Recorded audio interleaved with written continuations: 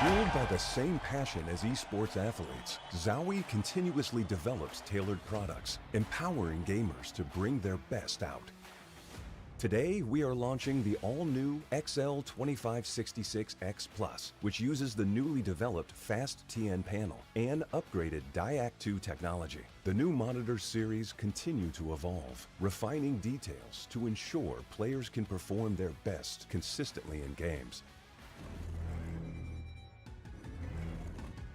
Hello there, folks, and welcome to the broadcast. I can't believe it, Josh, that we've actually made it to the play-in stage. We've got some really solid teams. We had some upsets along the way, but I'm sure the journey definitely beats the destination for some of these squads. However, the destination is also quite sick. A LAN event that will be taking place in Budapest, Hungary, but about that just a little bit later on. For now, Josh, I care about you. How are you doing, man?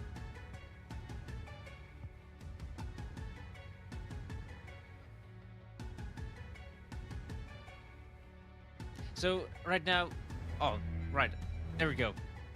Anyhow, it's a good chance as any to take a look at the Star Ladder timeline. That is, there we go. What we had thus far was the European closed qualifier, and now it's coming to an abrupt end. Today is the final day, and we're going to see which of these teams will secure a spot in the StarSeries Season 19 playoffs.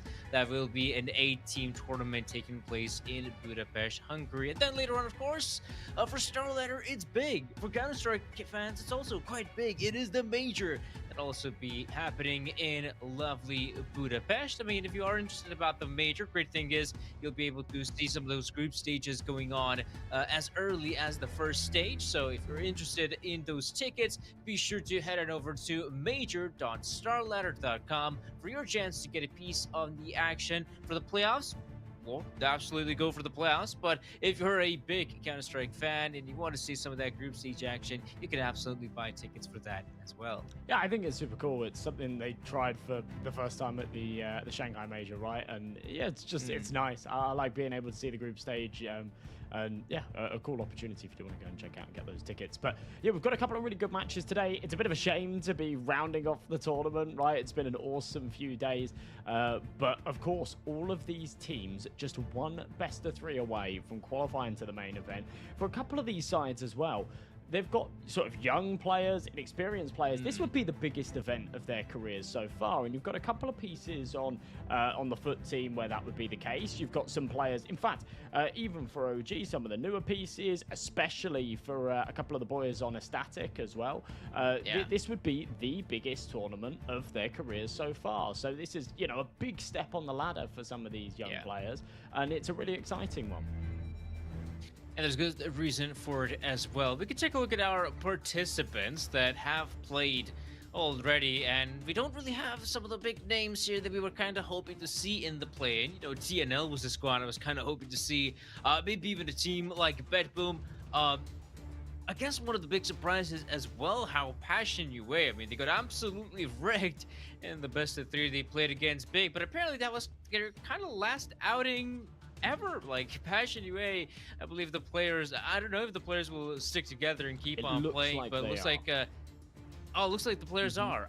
Okay, so if the players are sticking together, at least that's that. But it was quite surprising to see that organization drop a really solid contender for like top 30.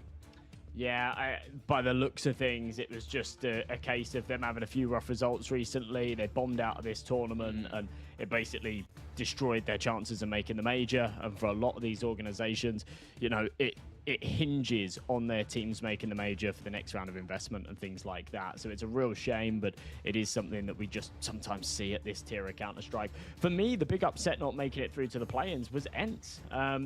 You know, we covered their opening game. I think they looked really good. I had a strong opinion that they would then still make it through in the lower bracket, and it didn't end up being the case. They had a super close series against Fnatic.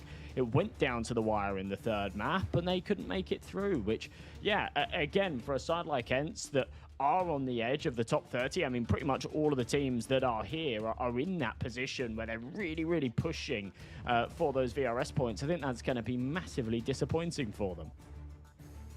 Oh, no, for sure. I mean, ENT as well, they played some really solid Counter-Strike, and it's also quite a shame to see them go. Then, again, we do have some, I guess you could say, surprising teams on some level. You know, I did not expect to see Fnatic making through, especially in the group they were in, because, like you said as well, I mean, we can talk about squads like, you know, ENT and whatnot that were looking pretty solid. And there's a really good reason why all these teams are playing in this qualifier, and that answer is la money. Money is important, as money equals VRS points, and of course you can see that StarSeries Season 19 has a pretty hefty prize pool. For an 8-team event, we are talking about $500K, and potentially, you know, for first place, $200,000 up for grabs. So, you know, for these teams, it does matter a fair amount, and not only in terms of money. I think you also made a good point there, Josh, as well, that, you know, some teams are, you know, yet to play like a proper LAN. Like FUT is a really good example of a squad that has been grinding out like a tier 2, tier 3 level Counter-Strike for like 18 months, and now they're just one best of 3 from actually securing a appearance in a LAN environment. Yeah, it'd be awesome to see these boys play in a LAN environment. And as I say, there's a few pieces on other teams as well that'll be a little bit starstruck at the idea of playing a $500,000 LAN event.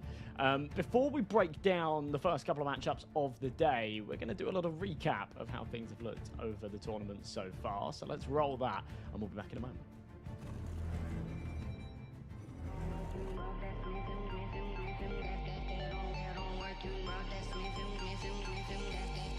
Played just one Mirage, and that was in June against the Eyeballers, and they won. So, as Neo was saying, not their best map, but technically, I think I might have just said they this, did win the pistol.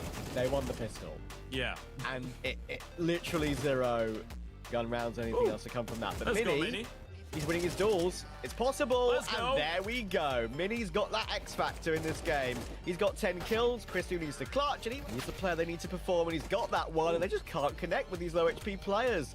No Bomb is kit. being defused, there's no kit, but Analele needs God. a crazy play. It's still doable, still very doable. Hit the body shots, Analele. Oh, he's got him off the He's done it. defuse. He's got him off the defuse. Issa will remove Christo, and a good hold for Kumal. Oh my word, he's got 3! Just wasting the time is what it's all about for Rigon now. Even if he goes down to the Molotov, it's fine, just to allow teammates to come through, and he's found Crims.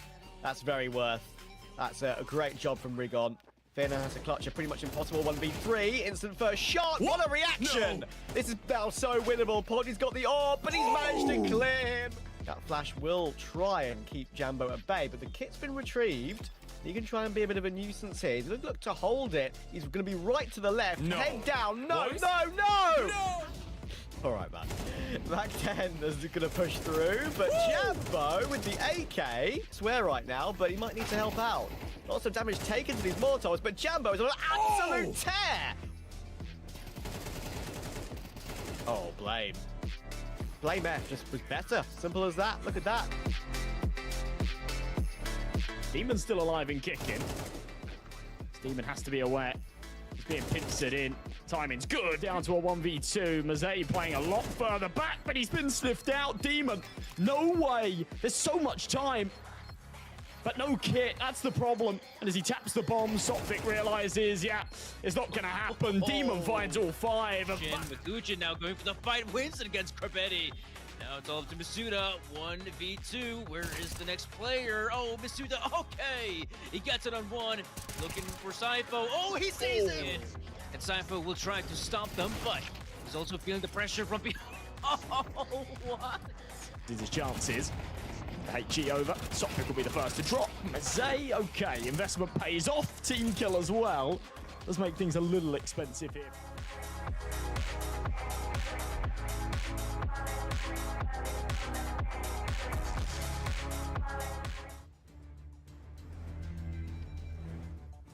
Alrighty, so yeah, things were pretty spicy yesterday. We only had the 3 matches, but 3 matches that truly delivered.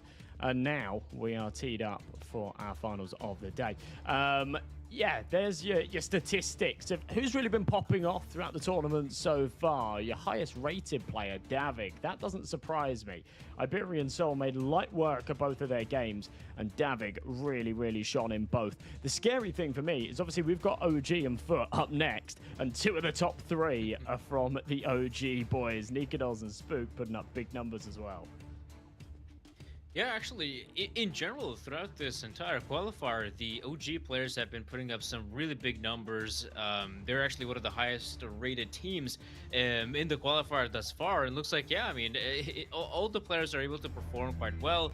Really great to see as well that Aristas is able to have a solid performance, even though, you know, he's just recently stepping into the team. I was kind of thinking that this statistic should also be quite similar here, speaking of average kills, but it does look like Davi's still very much in the lead alongside his duo in the form of Demon. I guess it's not really, there are not many surprises here that we're seeing, you know, some Foot players and Spirit Academy players here as well, just because of how many rounds of Counter-Strike they had to play. And as we can see, Magujin actually doing some good work. Jukes as well, definitely worth of the shout. And then entry kills, also quite an important stat. And, well, Nikados is topping it.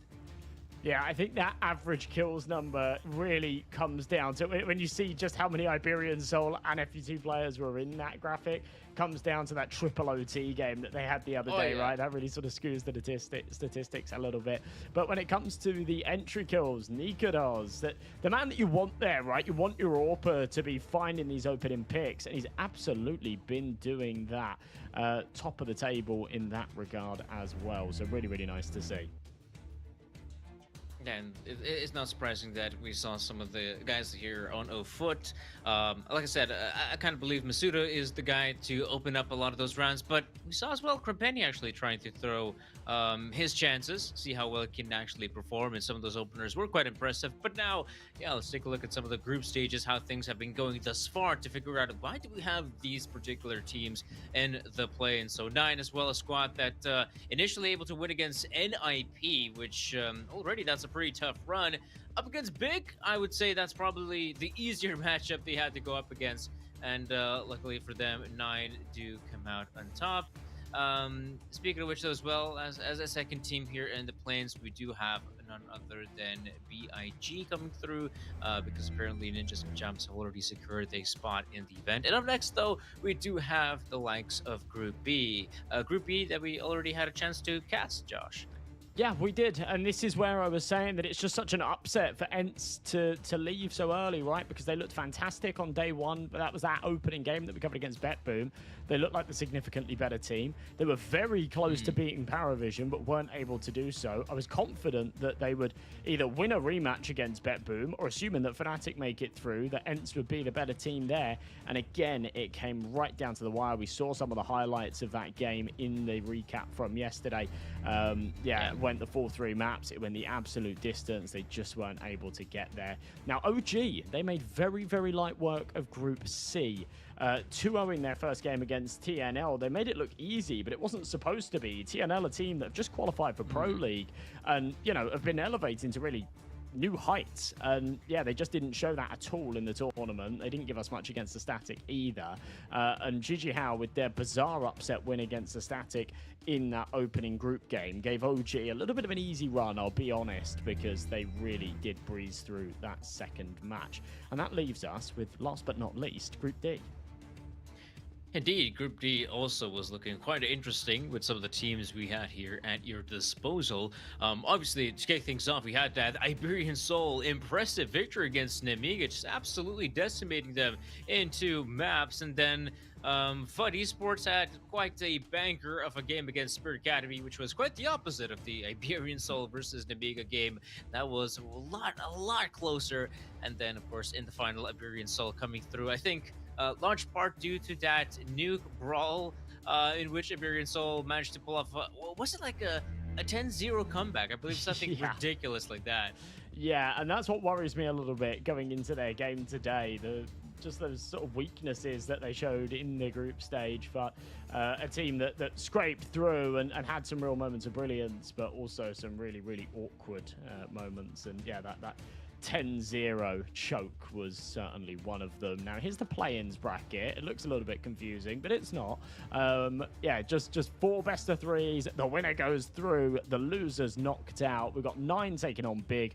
OG against FUT. That's going to be the one taking place in a moment. Iberian Soul against Fnatic. And Paravision a Static as that last game of the day, which should really deliver as well. Paravision, another team that, you know, went through 2-0, but didn't look super clean in the process, right? Remember, we saw some very close games. We saw some real sort of messy rounds, some choked moments. We saw a lot of emotions in their last match as well to actually get them out of the groups. And frustration that if that comes in today, it could be their demise. We'll see.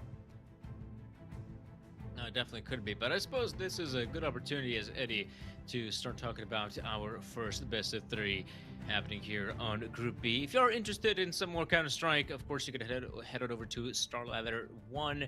That is the channel on Kick, where we do have some of those Stream A matches going on. But yeah, speaking of which, let's begin talking about the 2 squads here. Now, we have the players here on the side of OG. Arsdos is obviously the new addition, the new kid on the block, but even though we might call him a new kid, I mean, he already has some experience. He has played in a squad like SAW with the Portuguese boys. It was later on picked up by NIP, though in that NIP squad, I don't feel like he was able to, you know, really live up to the same standard he was in SAW. And, well, one thing that is really quite great for Arsdos is that this event, well, at least this event, he has been like a really solid player. You know, he's already had that amazing highlight with the duelies as well, I believe from day 1 or day 2. And I'm happy to note that he's also, you know, up there fragging out of his mind and doing some great work. And up next, though, it is veto time, Josh. So Train, yeah, being banned out here by FUT, but OG getting rid of this too. The problem is, though, we still have some maps that FUT isn't really that good on, including Overpass. But is that a pick OG would go for? Probably not. I feel like for them, they have a better choice. Yeah, I can't imagine so. I mean, Foot looked okay yesterday against Spirit Academy on Overpass, but both teams have a pretty deep map pool. That's something that we haven't really seen from a lot of the sides in this tournament so far, post-player break. A lot of these sides have only really been rocking 5. Now, OG have permabanned Overpass, but therefore they're happy to pick up pretty much everything else. So they just did a straight swap with Anubis and Overpass now that it's come in. And it means that you can't really take them to any vulnerabilities. So the Mirage pick, it's great for Foot, but it is a map that OG play, and it's a map that OG play well. OG picking into Nuke is perfect. It's the one they like to play into. It's the one that they have the highest win rate on, and Foot have really had their struggles. Now, I said that the other day. They went 10-0 up, and I thought, oh, maybe I'm wrong. And then they proved me right. So, yeah, I think that's going to be another interesting one. Maybe some flashbacks for Foot as to what happened against Iberian Soul, and then that decider of Ancient, which is a nice little middle ground for both teams, actually. They both play it well, so if we do go to that decider, that should be interesting too. So yeah, a lot to sort of look forward to in this match. I don't think we're going to see some of the scrappy Counter-Strike that we've seen over recent days. We've got number 34 versus number 35 in the world in terms of the VRS ranking, so it's as close as it really gets. And there's enough points up for grabs here that whoever wins swaps places, basically. So yeah, this should be an exciting game. You say that though, but I still feel like, despite the two squads being relatively close in terms of ranking, they're quite far apart in terms of playstyle. OG has shown, like, as a squad, strong fundamentals. They're in general just a team that are playing good standard Counter-Strike. OG demonstrates good tactical depth, including well executed nade stacks, dynamic plays. They poke around the map. They're also quite good in just keeping their opponents guessing. Whereas you take a look at a squad like FUT, and FUT is basically just more heavily relying on their individuals. They're kind of playing off field. They're kind of sometimes even start the round like, okay, we're gonna do this, like a simple hit on the A bomb site, B bomb site, whatever it may be, and that's what they go for. They don't really do a lot of mid rounding, from what I can tell. And honestly, on some level, it does feel like FUT is a bit more one-dimensional, but then again, what they have on their side is obviously those individual players who have been so sick at finding opening frags that on some level, relying on the individuals for FUT, it can definitely make them, but it can also break them.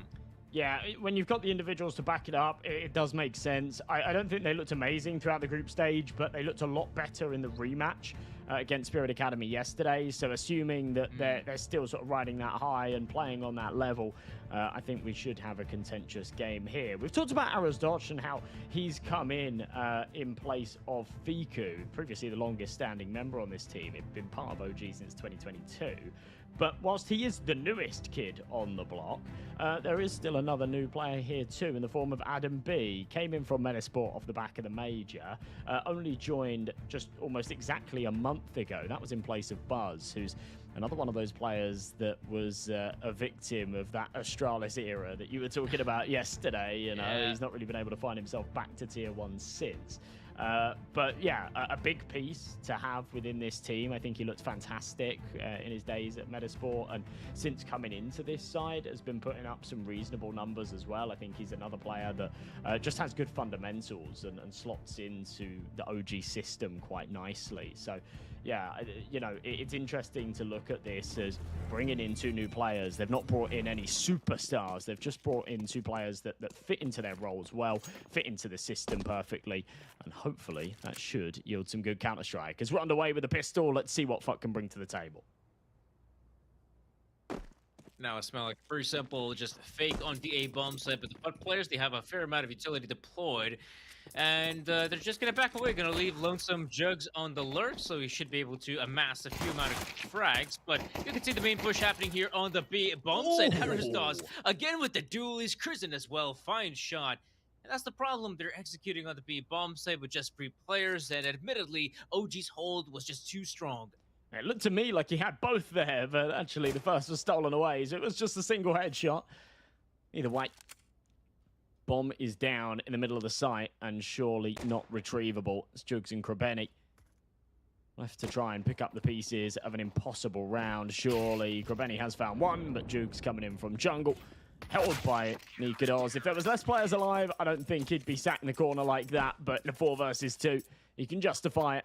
And OG comfortable with the pistol. That is a very, very good start.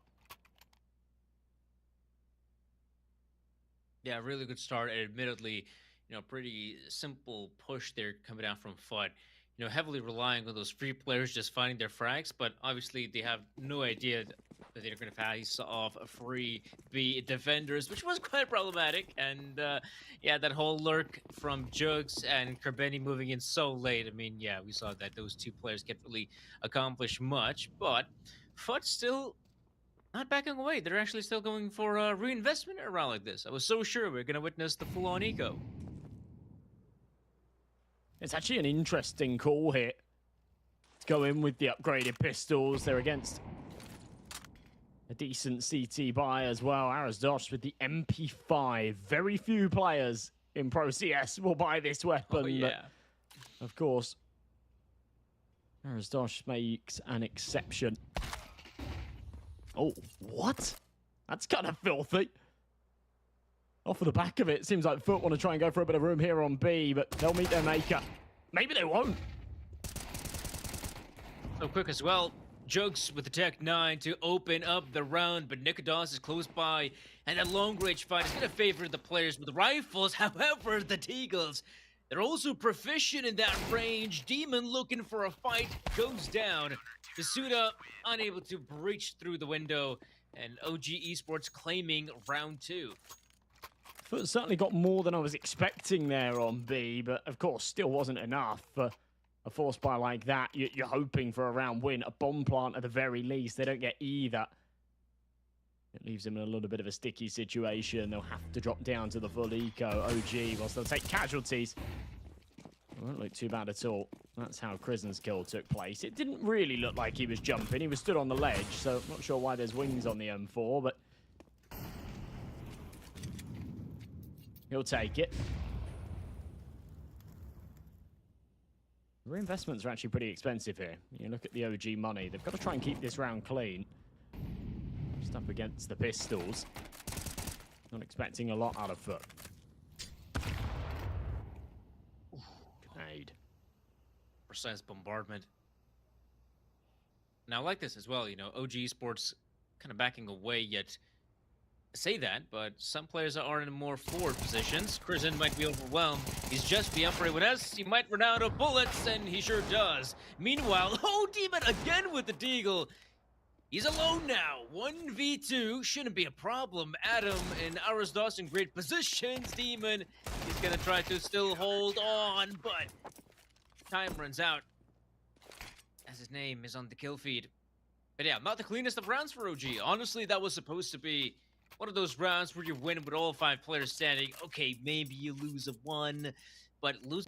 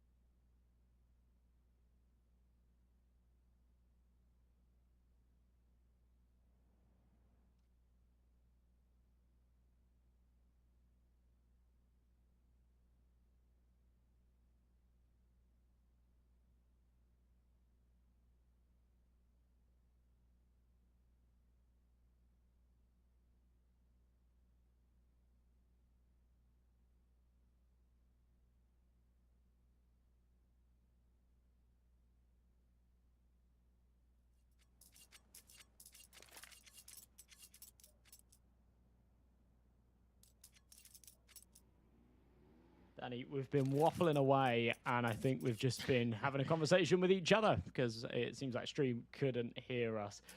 Technical hiccups have been fixed now, though. Hopefully we'll be ready to get back into the game. We had a load of interesting talking points that we're not going to have time to get back into. Maybe a little bit later, maybe if we have more pauses, then we can sort of dive back into that and recap a little bit. But yeah, bottom line right now is OG are 3-0 up, but the money's a little bit worrying. They've taken too much damage against pistols, and this feels like a really important round to win. Hello, Nick does. Yeah. Again, we're seeing a great chance to actually, inspect some of the players' rooms. I believe Spooky must... Now, I think that was a Pablo Picasso painting, though I have no idea how it's called. But maybe someone in the chat that's more artsy than me could actually let me know. But I think that was a Picasso painting, which is quite unexpected. Sure, it's a reproduction and all that, but... who was it that had the hanging Van around- Gogh the other day, the sunflowers? True. Yeah, we've got some Well, real that's art kinda basic, connoisseurs in the Josh. Counter-Strike scene, right? I guess. Kitsch. Or would be the maybe. right word to... Maybe they still live Yeah, with their no. parents, Danny. I don't know, man. Yeah, maybe the parents are more into art. Though, going into art galleries, it is kind of a cool thing, Though I think you gotta spend some proper time, looking at a painting, see what it makes you feel and whatnot. But I know what this makes me feel like. Disgust. Demon. Able to find that opening frag. Risen unable to respond at all. Nicodemus up close with the sniper. So good with the first. Probably goes for the repeat. Against Symmetry. Does he win it? No, he's just gonna wait a little bit longer. That smoke grenade will block up his vision, and Foot really need to make their way out of connector. They found a bit of room. Ahead of the curve. OG, oh my god, what a beautiful boost. Nikados delays the plant, and yeah, just a swing out from Arrow's dodge. That is so well played. That is just the coordination, the cohesion to the max from OG that we've been talking about. And even on their opponent's map pick, just looking so hot. Foot are going to call a pause before the next buy round.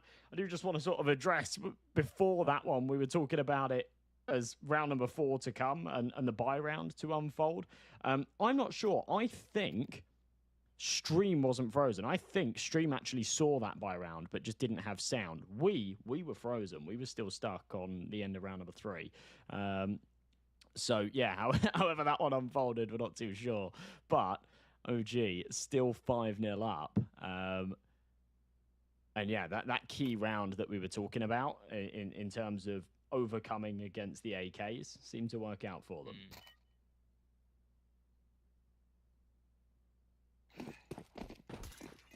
5-0 up, and this is starting to get a little bit scary for Foot. Especially because we didn't get to see one of those first gun rounds, and that was like a completely one-sided victory for OG. They didn't even drop a single player, which is sending out quite the message. Right now, Studa is trying to find that opening frag. Usually don't get to see, some of the other players attempt to go for the openings. It kind of is like, guys like Masuda getting a chance, and that's actually quite big. Has the back of Symmetry, who now, with that kill, gets on the board. Finally, an untraded advantage and a very good chance to put their first round on the board. Arrows Dodge very aggressive here, though, in the apartments. And I like this. We saw him get quite aggressive with the MP5. That didn't work out. He got overwhelmed by the pistol. But this feels a little bit different. Crescent was not ready for that duel. Arrows Dodge needs to do some big lifting here. It doesn't look like they're going to flash in. The Wolf dry and has to land the transfer. He does. Now time to drop a smoke and get the hell out of there because Jukes is coming, but he's bringing nothing to the table. After a horrible start to the round for OG, Arrows Dodge takes the weight of the world on his shoulders and gives them an advantage once again. Spacing wasn't even that bad for Foot, but again, yeah, it was just a dry peak as they wanted to walk out slowly on the apartments, and now Symmetry is in a whole lot of trouble. It's a 1v2, and Arasdodge and Nikodas are close by one another. The retake is definitely on, and Arasdodge, whoa, swinging out wide for the fences, and Nikodas still unable to get in position. He's gonna try to, spot the player, and even better, land the shot. OG once again thriving in chaos. It was a decent attempt there from Symmetry, but take notes, my friend. That is what a sick flick looks like. Nikados, so crisp. He knows he needed to hit that. Symmetry just going for the jump spot, not expecting the AWP to be that fast. My God, 6-0. We go into round number 7, and with the max loss bonus, 4 kills on a bomb plant, Foot will still run it back. But it does mean that, again, they go without that AWP. Nikados is more than happy with it. The lone wolf, the solo sniper on the server. It's looked very good so far. Good from OG. Person has been pretty okay in connector. Will be... No, he will not be overwhelmed. Again, this is what you kind of expect out of Foot. You know, Krabedi and Masuda seems to be those two players usually going for the opening frags, whereas the rest of the gang moving in second or third. Now, Jugs and Demon, usually the players who are not the first point of contact are alive in a clutch scenario, and these guys can definitely pull it off, but bomb is dropped there on the side. I believe the CTs are very much aware of it. It's just they're changing up their positions right now. I believe Nikados will try to actually watch the cross. Importantly for him, though, he can actually kind of spot Palace, but this is where Demon could actually swing as well. Oh! Won't be needed as Jugs gets that frag. Now it's Darshake. Time to shine, my friend. Very winnable 1v2, but he thinks it's being planted triple. I'm not sure what is going on there. That was a bit of a fumble in the 2 versus 2, to be honest. Nikados re-peeking after hitting the leg shot, and it just felt like a bit of complacency there from OG, a little bit of overconfidence. It feels weird to criticize him because he's top of the scoreboard, but I really don't like how Krisen's playing mid, right? We saw him in the round prior just dry peek into underpass and didn't really look ready for the long gun fight at all. We saw right there, he almost got caught with his pants down with a spam, somehow managed to connect the shot through the player coming through the smoke, and then still just went through the smoke itself and died to short. It was like getting an early advantage and then just giving it up for no real reason. The dominoes start to fall. OG under pressure here on B. It is, well, Spook so aware of the potential push to happen from short, but it's really not happening. Foot is just sending it out of the apartments. Right now, it's still quite good. Nikados. That's uncanny. Missing an all-important op shot, and I feel like, yeah, Krisen has recovered the snap rifle, but I don't see this run happening any longer. Foot successfully break the B-side defense. Oh, I felt like as well, you know, Nikados in a prime position to get that op kill if it happens. I'm sure OG Esports have the retake ongoing, but despite Arosdosh's and Spook's best efforts, it still wasn't enough. This has been a bad start from Foot, but at least they find the answer with enough time to still make this a serviceable half. They've not left it too late. 6-6 is absolutely on the cards here. Krisen looking for the exits, but he's not on all. But the gap's a little too tight.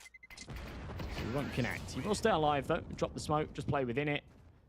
Worried that maybe someone's coming in from con. Won't be the case. All 3 exited out of market. It's a second round on the board for Foot, and progressively, they're looking more and more convincing. Round number 7 ended with 2 alive. Round number 8 allowed 3. And going into the 9th, I'm not sure what the money's going to look like here for OG. Saving those 2 weapons will do them some favors. They could drop over and maybe pull out a decent buy, but yeah, all right. It's not too bad at all. Taking the first tactical pause is OG. Seems to be about right. Krisen with the MP9. I believe if he's just going to keep on playing connector like that, honestly, the MP9 is not that bad of a choice, especially because for the most part of a round, the connector player doesn't really get to see that much. You know, that's one of the positions you kind of smoke off early. Not obviously like the first smoke you deploy, because usually the first one goes on window, the other one on short, but like the 3rd or 4th smoke is usually in connector, which we have seen just about now. Meanwhile, OG are going to try to re-aggress, catch some of those players off guard in the middle. The problem is, there's no one there. Krisen is now holding on to the B bomb site, but the rotations are going to be pretty swift about this. Krisen playing close by with the MP9. Should be good for maybe one. There we go, gets his. We're seeing a bunch of frags happening. Now Nikodos out here with the AWP. This time fires off the shot. And luckily, he's still alive. It was the timing a second ago where had he have peeked out, he may have even landed a collat, but they start to disperse. Bomb yet to go down. It has to be recovered. Symmetry, an awkward route back into the apartments to grab it off his fallen teammate. Gives Nikodos a little bit more time and space to get on the angle. HG's going to land at his feet. And that should be the cue to get on out of there. Yeah, it's another one that's a bit of a shame. It's kind of a plausible round to go for, but certainly not favourable here for OG. I mean, the AWP still in commission, and a rifle on Adam B, a kit, a bit of util. Does feel like the better decision to just back off. Really messy stuff out onto B, though. And I think Foot have worked out that they thrive within that chaos. Demons look good. Demons look very good in these last few. Sat 9 and 6 and been a big piece of their successes on these entries.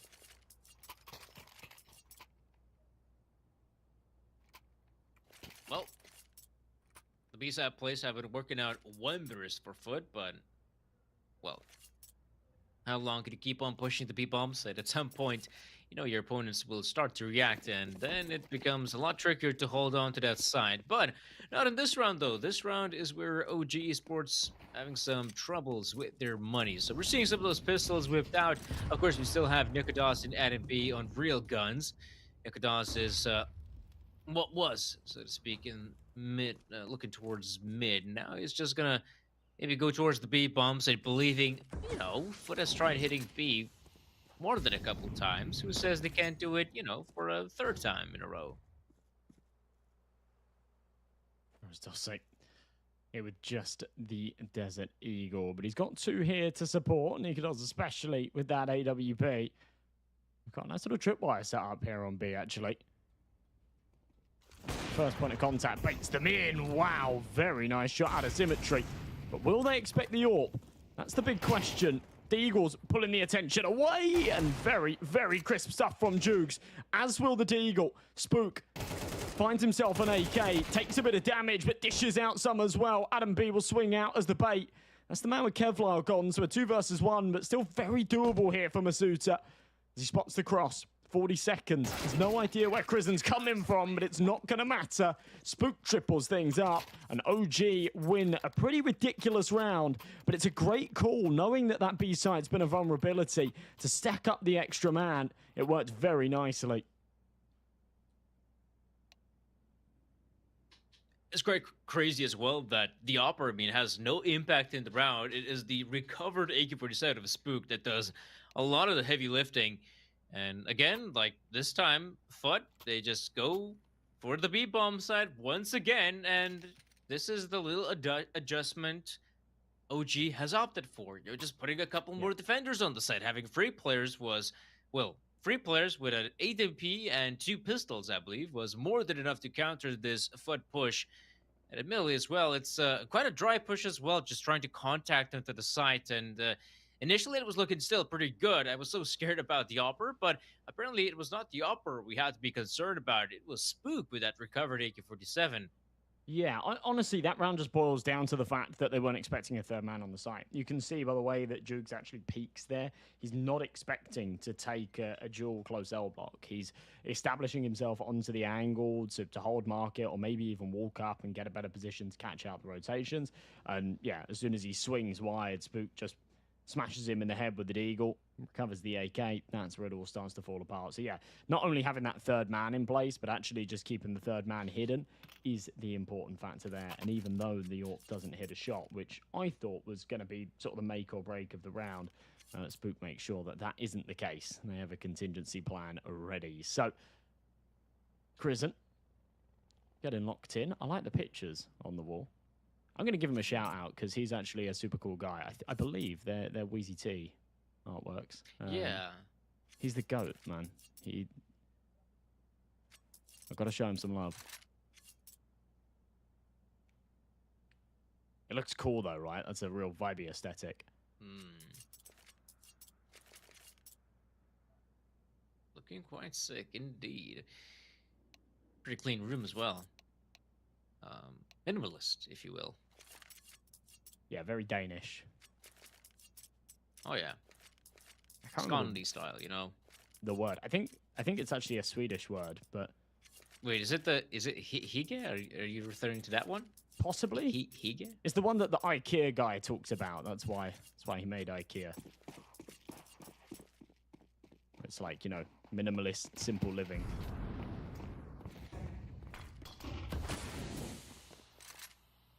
Anyhow, FUT Esports, well, I will admit they have been quite going for the simple approach here on this T side. It always felt like the end round when it's just about a minute on the clock, maybe 50 seconds on it. Haven't really gone down for those, you know, late round execs. If anything, things have been happening pretty fast. Spooky. Holding on to the window position, believing maybe this time is where FUT actually go for the window boost, because if all else fails, the window boost is always an option. I guess so. Limited options in a round like this. I mean, a reasonable buy off of the back of some finances established in the successes in the last couple, but Krebeni still down to a Tech 9. He's been struggling to have too much impact in this map so far as well. He's at 2 and 10. And they're switching things up. No longer the hits towards B, it's back to basics. A execution, Molly under the back means they won't check it. Adam B's on top of the boxes, and the communication is a little bit slow. Masuta doesn't react, and Adam B is able to find a double. Surely nothing more, unless the cavalry arrives, which it is. And maybe he'll even be able to stay alive here. This is ridiculous. It's all on to Jukes. Yeah, it's an awful position to be in. You know, you kind of hope for your teammates at a ramp to make the first move and for them to get frags. Meanwhile, if you're playing from Palace, you're just keeping a close eye on stairs as well as jungle. But if your teammates go down, well, you can't really go out there for the swing. It becomes nigh impossible. And OG is looking to rack up those rounds. This has been actually a really good scoreline. And by the way, the name of that painting is Guernica. And it is actually a Pablo Picasso painting. Ooh. Very cultured, Danny. Yeah. Well, I did get some info from the internet regarding the name of the painting, so thank you, internet. You are my friend. And also, I despise you at times. The big guy All right. starts with a G. Of course, I'm talking about Google. I think he does. Big shot. Or Gemini nowadays. Yeah, all that. We got options. Prison. Oh my god. It's not going to matter all too much, but Yeah. does let his teammate fall. That was awkward for a moment, but he'll laugh it off. That's a very good half from OG. 9-3 on their opponent's map pick. And showing that, yeah, they're still a very confident Mirage side. If you want to beat them, you've got to take them elsewhere. And there are very few maps in their pool where they don't look strong at the moment.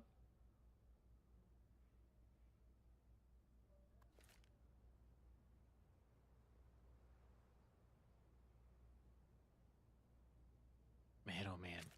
That is quite the disappointing half, I feel like, for FUT. Basically, just a couple fast plays on the B bomb side gave them 2 wins, and I remember they had 1 finisher on the A bomb side. That's about it.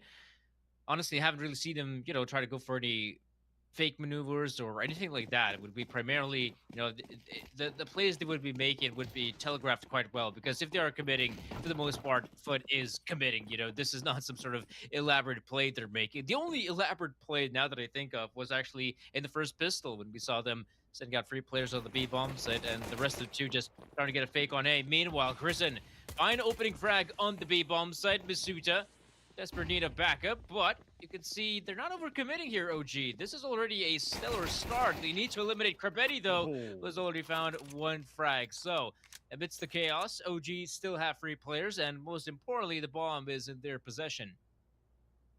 Very, very doable, but they are still walking into the waiting arms of Masuta. He hasn't had anything to say in this pistol round yet.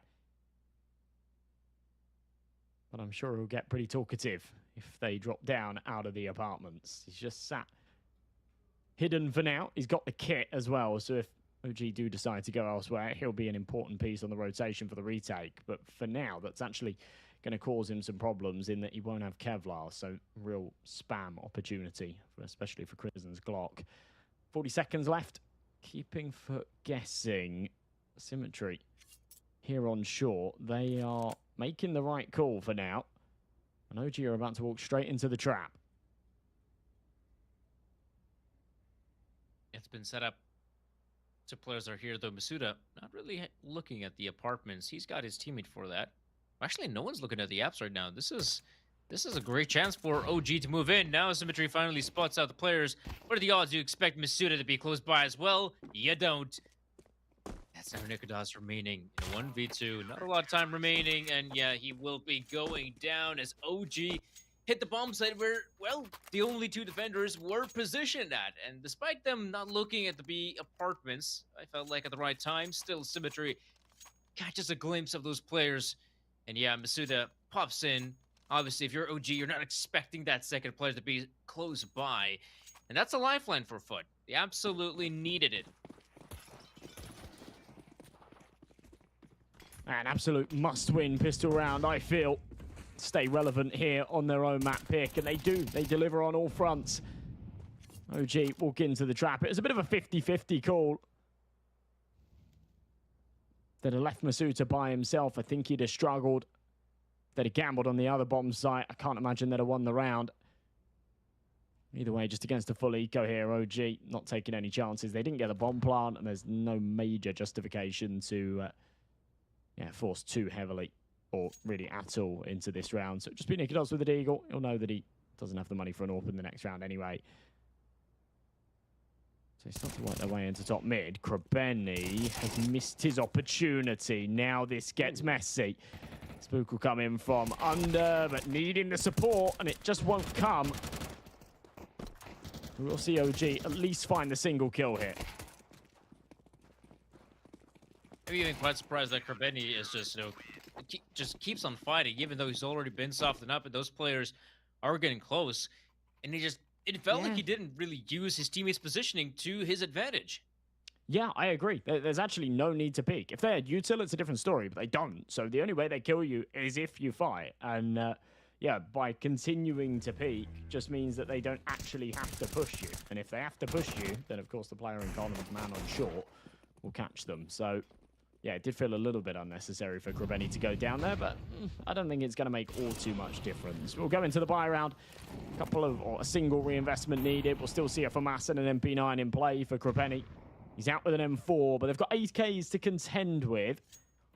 And OG still rocking a 4-round lead. Krisen, who was the criminal on middle.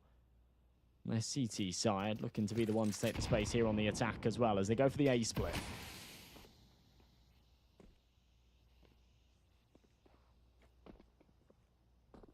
That OG is ready for it. They do have Kristen in a prime position to cut off rotations. Doubt if he might actually even be the first point of contact here.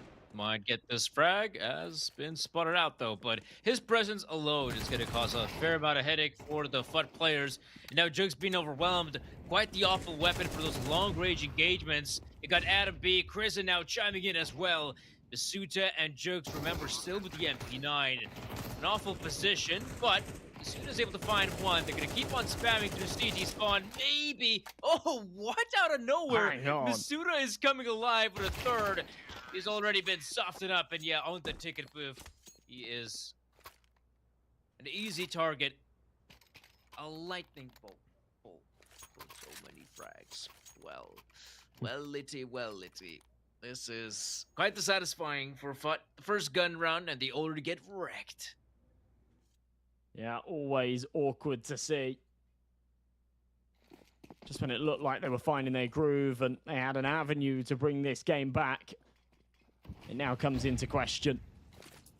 Shaky buy from them here as well. Obviously against the second round eco, they only lost the one man, so there is enough to reinvest, but they don't have all the bells and whistles. Nor do OG, to be fair. That was dodge. Only down to that Galil. With 1:30, seems like a very similar setup to what we saw in the round prior. It came with a lot of success. Doesn't look like Foot have innovated in any way. Haven't changed anything up. So if OG run it back and find the same kills, have the same impact, they should look good. Masuta takes damage from the molly. That's going to be heard as well.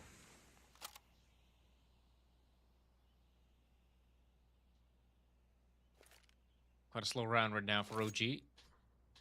Basically, we're seeing the exact same setup we saw last time around, except that Kristen is going to be just a little bit further back, so he's not going to be the first point of contact, that's for sure.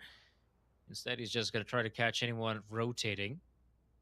As right now, Foot, again, lacking in terms of information, so this is also a chance for maybe Kristen to catch like the B-sharp player of guard. But now, with 30 seconds remaining, you could see OGC Esports now moving in. That second Molotov will force Masood out of position. He has to go for the fight, or does he? There is still a chance, but no, he goes down. So does Krabeni. That instantly opens up the side, and Kristen, of course, in a great position. And that should seal the deal, as Lonesome Jokes is in CT spawn, and Demon is just so far behind. The fact that Kristen isn't even needed there on the connector pincer, his teammates are just having success on their entries, and he can cut off the rotations. It's perfect. It's a flawless round out of OG. They keep everybody alive. A hell of a lot of damage taken, but it's going to mean nothing as they carry all 5 rifles through. Another timeout out of Foot. Things going from bad to worse here. They are very aware that Mirage is kind of the cornerstone of this best of 3. If they can't win it, then it doesn't get any easier. Nuke up next is going to be a tough cookie to crack. They'll get the pick of the sides, and to be fair, against Iberian Soul, they had a great CT half. They were 10-2 up. But that certainly wasn't the issue.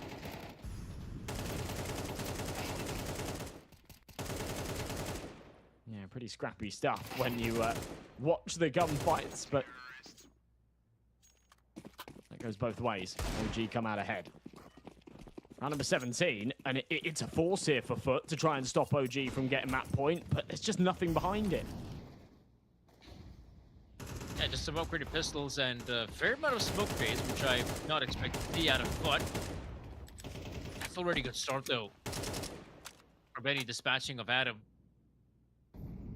There's Dosto, who is on the hunt. That's a big frag to find on Symmetry. Again, one of the more impactful players for Foot.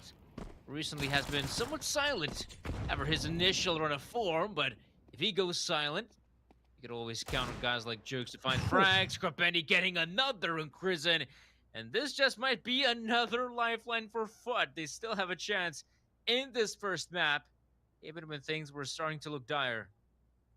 Out of such a nothing round as well. Krabeni's got the bomb too, and I don't think he realizes it. At no point has he aggressed far enough up to spot it. It is dropped down. Yeah, so Krabeni won't see it. It's an opportunity for Swig to just recover the C4, but he will see Krabeni, and honestly, he wants the fight. He knows he needs to whittle down these numbers if they want a chance at the round. An avenue back towards this A-bomb site as well. Nobody on short that Nikodos has to worry about, so he'll come up through connector. 30 seconds, so time is ticking. And as we see Demon aggressing into the apartments, that's going to allow Masuta to get into a better position for this eventual A hit. But timing, again, might just get the better of him as his back's turned. Nikodos pulls it back to a 2v2. 10 seconds, though. There's not a lot of time for the remaining OG Sports players to make this one a reality. Demon spotting them out, but that bomb plant is happening, and despite Demon's best crosshair placement, it will not be enough, and now Jokes, stuck amidst the chaos, is right behind that smoke. Oh, Nikodos with the wild swing! The drive-by connects, and it's OG now on 12 rounds fought. Oh no! That is a round they were supposed to take. Grasp it. It was almost in their reach, and yet they lose it, and that is just something I do not see them recovering in this map. Not anymore. It was one of those rounds that they weren't supposed to take, and then they really were, and they let it slip. Brilliant stuff from Nikodos, though. Just balls of steel. There was some major opportunities to just get that one done. We saw Jukes take the fight from CT with 10 seconds left. Had he have dropped the bomb there on ramp, that would have been it. Round over. There was no opportunity for Nikodos to get there in time. But he whiffs the spray. Gives them that space, that lifeline. And of course, OG take it. They have made light work of the EU qualifier so far, and it looks like that theme's going to continue as the final nails are hammered into the coffin. Masuta, with fire at his feet, still stays alive. There's one burning under him as well, and there's a nice flary play. Demon, oh my god. Weird timing. There we go. Finally, Chrisen realizes, and it's all down to symmetry. 1 versus 4, no hope in hell. And what a performance this has been from OG. Yeah, honestly, it has. The first map as well, where Foot was supposed to perform just a tad bit better, is not looking that great. Symmetry is trying his best, of course, but the bomb is planted on the other side of the world, and it will be a 13-5 victory. OG, I feel like they didn't even break a sweat. That's how convincing this victory was, and you can see they're like, yeah, it's just, you know, an average day in the office. And to me, this is, well, where I kind of feel vindicated, where I have been saying as well throughout the qualifier that, you know, FUT is kind of lacking in terms of, you know, some more sound and fundamental Counter-Strike. Like, this is still a pretty exciting squad to go up against, but here we saw, you know, the TSI just broken down, and honestly, they didn't really get going on the CT side where you're hoping for them to perform their best, and so that was a pretty convincing victory here for the OG squad. It certainly was, and with Nuke up next, I think there's a pretty good chance that they take it in 2 bites as well. But we're going to have to wait and see. 10-minute break, folks. So, yeah, sit back, relax, join us back here in just a moment as we'll be ready with the action. See you all soon.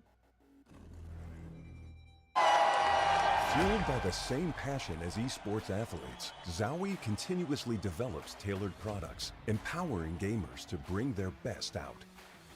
Today, we are launching the all-new XL2566X Plus, which uses the newly developed Fast TN panel and upgraded DIAC2 technology. The new monitor series continue to evolve, refining details to ensure players can perform their best consistently in games. This December, in Budapest, Star Ladder is back. With the audience at all group stages. With an incredible arena for 20,000 spectators and a sensational Counter-Strike 2 action. He needs to move.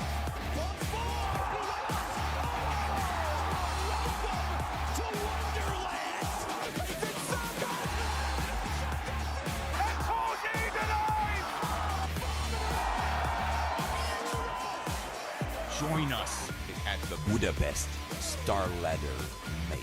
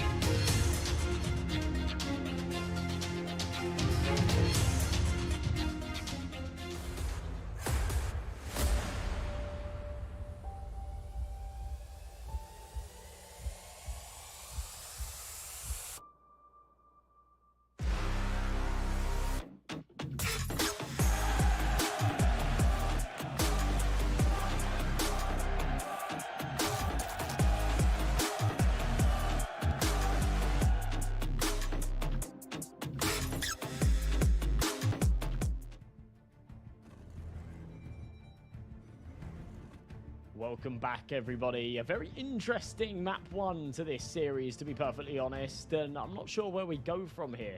The last time we saw these two teams butt heads just 2 weeks ago, Na'Vi Jr. made light work of OG, and, you know, it was back-to-back 13-8. They comfortably won Mirage. Now, this is looking like a very, very different scenario, and I think OG might be able to get this done in 2 bites. What do you think, Danny?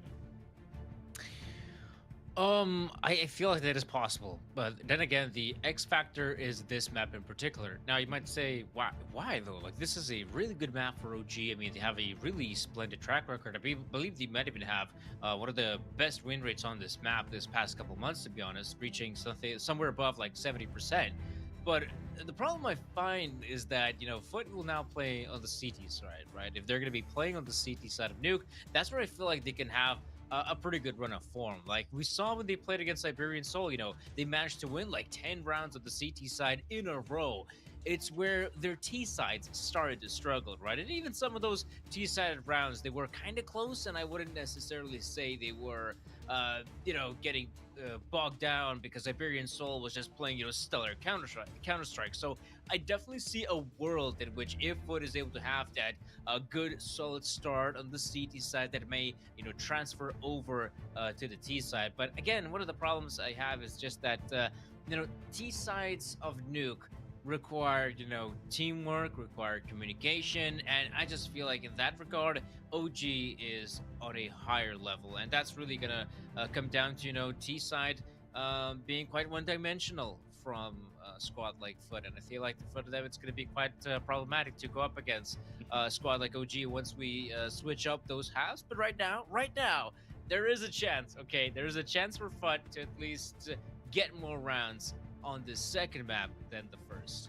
And I think the thing is with it is you're right to point out the T side. Their T side just looked so bad against Iberian Soul the other day, right? Oh yeah. Now these guys have really struggled to find any success here on Nuke in their recent matches. We saw the triple OT against Iberian Soul the other day. We actually saw a match not so long ago as well, about 3 weeks ago, against VP Prodigy, where they went to quad OT. Now, that wasn't a case of them having a good CT half and a terrible T half. They actually went 6-6 on both ends. But yeah, these guys just seem to struggle here on Nuke, and that's why I don't have my hopes up too high. But you are right in pointing out, with this CT start, they've got a good opportunity to accumulate 7, 8, maybe even beyond.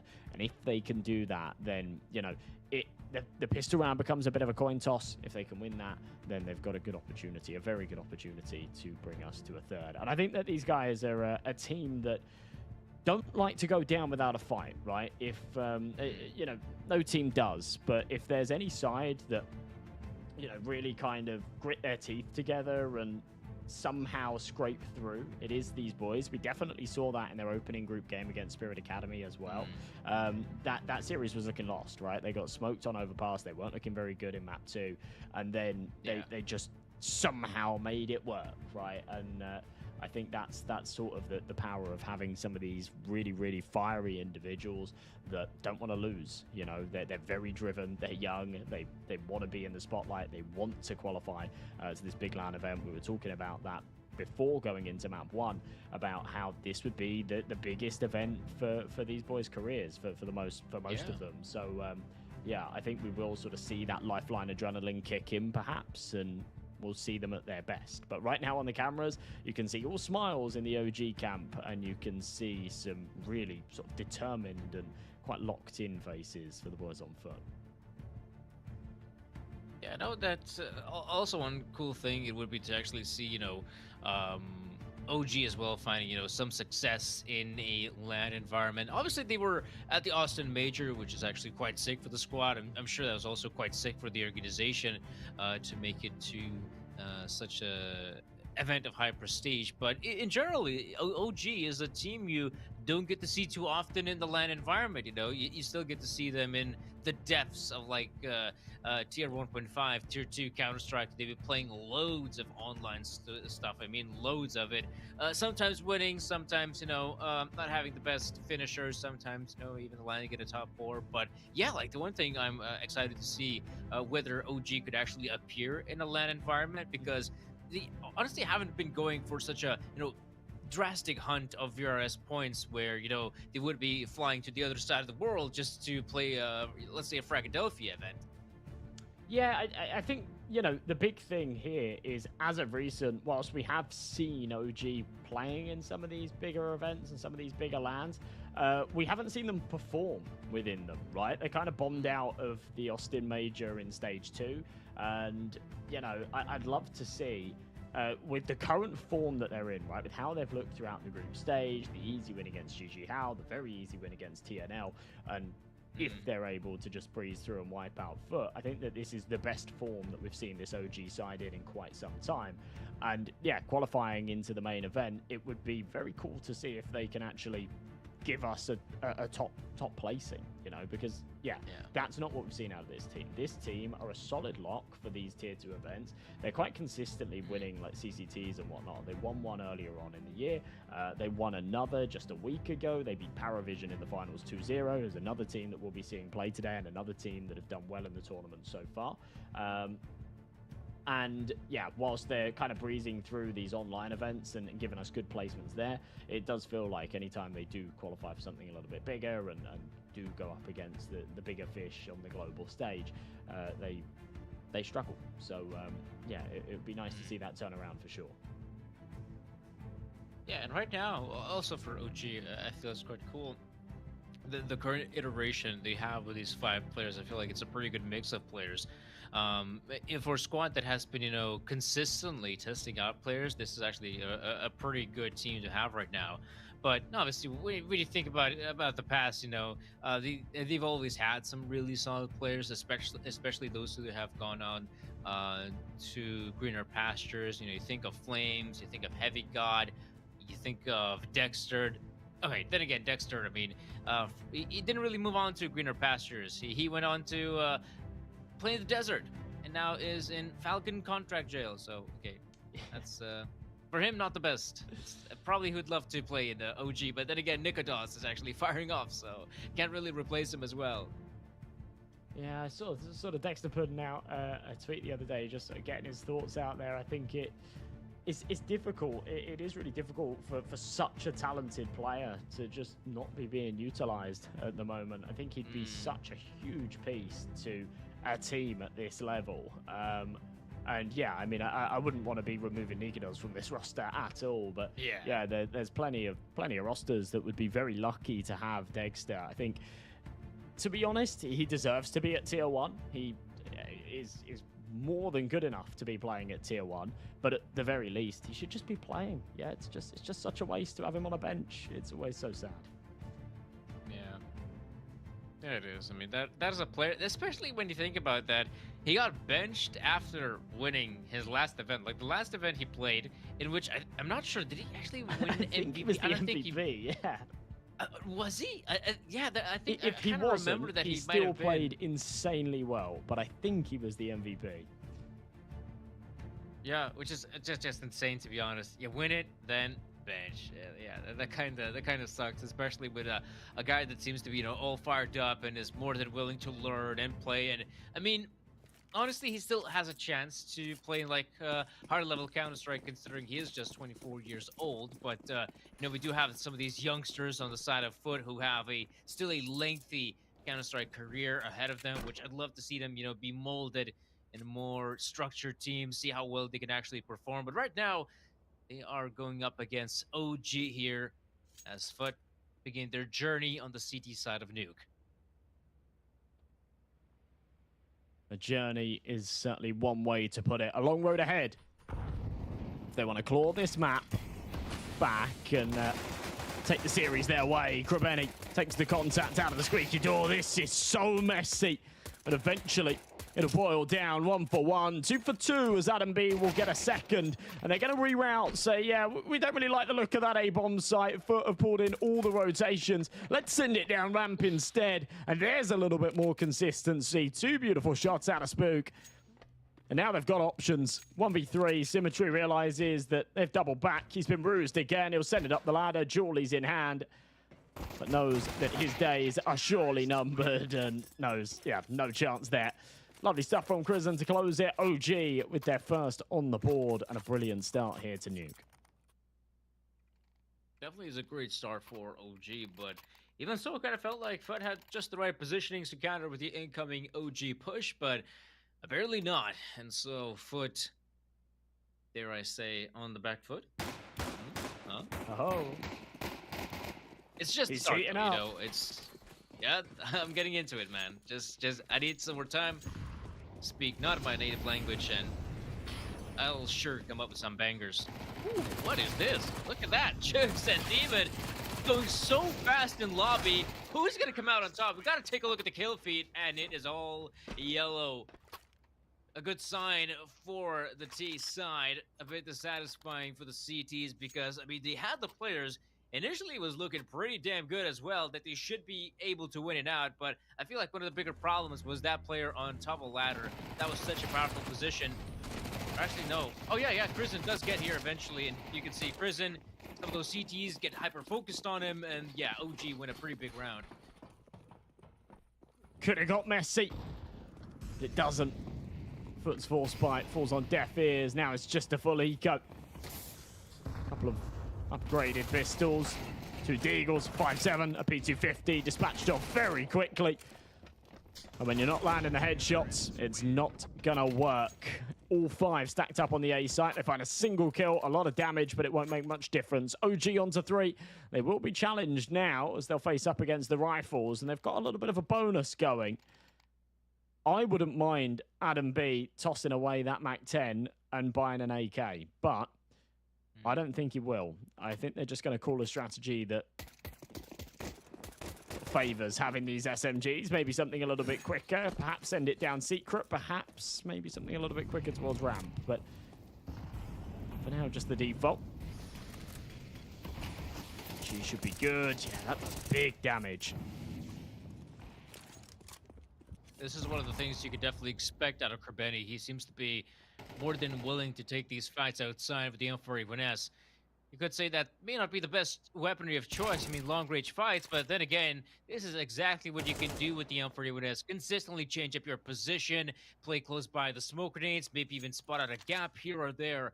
And Krebeni plays that one to perfection, and it's already looking like a really good rebound for FUT. This is where Jokes might be pressured a little bit, but despite that, he's still not, calling in for any reinforcements. They're still trying to play off any bits and pieces of information they can get on. Yeah, this was something that I commended Krebeni for the other day, didn't I? Just his ability to hold outside. It's a weird setup because Symmetry never really took it off of him with that AWP. Sometimes he'd play towards heaven or hell, but it was Krebeni doing the lifting, and he did a very good job of it. They're going to allow the bomb plant, so some extra money to come the way of the T's. It should do them some favors in the next round, assuming Spook can't clutch this one up. It is a bonus, so they'll shrug it off. But if he can make this expensive, it would be absolutely perfect. As the C4's beeping away, he's spamming shots, and okay, he'll find one. Not too shabby. FUT will put their first on the board. But OG, bearing in mind that that was a 2 versus 4, I think they've done a pretty decent job to get that bomb down. They'll have plenty of cash to go for a reinvestment here.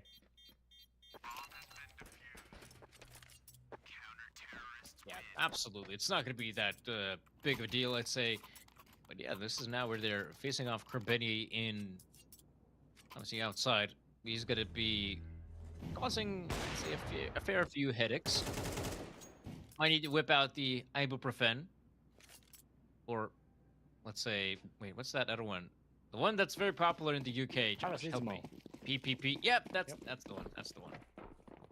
Do we only But out here love in the that continent, UK? it's all about that was ibuprofen. Ah, right, okay. Yeah, I mean, that's the much better one. But it takes 30 minutes to kick in. Paracetamol's instant. Yeah, it does. Yeah, that is true. That is true. Need some time to kick in. But need a bit of time to kick in here as well. Now they've got the guns out, maybe. They can string together 2. OG with the 5 rifles out. They had the opportunity, they had more than enough money to go for an AWP if they wanted it, and they opt against it. With the wall of smokes, they're going to creep down secret. Bumping into each other a little bit there. A spam would have been lethal, but instead, Masuta's down below. Doesn't have any util to deploy here, so he is just playing off of intuition and raw firepower. Jiggle around the corner, and not going to work. Too many.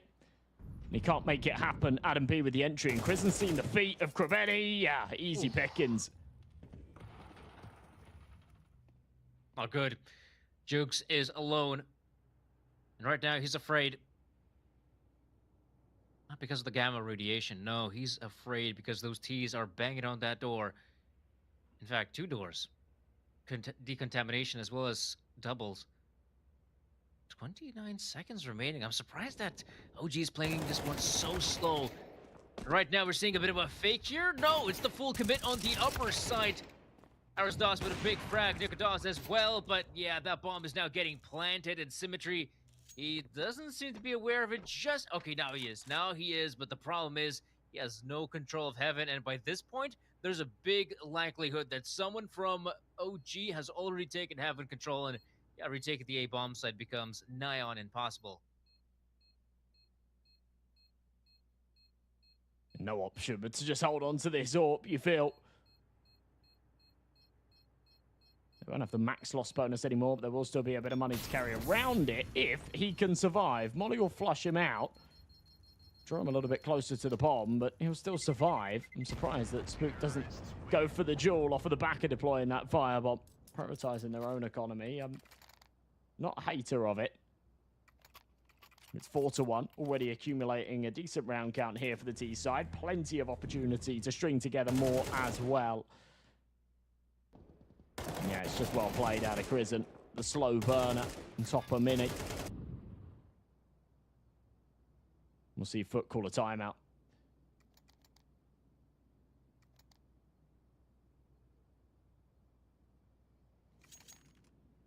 About time, I feel like. Especially now as well, Krabetti getting shut down without really even going for any spams or anything like that.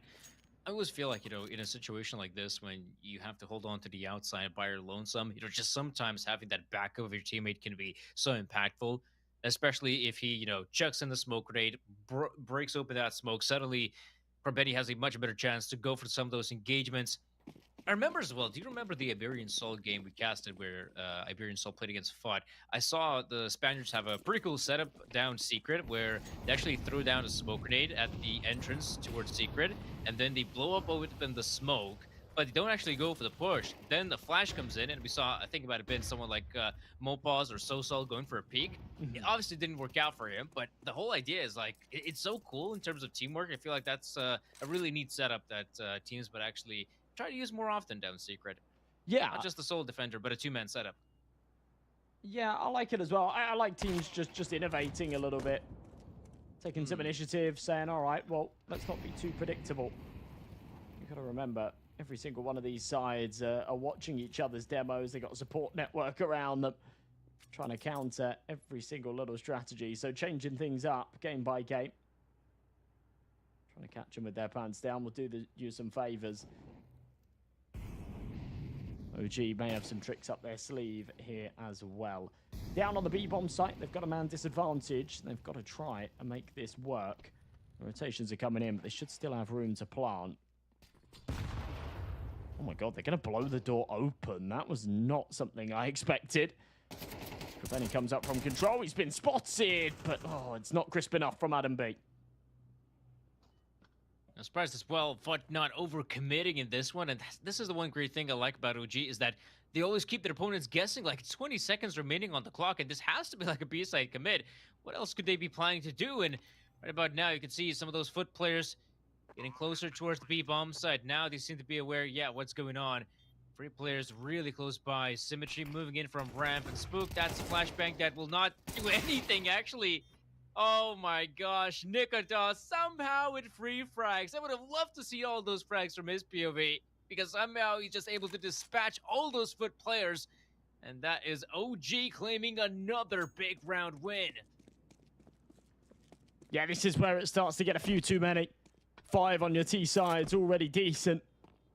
And the chance for more here. Nikodas actually needs to get a little bit further away, otherwise the bomb could pose a threat, but he's also hunting for this sniper. Symmetry, aware that he may not get out alive, and he won't.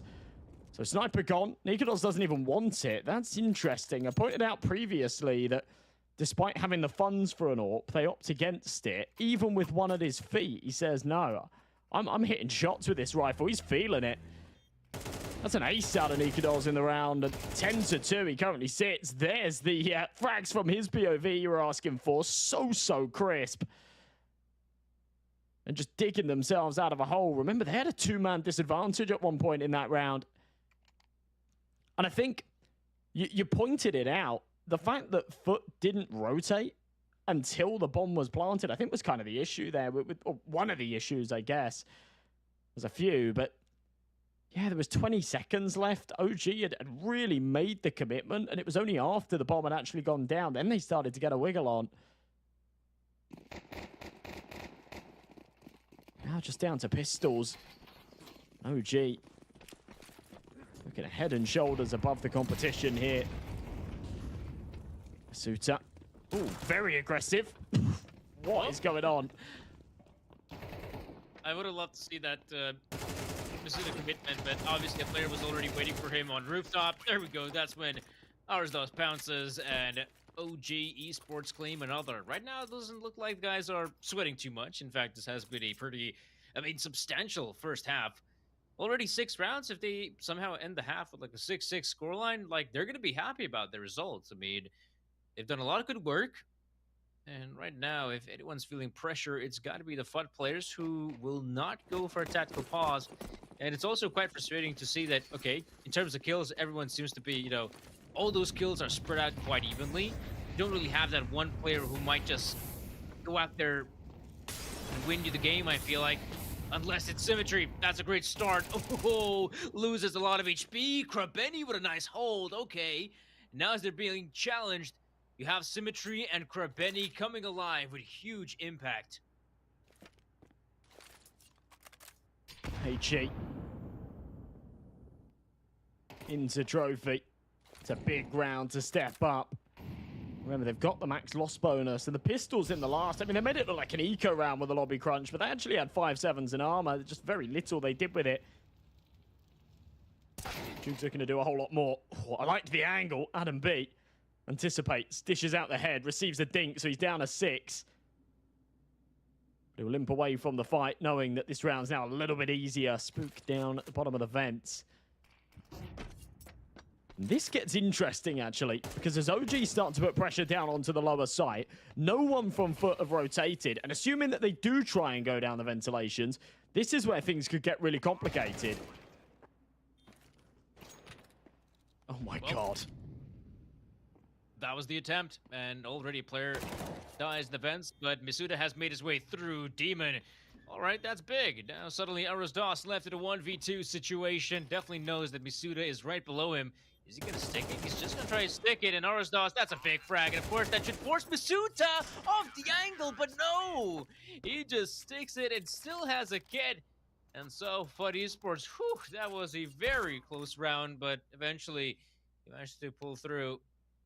Oh, and it looks like Kristen has disconnected, so it looks like he has some bigger issues to face. I guess this is a bigger issue than, their opponent this entire first half. Yeah, that's his confused face looking at his PC going, what's just happened there? But probably relaunching the game. I think Aristos will be a little bit disappointed. He wasn't able to clutch that one out. He played it brilliantly, but yeah, just 5 seconds passes so quickly, doesn't it? Especially when you're the man that's being forced to peak. See in the back of Masuta's cams, I mean, he's got some cool stuff. That big anime figure looks cool, but up on the shelf, his very own signature cards from back when he was part of Vitality. The glory days. Love to see him back at that level.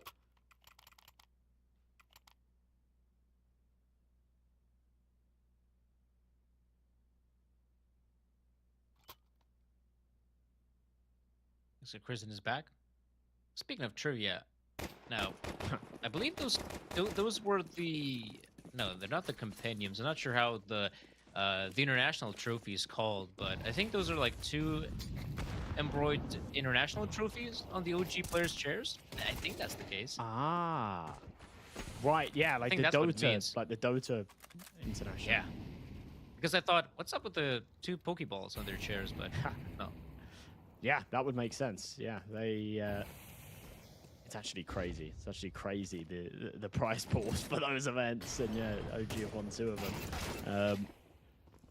I'm sure the CS team would love that kind of success as well. Right now, they're climbing up to it. I'm sure they'd like a little patch on the chair as well. A trophy, a totem of a big event victory. 4v4 right here, though. Demon round the corner. Adam B. Very quick. And once again, another round where Foot have taken the early advantage and things are looking good, and then they start to fall apart. Spook had landed that headshot. Would have just confirmed it further, but I think we are still going to see it come through as Nikodos is there on the crossfire. This is so perfectly played. OG's mid-round is just running circles around Foot right now. Yeah, you can see. I mean, for them, the most important part is to try and get as close as possible. So some of those extremity points, and from there on out, just wait for FUT to make mistakes. And you can see, some of those players starting to get a little bit angsty, not really sure what's going on, and they go for the peak. Boom, one of them gets shut down. Then the other one's thinking, oh no, we're already in a difficult predicament. I need to go for a peak. Boom, another one dies. And so OG Esports, I mean, this is exactly what they're doing on the T side. They're getting map control, and once they do, they just wait for their opponents to make mistakes, and already you can see those FUT players going down, and importantly, one by one, quite literally. And this is already looking like a really solid run from OG. I mean, 7 rounds T-sides, 7 rounds. It kind of should be 8 as well, and I think that's the big scary prospect, right? The fact that Aristosh found both kills in the round prior, just couldn't quite get Masuta off the defuse in time. Had he had done so, it would be 8-1. Looking at the scoreboard, there is a major disparity in the numbers and the damage inflicted. Nikodos is rocking 141 ADR right now, and that's without the AWP, by the way. This is just how versatile he is as a player. He's so happy when he's feeling it to drop down to a rifle, and on a map like Nuke, on the T side, just run it down with the AK. He's doing an exceptional job. And every now and again, we just see these monster performances out of the sniper. He's 13-3. He wants to add to that tally further, and with FUT on low money, it should be an 8th to come here for the T side.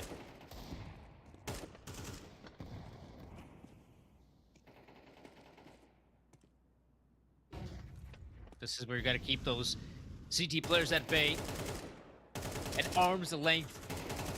Nikodos trying to go for that engagement. He's got Spook as backup. There we go. They tried to go for the double peek there. Jugs and Symmetry trying to play off each other.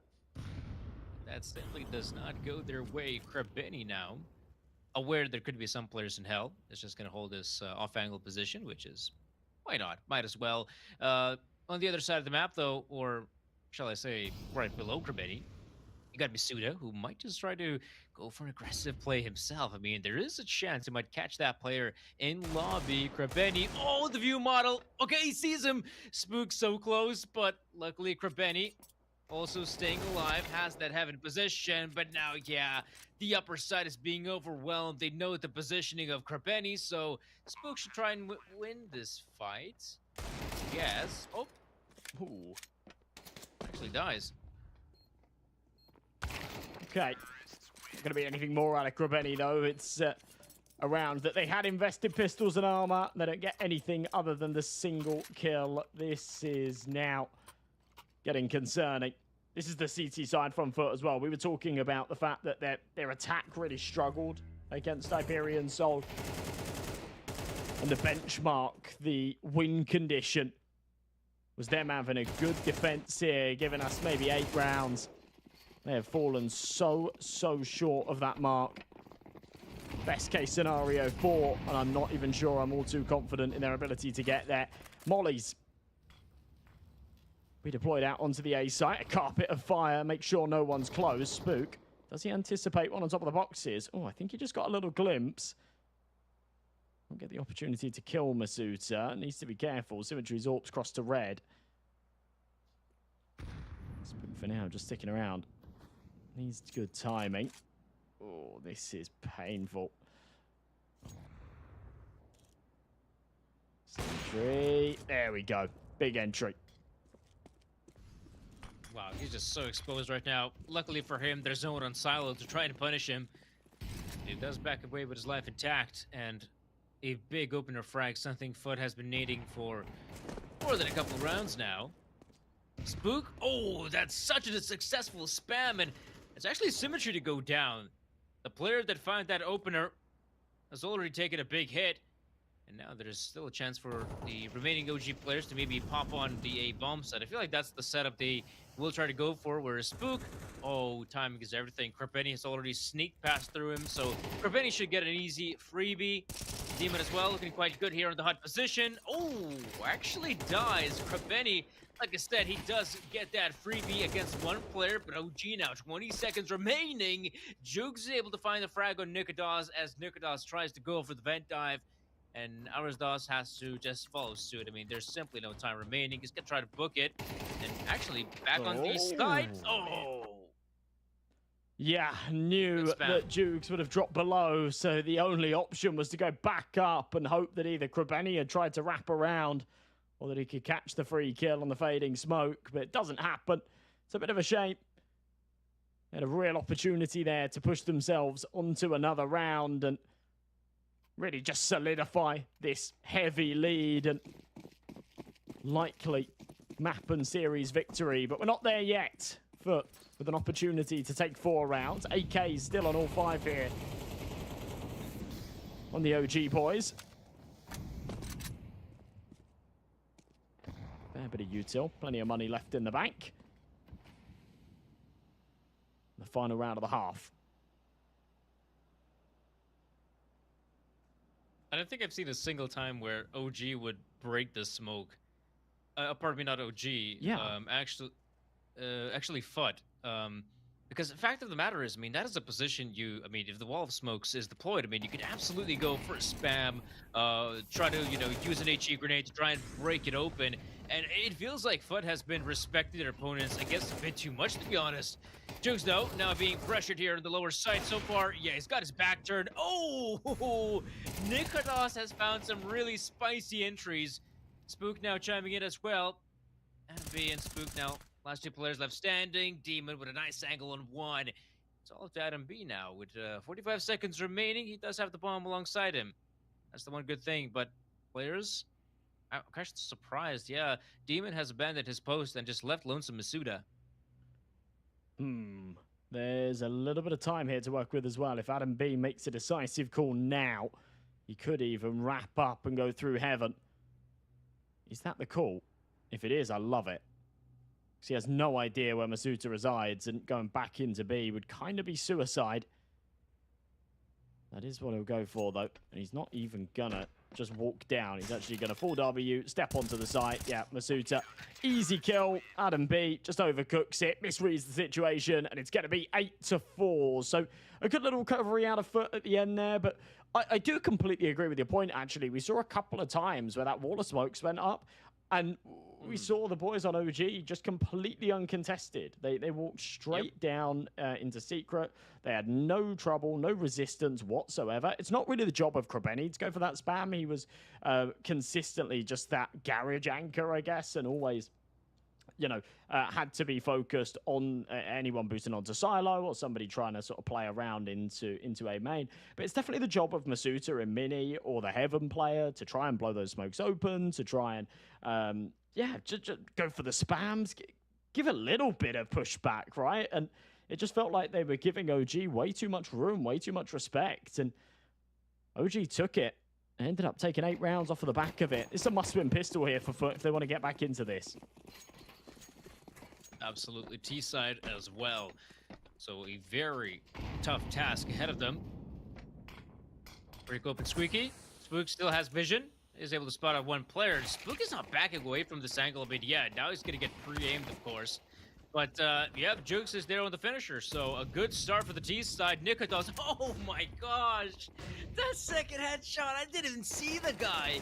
Jukes now moving in swiftly, but Arazdos from the hut position. It's so powerful if there's no Molotov to try and force the player off hut. And you can see OG has already done a really good job in the round. Minute 10.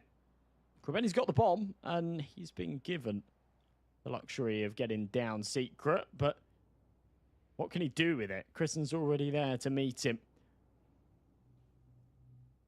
As Krebeni starts to work his way down, he's just praying that no one's lingering around these corners. But with his knife out, I mean, that is just not the way to go about it. It doesn't make any sense to me. You know, there's no hurry. There's 50 seconds on the clock. Why would you not have your pistol in hand? Zara's dodge from behind. Nice and easy. Julies will finish it off. OG make it 9. And I said, the lifeline, the must-win pistol out of FUT. And it does not deliver. So OG right now should just be laughing. They are in a prime position to close this out 2-0. They're looking like the significantly better team. And even there, it's beautiful out of Nikados. He's just having one of those games, isn't he? Yeah. It's, I guess, for a good reason. He has been one of the highest ranked players in the qualifier. Just able to deliver from map to map to map. There's those now. Wait, he actually got a kill. Yeah. He didn't even mean to. He literally was falling back. Wow, Nikados. Yeah, there we go. Nice little clean up from him as well. Spray transfer for the 3K. But I'd love to see that Arasdod's first kill on the replay. That was just ridiculous. His plan there was to take contact and just drop off. He fired one bullet and it just lands the head. It's only against an eco, so, you know, it's nothing too crazy, but it's just a testament to how well things are going for OG. Even when they're not really meaning to find the frags, they somehow materialize. Double digits. 3 away from the finish line. And this truly is, for me, their last hurrah. They pull out the weapons, even though we will see one more buy round out of them, even if this doesn't work. This is the one they have to win. You know, if they lose it, OG push to 12. And I don't see a world where FUT can pull together 8 in a row. And their opponent's map pick, one that they haven't looked very good on. Yeah, there it is from Arasdodge. So crisp.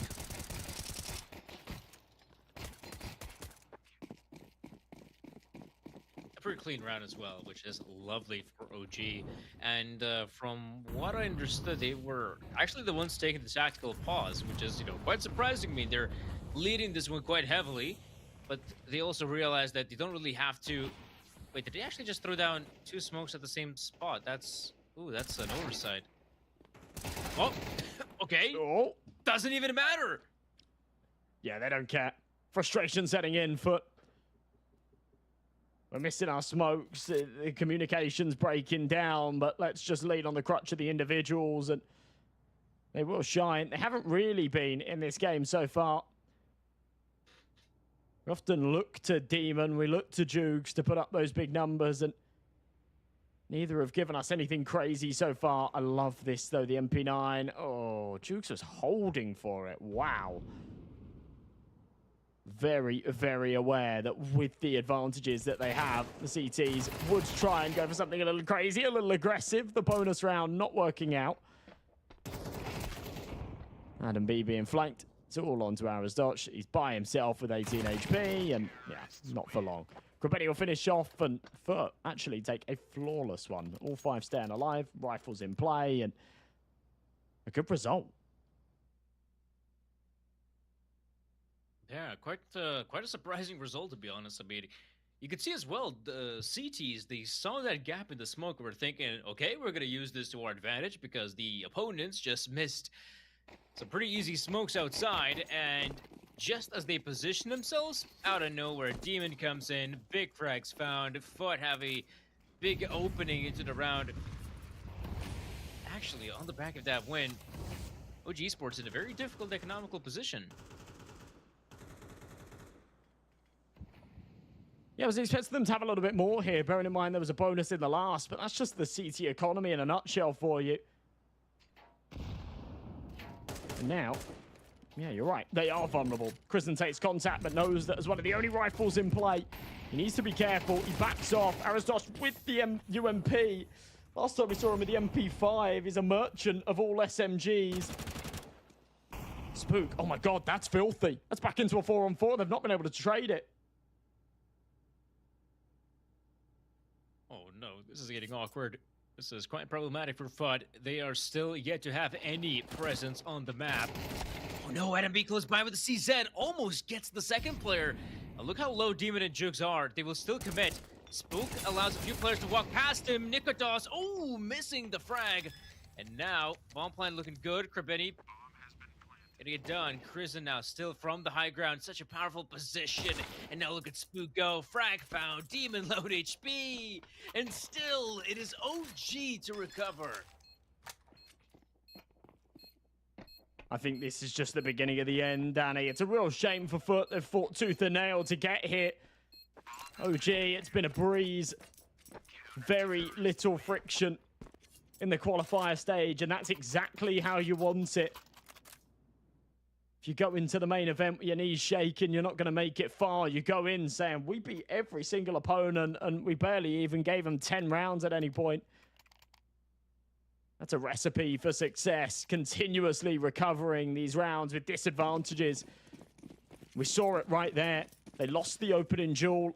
They had weaker weaponry. It was Spook's aggression through the cross smoke there and down Secret to pull the numbers back. And then on the retake, near flawless. Krisen, M4 in hand, waiting for the head to poke over on the silo. Instead, he'll back it up. Oh my god, the spam's brilliant. How do you play against that?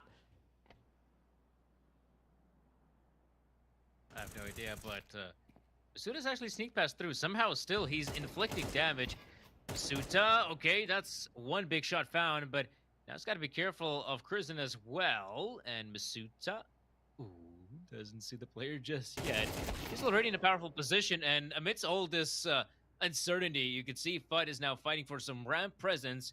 It's sad to say that Masuta goes down basically without a fight, giving a chance for OG Esports now to realize, okay, we have completely neglected ramp. There's a chance that someone could be going down there, and we do have Krisen to, keep a close eye on things. We'll check with Secret, but not thoroughly enough. Move in control room, and here, loads of utility deployed, so Krisen able to find one, almost the second as well. Like, every single OG player feels like it's not down. They're not ready to give up, even when the going gets tough. Bomb beeping away. Demon and Jugs, the two that I teed up as the superstars of this roster, have to try and make this work, and Demon's timing, did look perfect. I love just the little check out of Adam B, realizing it's a little too quiet on the site. Maybe he is trying to wrap around. Now it's all onto the shoulders of Demon, running out of bullets, has to go for the taps, and it does not land in the head. The fuse in the nick of time. 12 on the board for OG, and 7 chances to close this one out in regulation. The fact that I'm even thinking about overtime here is just pretty bonkers, because I don't see it happening. For have not looked good enough in this series. They've not looked worthy of the main event. It's such a shame, because we were saying this team, these individuals would love the opportunity. And they've shown many times in the past that they're worthy of it, but right here, they've fallen well short of par. And OG are having a star-studded game. Nikodos on the cross. Finally, we see him with an AWP. Not that he's needed it. He sat 21 and 9, but let's see if he can give us a little bit more magic. Bang. That's the scary part now, whipping out the AWP. Okay. Run and gun, but it's all right. They still get that frag. Spook chucks in that smoke grenade. Can always pop it open if he... actually, no. He only has the flashbang, but this is pretty good. There's a gap in the defense, which Krabeni is using to his advantage. What are the odds? If you're a Spook, he checks the vent still, but just in case, pedals away, and yep, Krabeni will get that one all day, all week. Wow, a round that might actually just be determined by timings here. Looking at the CT money, even in the 3v3, they're scratching their heads and wondering if they actually want to go for this. It feels like the call's already been made to save. And now that Aristotle has found a great headshot that does give them a little bit more equity. They're not really in position to play for it. I think this is the right move. Just back off. There's enough money to drop over. Nikodos will hold on to that AWP. It's the wrong tool for the job on a B-site retake anyway. A bit of a shame to lose a round like that. It does really boil down to Spook's timings there. But it'll go 12-6 for... Some would call it prolonging the inevitable. Some would say it's the start of something great. I'd love the comeback. These guys haven't looked their best. Something fake. Fake comeback. That's what I'm telling you, Josh. Maybe. Yeah. Maybe. As I say, they haven't looked their best, but they deserve more than this, Danny. They do, but then again, it was a pretty poor showing from Foot, and this is where, you kind of feel like if, every single player is on point from Foot, then yeah, I feel like they can always run over a squad like OG Esports, but today is simply not that day, and they don't have much to rely on apart from their individuals, though. Well, like I said, I kind of thought that Nuke might be a bit better for Foot, and it kind of is. They've just won that one round that improves their scoreline from Mirage, but again, it's nothing major. And I was really hoping that Foot will have a better lockdown of the CT side, and that's the problem. They only managed to scrape by with those couple rounds, and surely that will not be enough. Nukadaz, though, quick cup here. Jokes is unaware of the pace. Nice run boost, good teamwork. That's a massive early entry. Nikados, who drew first blood for OG in the last round as well. Doing mega work on this sniper. Chrisen had his cross set on the man for a second there. I thought he was going to give us more spam shenanigans. He goes for it. Doesn't overcommit. Knows that they can return the favor, and it's a whole lot easier for Foot, who will see where the bullets are coming from, especially out of that FAMAS. So he'll take some room. OG should be very aware of this. They are. Look at Adam B's positioning. Yeah, it's kind of a powerful position. Of course, if you're Masuta moving in, yeah, you're going to jump on the railing. That way, Adam B's crosshair is just on the legs. That's simply not going to be good enough. Chrisen still on the upper bomb site. So many flashes raining in, but they barely do anything. Chrisen still firing off shots. Nikodas to boot. And now it is just Lonesome Krabeni alive. The captain. But an all-to-do job. 38 seconds. It doesn't help that the bomb needs to be recovered, but of course he jumps in. Oh no, the nade straight in his face. Oh no, that's a dissatisfying way to end it if you're Foot. Man, oh man, yeah, you were right. Fake comeback, OG, just the better team, right? They looked absolutely fantastic there in the series.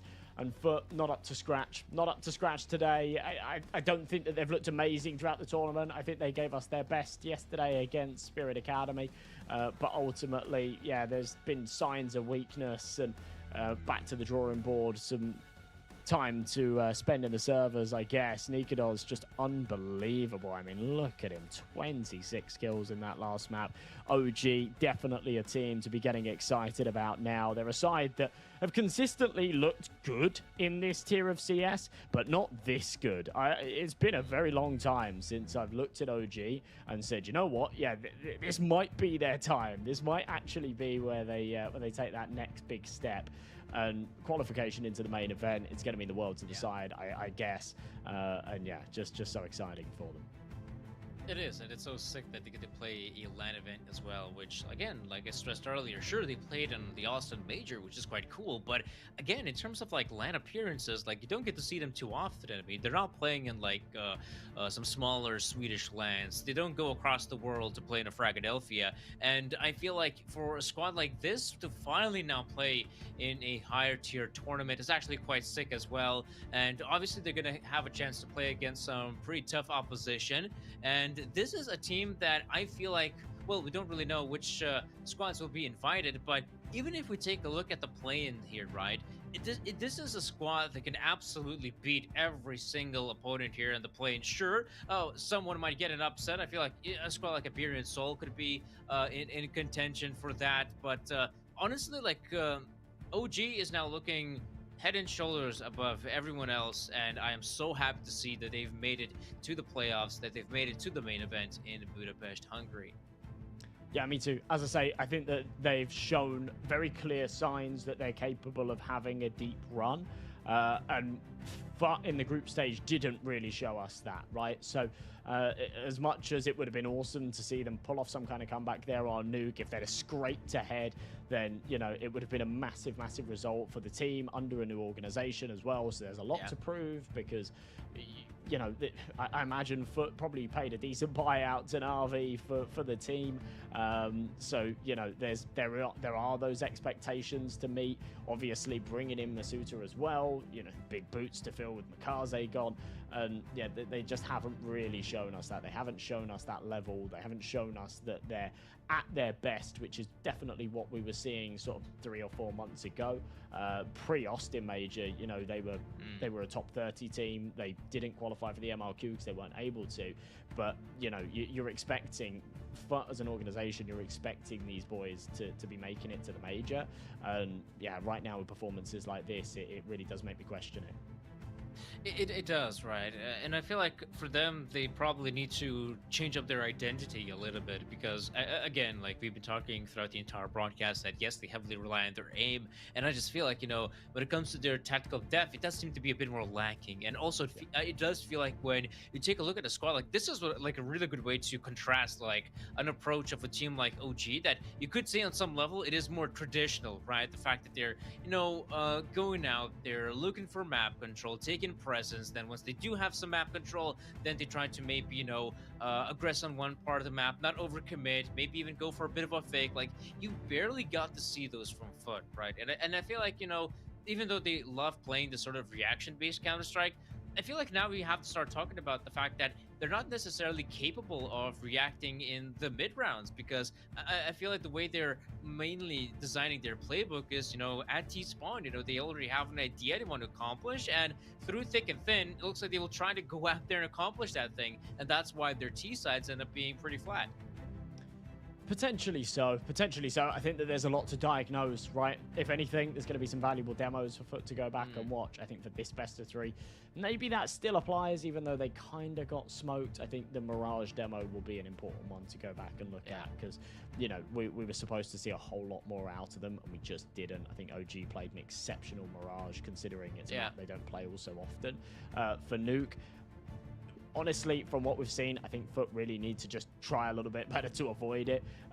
We did talk to Kobeni the other day, and he said that they're experimenting with Overpass, and they have sort of been practicing it, things like that. So hopefully that gets introduced to their pool soon, and that does then give them the luxury to try and sort of steer away from Nuke.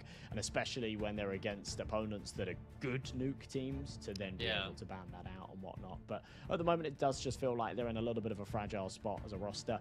They've brought in Masuta, and yeah, there's still a lot to be done. By the sounds of things, we've got an interview. We're going to have Adam B coming to join us for that, which will be interesting to sort of pick his brains a little bit with it. But that's not ready yet. We've got a couple of minutes to go before he will come and join us. But yeah, as I say, I just think this OG roster are really looking on the up, and they've taken some very, very convincing wins here in this tournament, but then also, you know, over the last couple of days, they've been busy with other competitions as well. They took a 2-0 against Big last night, and that was very convincing too. It was back to back 13-9s. So just playing on this kind of exceptional level, if they can keep up this streak, then yeah, they're pushing to heights. And right now, they're right on the edge of this top 32. So yeah, they're in a good position here. Yeah, I think they are, and I feel like from here on out they should be just going up and up and up. And especially now, if with them securing a spot in a tournament that has like a 500k prize pool, I mean, as well, we know the impact that's going to have in their ranking, which is obviously still very important for the upcoming major. So that is going to be quite exciting to see how things pan out for OG, but also it's quite exciting to have Adam B joining us for the post-match interview. So obviously, guys, congratulations for the win. You did a fantastic job.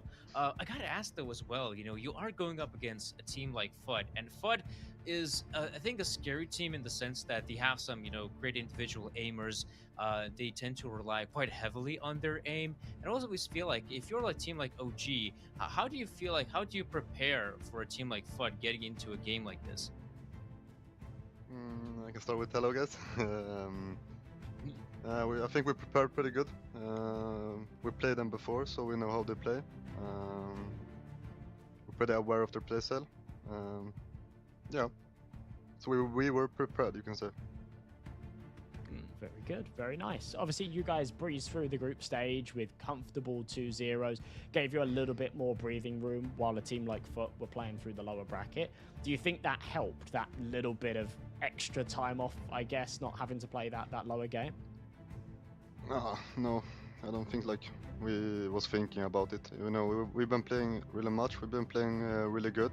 I think all of the boys, or I know all of the boys are enjoying how we're playing right now. We're playing some really decent CS, and we feel like we're getting better like every day. We're working really hard, so I think we're just playing. We know how good we can be, and I think we show it also. Nice to hear. Yeah, I gotta ask as well, like one final question about your teammate Aristos. Like, how do you think he is settling into the roster? What is he able to bring to the team? Like, what is your experience with him this past month? Yeah, Aristos is a really good player. What he's bringing in a lot, in my opinion. He knows how we want to approach his game. Know how we want to approach like anchoring, lurkering. We have a lot of ideas coming in with rounds, some nice protocols. So I think he's doing a lot for the team. But I'm not only by the shooting part, because his mechanics are insane, but like on the tactical side, he's talking good also. That's awesome to hear. I got one more for you, Adam. Obviously, this is, one of the biggest events that you guys will have played as a team and individuals. What does qualifying for the main event really mean to you guys? Well, it means a lot, of course. It's long. It's a big tournament. We've been grinding really hard lately, and I think we deserve to go to some like, let's say tier 1 tournaments or tier 2 or what you can call it, to show our capability. To play some lawns, grind some VRS points to get up on the bigger stages, and I'm sure we will do some good damage. Awesome. Well, I'm glad to hear it. Congratulations again on the win, and yeah, I wish you the best of luck in the LAN event. I hope you guys give us what you've given us so far in the qualifier. Yes, thank you so much, guys. Have a good day. Right. Good luck. All right, so I feel like obviously it's really cool to see that they've actually managed to qualify to the event, and obviously they're psyched as well. I mean, you can see as well. I mean, Adam is feeling like, okay, we definitely deserve like a chance to play at some of these bigger events, and honestly, they do. You consider like what are some of the teams that are banging on the door on top 30, and you think, well, there's the likelihood that OG can actually best some of those teams that are like in right outside the top 20, and obviously you don't always have like the top 20 best teams in a tier 1 event. Like you sometimes have those outsiders who are out the top 20, out the top 30. So I feel like if we get to see a squad like OG playing these events, this is where I feel like they should be able to deal some damage. Absolutely, yeah. That puts OG 33rd, by the way, so just one spot away from being within that top 32 after that game. And multiple teams right on the edge of it. They're 2 points away from overtaking Paravision. They're only a few away as well from overtaking a Static, who are both playing later this evening. So if either one of those teams lose, then we will see them drop off in points, and OG maybe even creep into the top 32 tonight. We'll have to wait and see. But yeah, they looked very exciting there. They're a team to definitely keep an eye out on, and I'm looking forward to seeing them in the main event, to be perfectly honest. That is going to wrap things up for our first game of the day, though. We're going to have around about 45-minute break before we get into the next one, because that was a fast 2-0. So yeah, go grab yourself some food, but be back here. As I say, around about 45 minutes, we'll be waiting with the action for our final game of Stream B here in the StarLadder EU Quals. It's going to be a banger. You definitely don't want to miss it. Fueled by the same passion as esports athletes, Zowie continuously develops tailored products, empowering gamers to bring their best out. Today, we are launching the all-new XL2566X Plus, which uses the newly developed Fast TN panel and upgraded Diac 2 technology. The new monitor series continue to evolve, refining details to ensure players can perform their best consistently in games. This December in Budapest, Star Ladder is back. With the audience at all group stages. With an incredible arena for 20,000 spectators and a sensational Counter-Strike 2 action. He needs to move. Once more. Welcome to Wonderland.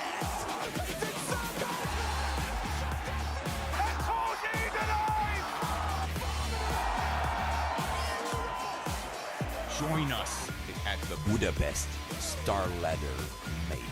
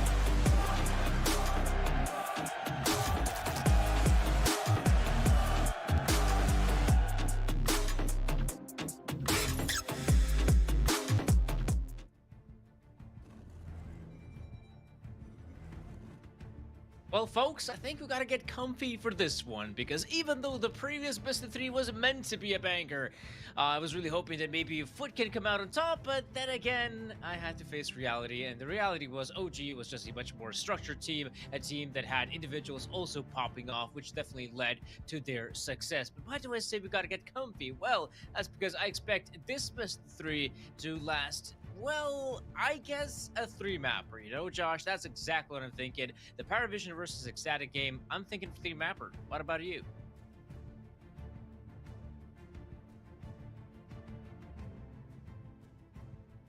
So, okay, looks like okay, Josh I has might have some- fixed this straight away. Are we good? Oh. Okay, all right. Sorry about that, Nice. folks. I'm having some weird technical issues today. Yeah, the Paravision track record's actually showing that.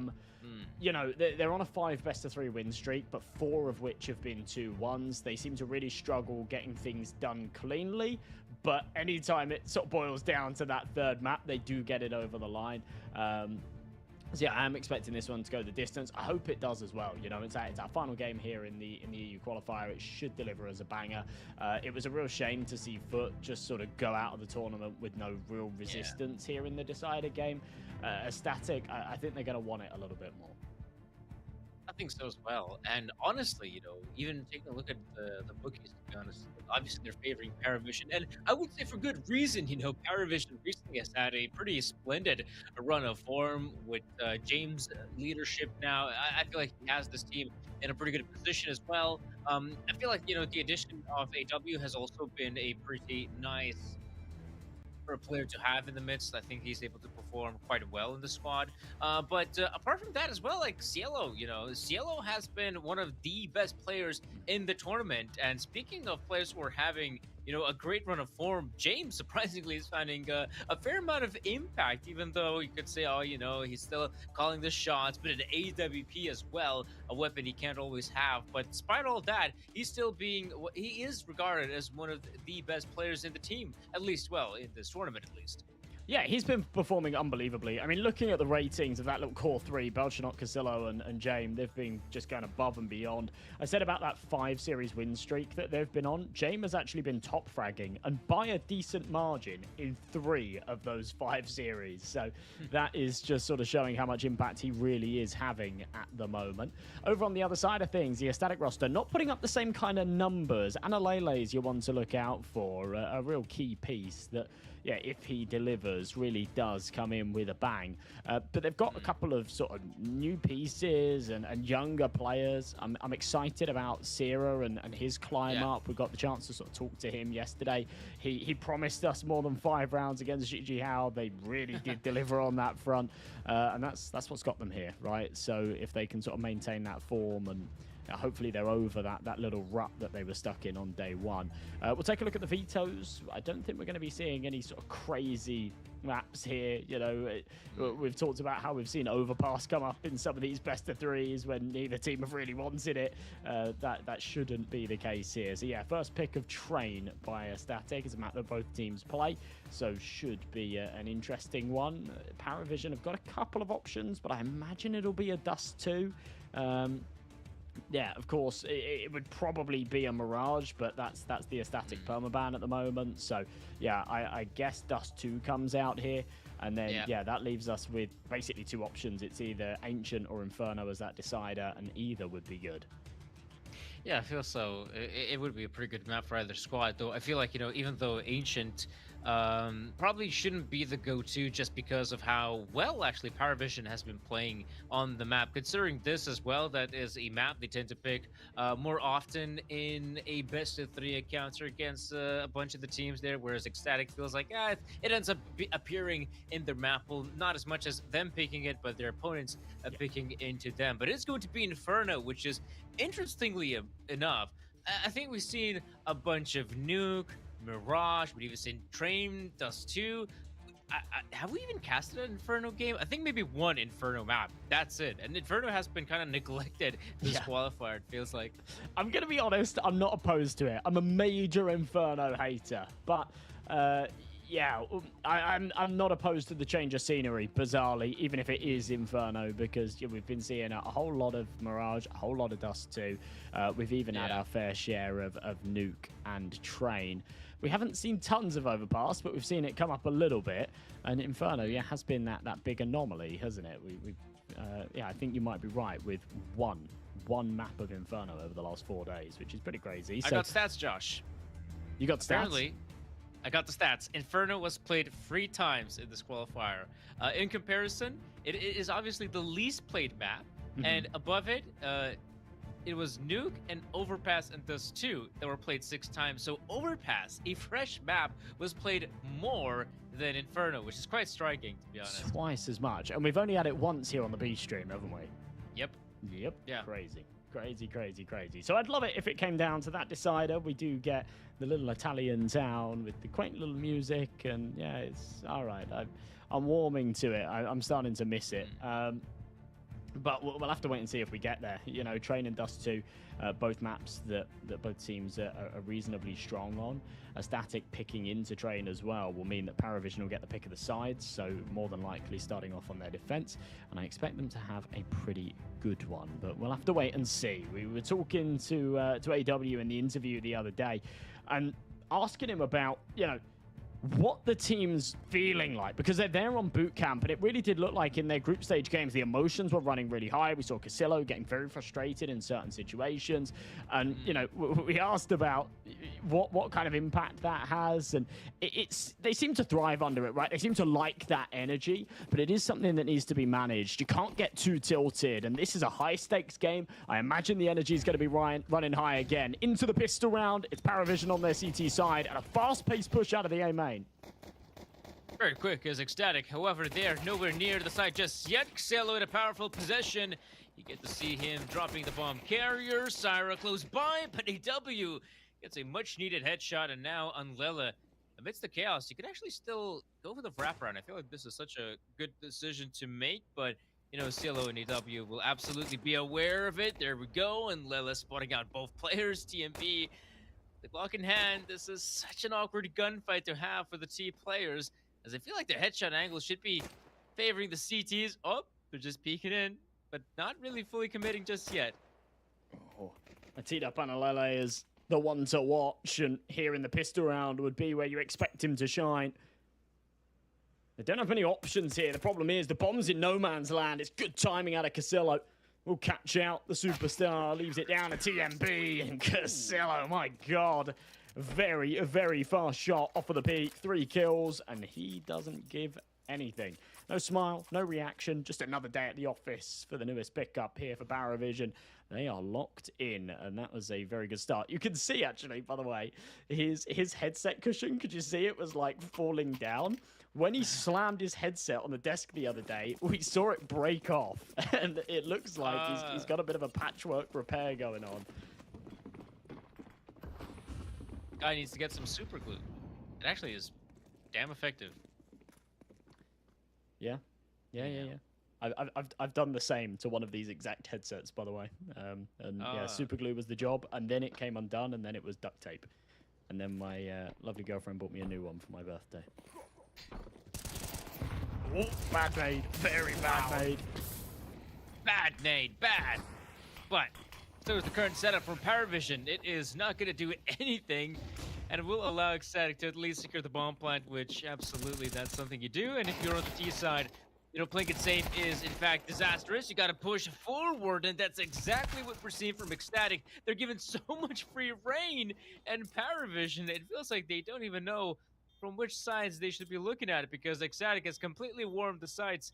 And now that is round over. The fast play from Ecstatic through ramp as well just works out wonders. Sure, the nade missed. I feel like it could have done loads of damage, but also the players just not hitting their shots and not getting in positions in time. That's kind of what I'm looking at right here as well. I don't think you can hinge the entire round on the grenade, but it would have done big damage. Yeah. And I think when you mess it up like that, it bounces off the box, and then there's this little chaotic moment, and the comms break down. Yeah, that was bad. That was bad. Paravision not ready for the switch up of pace. And Ecstatic are right back in the driver's seat here on their own map pick. It was looking a little bit shaky when they lost the pistol. Now they hold the reins. Paravision with not a lot behind them. It is just pistols surrounding a single M4. A scout. A dream to get this one cooking. HE into main does a little bit of damage. Nothing too substantial. Jane was hoping for a little bit more, because one bullet with that scout could finish one off. There's Nota. Big early pick. Yeah, TMB was cut out there. He was an easy target. Some good flashbangs coming out from the CT side as well. And sadly, even the pop-up player can't really react in time just because of that smoke grenade. But Siren Company, they're already moving in. I'll be glad to note that the pop-up player is also joining the fight. And so far, the CTs, you got Cielo finding a big frag. Also take the point of Belichanok, who's making a big flank all the way from the B bomb side. And with that bomb being dropped now, Belichanok has a really good chance of at least getting one. Ooh. There we go. That's not taken care of. And now James Sky can still find some impact, but there's Unlele from main.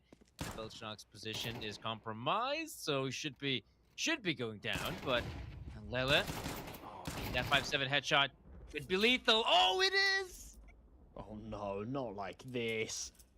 We wanted a contentious game. We wanted 3 maps, but I wasn't expecting it to be a roller coaster from the get-go, a 1v1. And we'll watch it from the point of view of Belichanok. 1 point of health to separate these 2 players. We're dealing with 12 and 13, so a single bullet from either would do the trick. And Asira taps in the digits. Belichanok's going to use that as his cue to work his way forward. Timing everything, spots the feet, but fancies putting the bullet in the head instead. Beauty out of Belichanok as he'll pull off 3. Massive clutch, and the second on the board for Paravision. Sira's going to be kicking himself that he's not found that. I think the last 2 players should. I mean, honestly, you're up against that one player. You know his position, and there has to be a way to isolate him and just not fight him and not give those chances. Obviously, Sire could have also tried to join his teammate. Perhaps double peak would have been way better, but now that is a chance at redemption from Paravision. And, you know, this is what I'm talking about. I definitely expect this would be quite the close best of 3, and it's already delivering. I mean, no one really having a substantial edge, just a trade of rounds. And for Paravision, it's a great rebound. So I would assume if you're a team like Ecstatic, yeah, that's probably not going to phase you that much. It's dissatisfying, I know, but I'm guessing they're going to pull out the pistols now, and maybe even a force buy in general. Should be the case, especially with the bomb plant, as you say. That will give a little bit of extra cash, but an unforgivable round for a Static to be losing. You can see on their faces this look of despair, wanting to come into this game hot. They didn't, but then winning the second round fills you with confidence, and then it's just all lost again. An interesting buy. 2 AKs, 2 Deagles. I wondered if Analele would try and jump in with a Galil, sacrifice the util, but have a little bit of extra firepower. Instead, it is just going to be 3 pistols in the hands of very capable aimers, so I'm not going to write them off yet. I'd actually kind of like to see Nut with one of these Desert Eagles. He is one of those players that can hit just cracked shots with it. We'll see. Maybe somebody else will step up and deliver in his place. Minute 40. We're already seeing a bit of early aggression out of a Statics. They lean towards the Brown Halls, 3 outside of Ivy. Jane with the AWP, long bridge. That's a good fight for him to take. It's sadly that it was not to go down, and yeah, Syra at least recovers the AK-47. That was an anti-fag they absolutely needed here. That's why Nut goes for the wide swing, hoping to overwhelm an Opper, or maybe someone playing with just the rifle on the other end. But honestly, if you know Paravision, you know that this team wants to get that sniper rifle in as early as possible. And right now, Ecstatic, maybe they can still try to, just keep some of those A players at bay. Looks like the B bomb site is where it's at.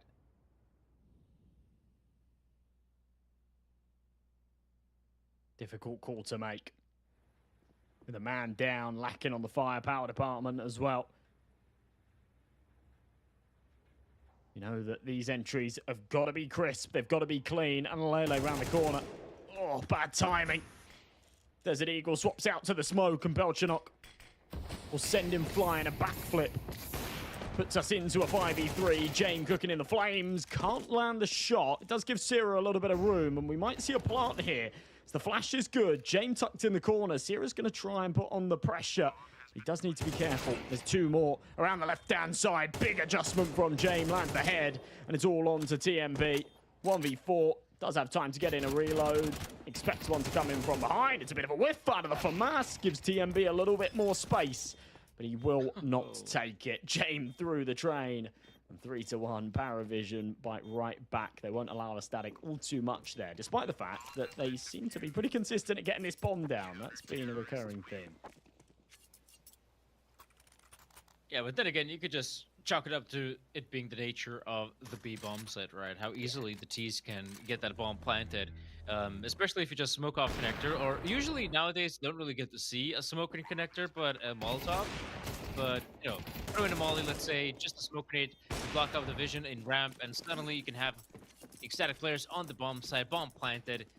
The worst part as well is always just trying to defend the side, right? Because on the B bomb side, if you take some of those upper positions or even ramp, it's okay, but if the CTs still have some remaining utility, it's going to be quite difficult.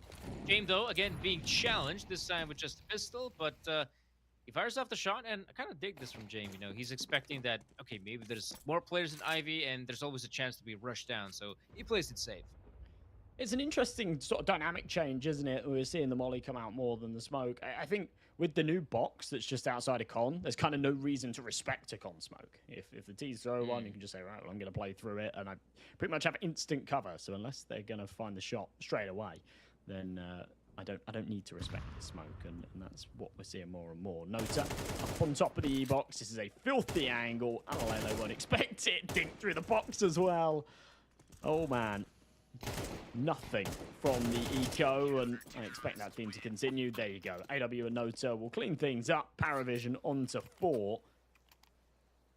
And the Static need to bite back now. AK's in hand. There won't be money for a sniper, so they'll have to go without. Christou's already conceded to the fact that he's a rifler for now. He's not doing a whole lot of rifling. 0 and 4. It's been a shaky start for him. As we go into round number 6, that has got to change.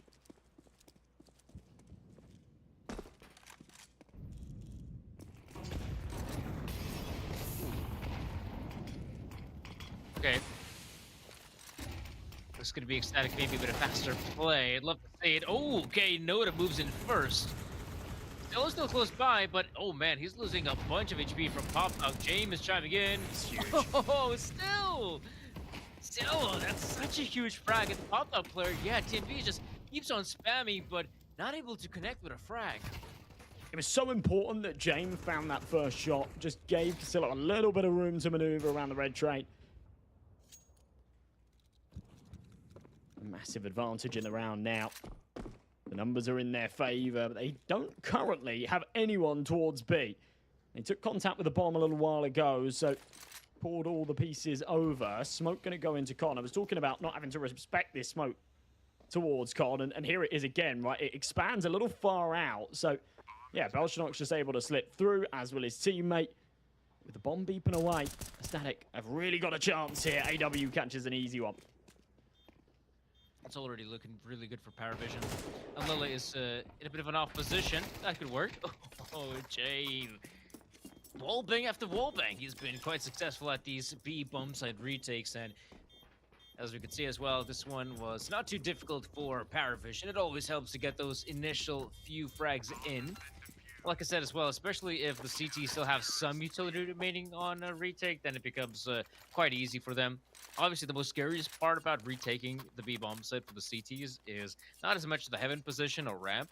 It is the fact that some of those T players could be hiding right behind the trains ride, and you have no idea if they've pushed up just a little bit further, maybe they're a little bit further back. Some of those engagements that really help the Ts swing the round their way, but as we can see, TMB uses it only for 1 kill, and Jame, wow, that was such a long-range fight. Obviously, a map like Train, especially on the CT side, that's where you expect him to be at his best with that AWP. And so far, so good. Christu and Alele. Disappointed looks on their faces. Remember, Train is their map pick. We're not expecting a mountain of rounds on their T side, but we're expecting more than this. And a little pause to talk things over, I think, is very much needed. Captain TMB. Try and rally the troops. He's gone for a hero rifle here, which is a little bit of a strange one, but I've mentioned throughout the tournament so far, I don't mind it so much when there's other players with Kevlar that it can then be passed along to. He's crossed all the way out of main into pop. TMB, it's just ridiculous that he gets so much room. He's not able to do anything with it. Big headshot from Nota. They're smoked off here in Ivy. And a Static. This is now so difficult. It kind of sucks that TMB, I guess it was supposed to be the bait, but his teammate's just not in position just yet. And AW, yeah, he has a clean sight line and gets a few frags. Obviously, they're expecting the remaining players to also make their way out of Ivy. You can see Belchanok is just playing safe here in CT spawn. Jame is just looking towards camera. But again, you just don't expect these ecstatic players to get out of here alive. Cielo uses the high ground, which again, usually, I feel like the sort of positioning on the trains isn't used that much nowadays. That's at least one good shot by Nut. For a round like that, 2 kills doesn't really cut it, unfortunately, but it is a nice shot out of Nut at the end. TMB's rifle buy was just bizarre. He had nobody there with him to trade it out or to recover that rifle. It does mean that now on the gun round, he's only down to the Galil. Had he have found a kill, the option for the AK would have been there, but without it, this will have to suffice. Number 8, Paravision, 6-1 up, stabilizing very nicely after losing the second round. Sierra up close, okay, a little bit better. Paravision aggression isn't allowed to work this time. Ooh, very nice. Let's see some more of that Crystal magic. But maybe it won't be necessary, especially now at a 2v5 like this. I feel like they have such a substantial edge moving forward. Jame, though, is still alive. Molly's effective that much, but yeah, he has been smoked off as well. Tries to retreat. TMB spots him out. Static have slowed down the pace just a little bit. Meanwhile, you can see they're already gearing up for the bomb plant. Jame unable to get that kill. TMB survives, and Bilchanok is, yeah, even saving that single and 4 would be quite okay. But you can see that, you know, aggression as well from Paravision. This time, just not cutting out. 1v5, and he doesn't want to touch it. He's pretty much as far away as he could possibly be. And holding on to the M4 takes priority. They've got plenty of money in the bank, so it's not a necessity, but, you know, still just makes the most sense here.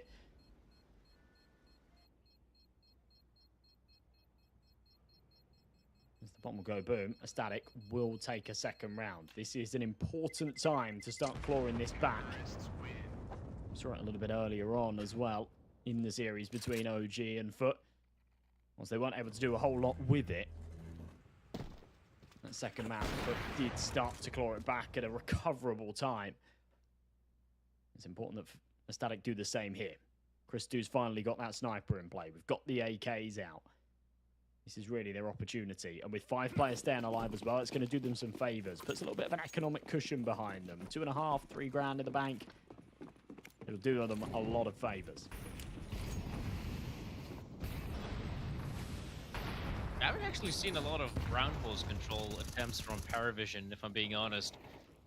That's the one area of the map that they could definitely pressure. Sarah, I mean, that is already such a good wraparound. Gonna use it to his advantage. I expect 2 frags at the very least. He was not overcommitting to this one just yet. I was so sure he's just gonna push through the smoke, catch a few players off guard on side. But he's still expecting one of the CT to take a close look on Ivy. And well. Syra 1. Just the one now. The molly could be enough. Oh, and Lela is there. And now you can see this is looking like such a solid hit from Ecstatic. Meanwhile, Asayan and Jame and a WB respond. And so there is a bit of a chance for Paravision to get back into this. Good nade. They knows that was bang on the money. C4 is going to be planted and a re-smoke into Ivy. Does delay the retake. Jame, not really with the tool for the job. Reaggressing out of Con. It's a lovely shot out of Christou, and I think that's probably enough to force Paravision back. Open the M4. Will look to survive. It's another good round from a Static. Definitely did get dicey.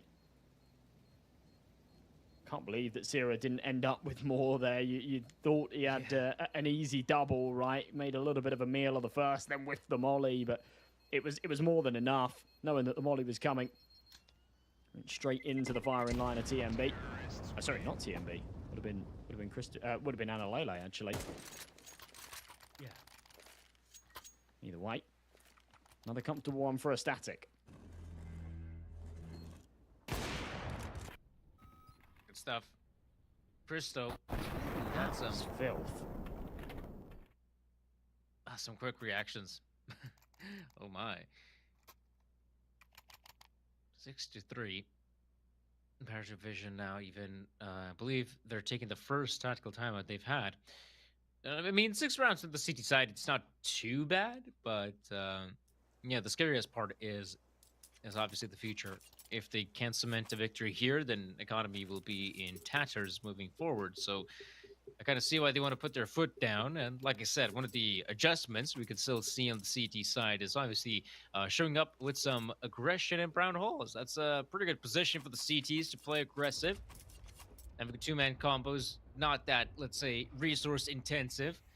You don't have to send 3 players for brown holes. 2 would be more than enough, and you can still maintain a pretty strong presence on the A side. The 2 guys on A and 1 looking towards Ivy, but instead we're seeing the usual 3-man setup and 1 towards Ivy. But look at the pace coming out from Ecstatic again. Bunch of util deployed. This time they catch Syra off guard. Such a great play right now, giving a huge advantage for Paravision. It just plugs the bleeding here the last couple of rounds. It's been a Static that have found these early entries. This time it's the CTs, and it goes untraded. Not like here in main. There's not a lot he can do about it. With a minute 20 and options. I mean, Casillo's got an incendiary if he wants to deploy it. Nut. He's in a whole world of hurt, and they seem to be pretty aware that he could be here. Flashbang in. Oh, no. That's brilliant from TMB. They know that the second's there as well. There's no escape for Nota. How on earth do a static flip this on its head? It's back into a 3-on-3. And anyone's for the taking. A timing game through the smokes. Ooh. And TMB, have they just crossed places? They have. What is going on? There we go. Is going to pounce. Right now, I feel like they got to abandon all hope on the A side. Ecstatic. Look towards greener pastures on the B side, and you can see Cristo is already in a powerful position. That is a very deep molly. Belchadok is not aware. And so it's Cristo to take a frag. He's just going to keep on pushing deeper and deeper. But the one problem I see is that I don't think the bomb's planted for him. So that could get awkward pretty quick right now. Nut. Is it on the right hand side of the player. train? I think it is. I think he might have a sight line on it. Ooh, I hope so. That explains Nut's post plant a little bit here too, but AW just kept guessing. I mean, they're clearing out every corner, scratching their heads, going, are they really over towards the right? Because now it isn't planted for them, you're right. But such little time on this bomb, Paravision aren't even going to tap it. That's it. They just concede. What a bizarre round. As a static will make it their fourth. Paravision just not wanting it enough. Yeah, it doesn't help as well. Not having any of those kits. Oh man, that would have been so useful for the post planet. Also even a smoke grenade, to be honest, because when the bomb is planted in such a, let's say, exposed position, if it was indeed planted for those T players that went just a bit deeper, yeah, that smoke grenade would have made all the difference for Paravision. Maybe the smoke grenade would have been way more important than those kits. But anyhow, it is already looking like Ecstatic are racking up these rounds on the T side. I mean, 4 rounds already. Yeah, some of them have been, well, going all over the place, but it's currently working out. I feel like Ecstatic doing a really good job of just pressuring the A-bombs at every single round. It's never been that easy for Paravision to take control or even to find those kills. It really hasn't been. It was so well recovered from Paravision in that last. The fact that they gave up the B site at the end and then didn't even bother playing for the retakes. Just a bit of a head scratcher as we go into the final couple of the half. But looking at the money, I understand why they prioritize the economy. It's just a real shame. A game that they were not so long ago in full control of now comes into question. You said 6 rounds on the CT side isn't too shabby, but given the fact that they were 6-1 up, they definitely want more. Right now, it's best case scenario 8, more realistic, maybe 7. Christo. Interesting jump spot, making sure nobody's getting aggro in Ivy. Smoke will come over, Molly up close. Casillo can still play behind the box. Looks like Ecstatic want to burst out for an AXF. That's a great frag from Casillo. I'm always a big fan of that position. TMB now getting as close as possible. That smoke grenade is blocking off his vision. AW, easy frag, spins around 180.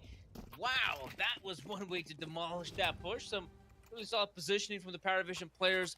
Love the fact as well, AW was playing so close by. Ecstatic, they thought maybe Paravision is being a bit more passive this round, especially once they eliminate the player in the forward position on A main. But no, I mean, Paravision still holding on to some of those pockets. Let's see here. That's well. Final of the half, Paravision. They do meet that mark of 7 rounds. They'd love to extend it further. You feel like 8's the bare minimum. Seeing how they were looking a little bit earlier. Casillo on top of the red train. Does he have the sight line onto Sierra? Oh, he could if he takes a step back. He won't. Re-smoke into main, more important. Incendiary, perhaps to come. There it is. It's not going to flush out Sierra, though. Just stop Nut from playing through. It's all just about burning time. Down to 1:10. Flashes and Pop Dog, but no one from Paravision even going for the peaks. Cielo has a pretty good sideline what's happening in A main. Surprisingly, Ivy is completely neglected. Now, this could be a problem for them, but you can see they have this almost turtle... Yeah, they've basically just turtled up on the A-bomb side, so...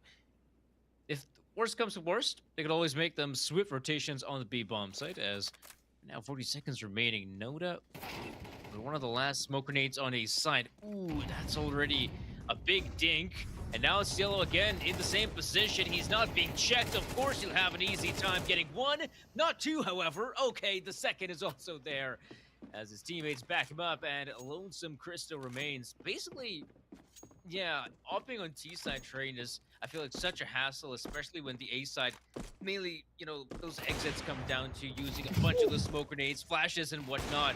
Nice shot from Cristo. Why is he giving a second chance? Whatever. He ends up dying in the process. Yeah, they sort of shrugged that one off a little bit. Paravision finding their form again at the end of the half. It was fantastic. Just a little hiccup in the middle that keeps the static relevant, but I do think Paravision have looked like the better team so far here. They really do put their foot down in that final round as well. A static just getting a little bit stagnant, you know. They established presence in A main early, weren't able to do anything with it, and Paravision just continued to bombard with the util, bombard with the spams. There was really no escape for the Danes. This second half pistol feels like a must. Being 8-4 down doesn't leave you with many options. I did see a little bit of a back and forth shenanigan at the start of this, remember. Paravision, they were able to take the pistol. Static won the second round. Paravision won the third. There's no time. There's no space for anything like that here for a Static. They need to string a few together. Good start. Okay, looking pretty good. Static, not too bad, but fact is, Belchanok, he's moving in so quickly, and Nutnut is being pressured from all sides. He's trying to survive because he knows Syra is moving in, but I think it's too late. That's it. Paravision have control of the site, and of course they know that Syra is moving in. Yeah, they know his position as well, and just like that, Belchanok ends it with a triple. Clean out of Belchanok. As Syra was crossing, Belchanok had a very small window there to land that headshot. Otherwise, things could have got complicated. Paravision stay locked in. Their opponent's map pick firmly in their favor right now. And a Static are going to go for a force here, actually. We saw an MP9 invested, then it was sold instead in place of util. So it's upgraded pistols, it's nades on the CT side. And it's fingers crossed for a Paravision mistake that allows one of these 5.7s to pop off. We've seen our fair share of big 5.7 moments throughout the tournament so far.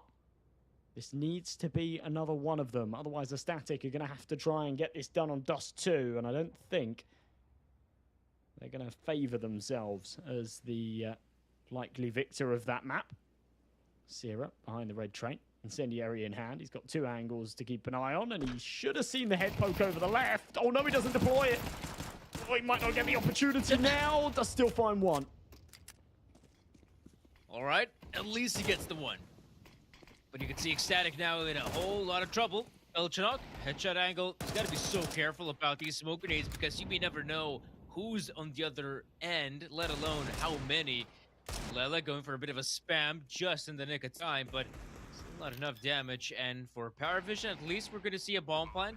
But obviously no kit on the side of Ecstatic. They're just looking for frags, and I kind of feel like Team B could find one. So much good damage on Jame. Sadly, that won't be enough. And Crystal from behind, that's a big one. Now opening up the round, Belchanok finding one AW, responding as well. They're inflicting so much damage on these team players, so much that it's still not going to be enough. As Crystal, last man standing, will be gunned down as well. That'll be 10, and a Static's hopes and dreams might have just gone with it. Round number 15 should mean eco time for a Static. Not to be mixed up with Chico time. You know what that is, Danny? I think that's UK culture that may not have spread to the rest of the world. No idea? He was a guy on X Factor years ago. He sang a song that he wrote himself. It was called Chico Time. It goes, it's Chico Time. It was goated, but it was a one-hit wonder. Static might be a one-hit wonder here too. Ooh.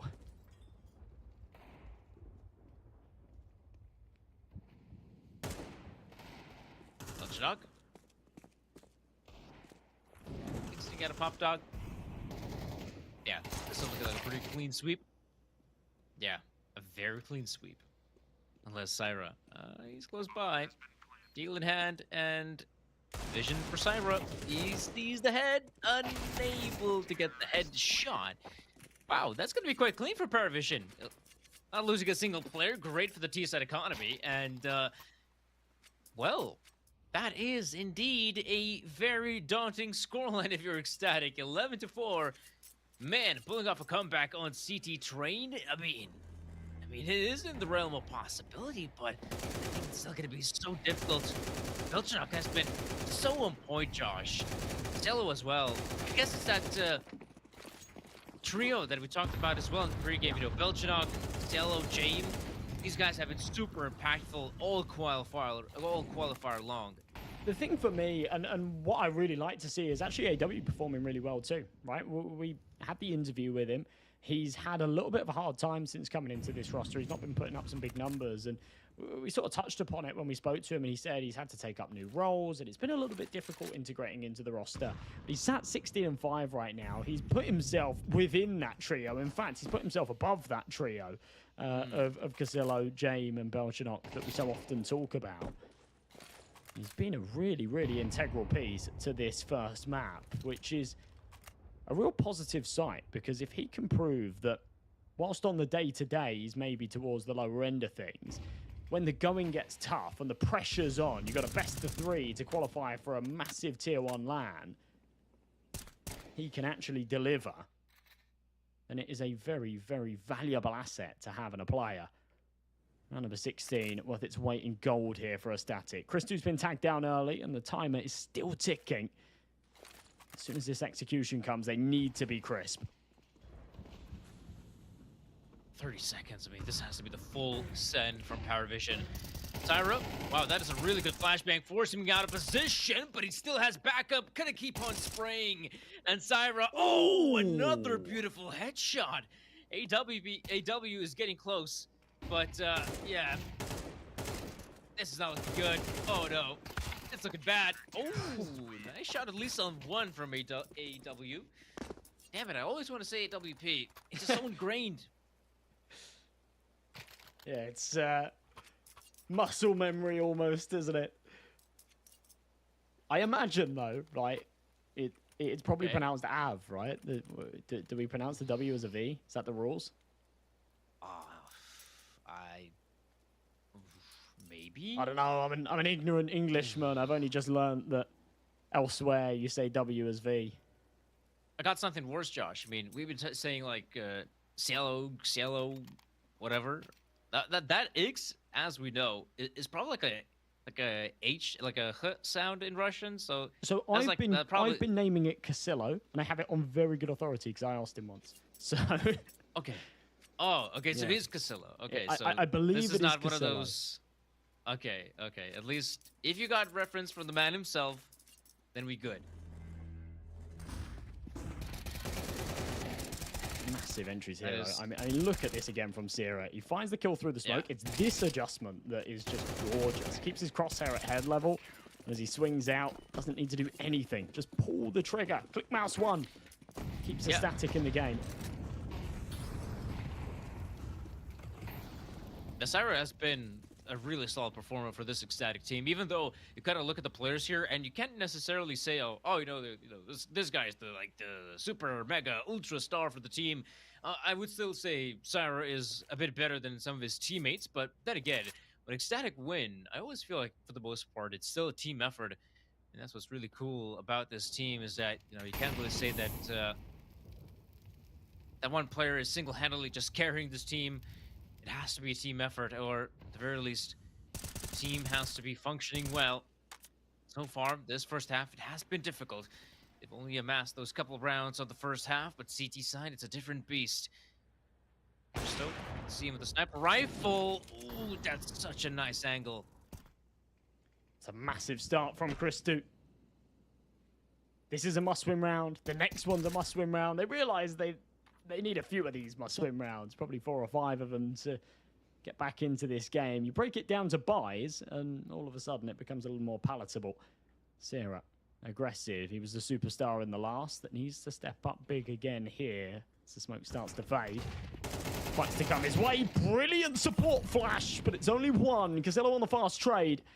He's tagged down low, though. Numbers maintained in the Static's favor. 20 seconds to tick. The bomb is miles away from a site. And I think Paravision have already pulled the plug on this, but they need to be careful. Dying after time here would be absolutely disastrous. And TMB realizes it. He is hungry for these kills, and he's not going to peek out until that clock expires. 3 seconds left. And maybe this is where he then goes for the swing. Oh, yeah. Oh. He will go down. He will go down, but I like the attempt. Ooh. Yeah, that would have been awful for the T side. You know, dying after time is such an awful scenario to be in. Not only do you lose the weapon you had, but also no money moving next.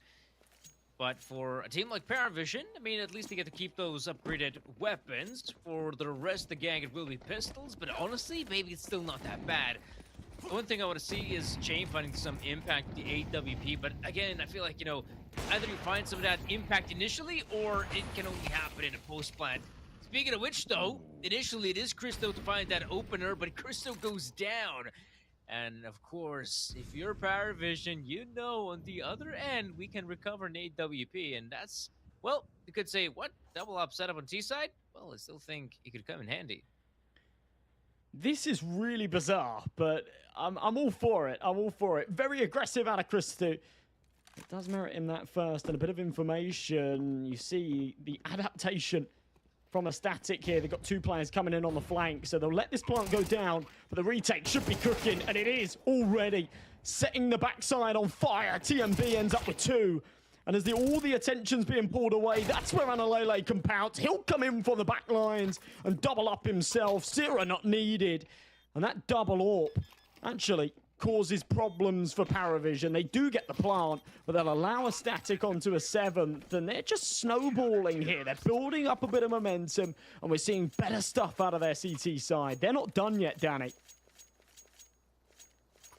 I think the problem was, I believe it was AW that must have picked up the sniper. And I think he was expecting someone to move in from ramp, and I could hear one AWP shot just rattling off. But yeah, there we go. And he's just not able to connect the shot. Imagine if he actually has the Tech 9, which he did.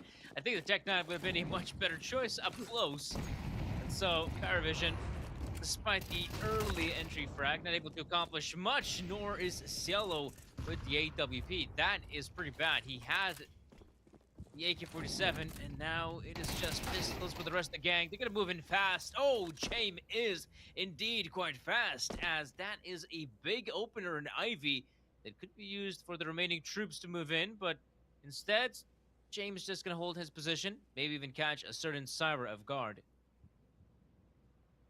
Or just back away. Maybe. There's options. You'll realize it. Tech 9 going to go and join the rest of the troops. The bomb's leaning over towards the brown halls. It's going to be a B hit. But they've got to get past 2. It's Christo on his AWP. Nut on the bomb site. Look at this position. So difficult to contend with the Tech 9. Belchanov can be the first point of contact. Nut. Beautiful spray transfer. Makes it all 3 on the spray down. And James, who was straggling behind, the man that took the contact in Ivy, will be the last to have a say in this round. Nut's hungry for him. He wants the 4K. He wants to stat pad a little bit here. He's up on the top end of the scoreboard. He's got a real opportunity here to extend it further. With 25 seconds left, James needs to be careful because, you know, he wants to take a fight before that clock expires. Dying after time would be worst case scenario. And instead, it's straight into the barrel of Nut, feeding the beast, feeding the confidence of the young Dane. And you can see, yeah, some laughter, some smiles coming out from the team that are behind because they're building up momentum.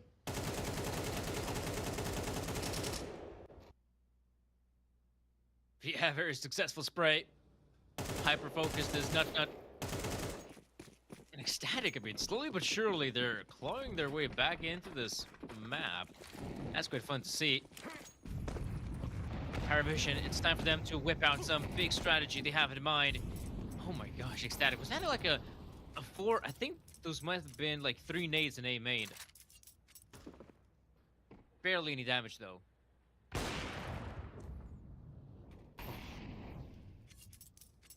Again, Christo.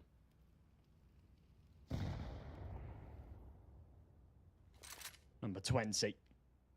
Belchanok the first to drop a static, surely not. They were looking down and out of this game. It felt like a lost cause. But their map pick coming into fruition. We're starting to realize why they chose Train, because their T side is locked and loaded with all these little pocket strats, and the execution out onto the B side. They've not spotted Nut, but the timing's brilliant. Jame and Nota to draw the numbers back into the 3-on-3. Christu can't stick around, needs to wait for the cavalry to arrive. And whilst he sees the creep up the ladder onto the Train, he can't fire off the shot. Analele needs to be the difference maker. Sierra in the back burner on the flank. But how long can they wait for him here? See smoke start to fade. AW's in prime position. Oh, the timing's everything here. Ooh, and time in general. There's barely any left for the remaining ecstatic players. They gotta give this one up. I feel like AW keeps on spraying. And as we can see, yeah, there's barely any time remaining. So Power Vision, a huge victory. They take it to the round. And Christo, again, for the second time in a row, he uses the same angle to find the opening frag on Belchanok. There we go. You can see even Belchanok was so aware of it. Peeking into the angle, hoping to get that shot, but still Christo reigns supreme. But despite all that, Paravision still successfully take control of this site. And honestly, it was quite satisfying that Nut he held his position for as long as he did. He tried to go for a really smart play, but obviously did not expect the fourth player to still stay in ramp and then shut him down. I feel like, you know, Nut's positioning could have been key and could have lended Ecstatic a victory, but the situation is that the scoreline is 12-8. Ecstatic, now they have to worry whether they have what it takes to achieve overtime.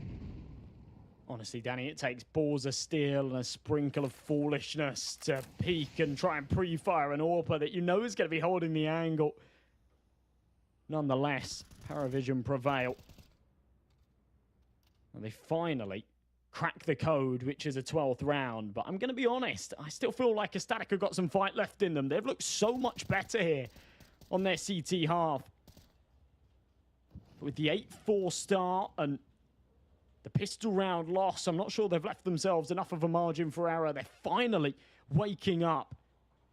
And that could do them some favors on Dust too. It also keeps the door open for 4 in a row to maybe take us to overtime here. Comes right down to the wire. 35 seconds left. Util deployed out onto the A site to sell a bit of a fake. Nut's not going to be fooled. He's still sat holding. And the molly will run down this clock even further.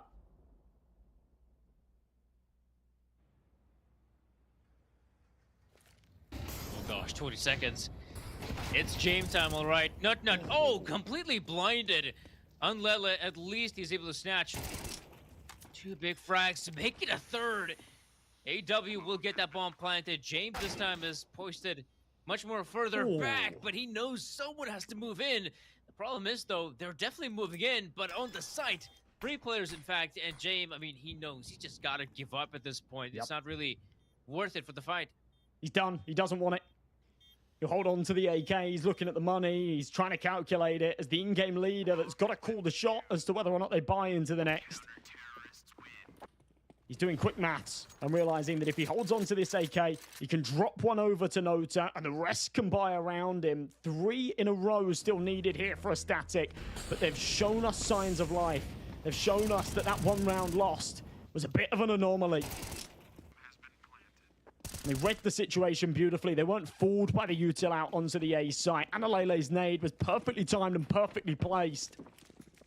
The Static are pushing for 10 rounds here. Christu with the AWP.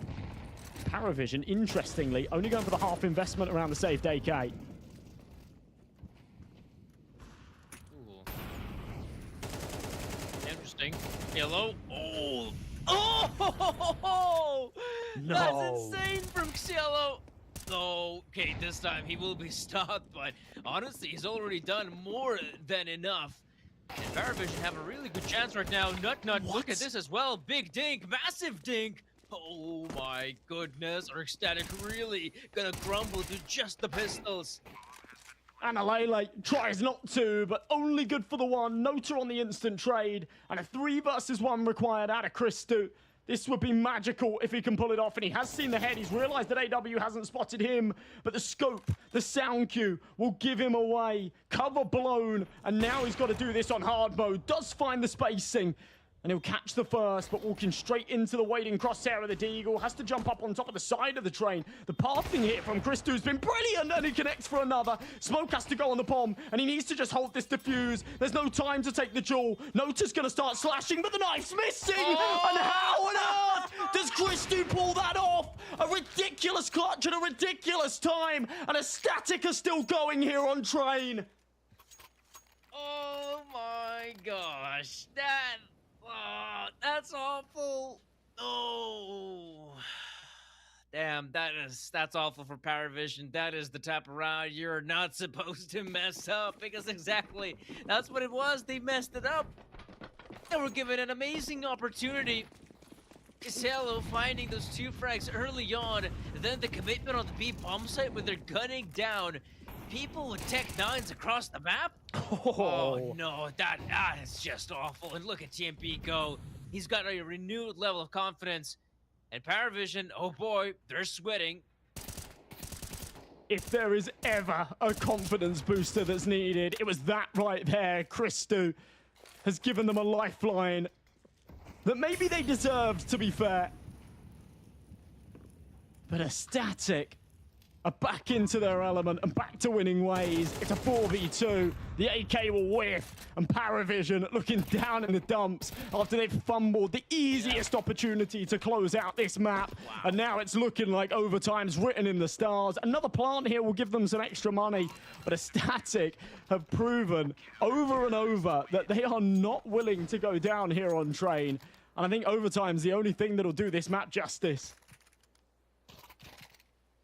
Yeah, I feel like one of the big problems was, well, the very simple fact that they just did not want to engage that offer quickly enough. I feel like that was a real big problem. And yeah, basically, that was quite the issue. Paravision, well, not going to take a breather, not going to take a tactical pause now. They'll just try to roll with it, and man, oh man, someone's gonna have to come up huge right now. I don't know who could it be.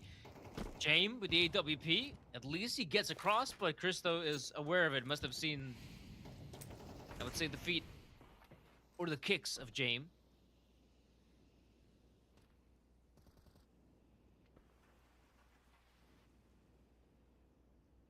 Final round of regulation.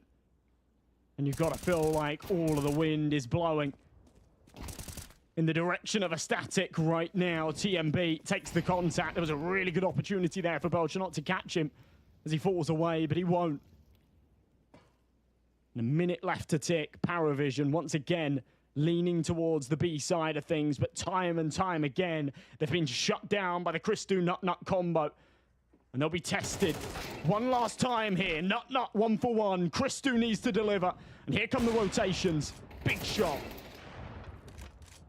Oh, this could actually change it up completely, but it's again Christo. How is he still hitting shots? Casello, ooh, up close. Gets it against TMP. This is quite doable. The nade. Oh no. How is he still alive, Casello? One white swing could do it. Oh, or Christo with a pistol can also accomplish it. Christo to save the day once again. And somehow, Ecstatic not giving it up. They still have a fight left in them. Unbelievable. Christu, the hero they needed. And he's still doing everything. In the clutch at the end, it looked a little nervy. He got that nade over. Nearly finished off Casillo. But he kept his cool, swapped out to the pistol. Had the awareness that Casillo was going to be low enough that the P2K could get him gone with one bullet. And a Static, just unbelievable here on train.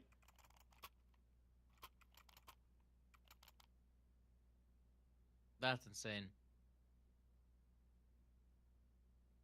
Oh gosh. I don't know, man. I feel like, you lose that round at 12-10. I kind of feel like that's probably going to have to be it. I don't see a world in which they could actually now bounce back. The mental reset, I don't know, it could happen if they somehow just win an amazing clutch or No. have one of their individuals pop off. AW, that's a good start, but won't be good enough, despite how close he was. 3v3 ensues. TMB, that's a sound cue, but won't get anything out of it. James nade connect. All right, there's still a chance for Paravision at 3v2, but TMB is sneaking past. Is he going to be aware of James, though? He has actually pushed up Ivy a few times, James, and has just instantly backed away. TMB seems to be kind of aware of it, and he catches James off guard. Oh, Nota. He's going for the default plant and realizes Belchanok's position. He's got to accompany it.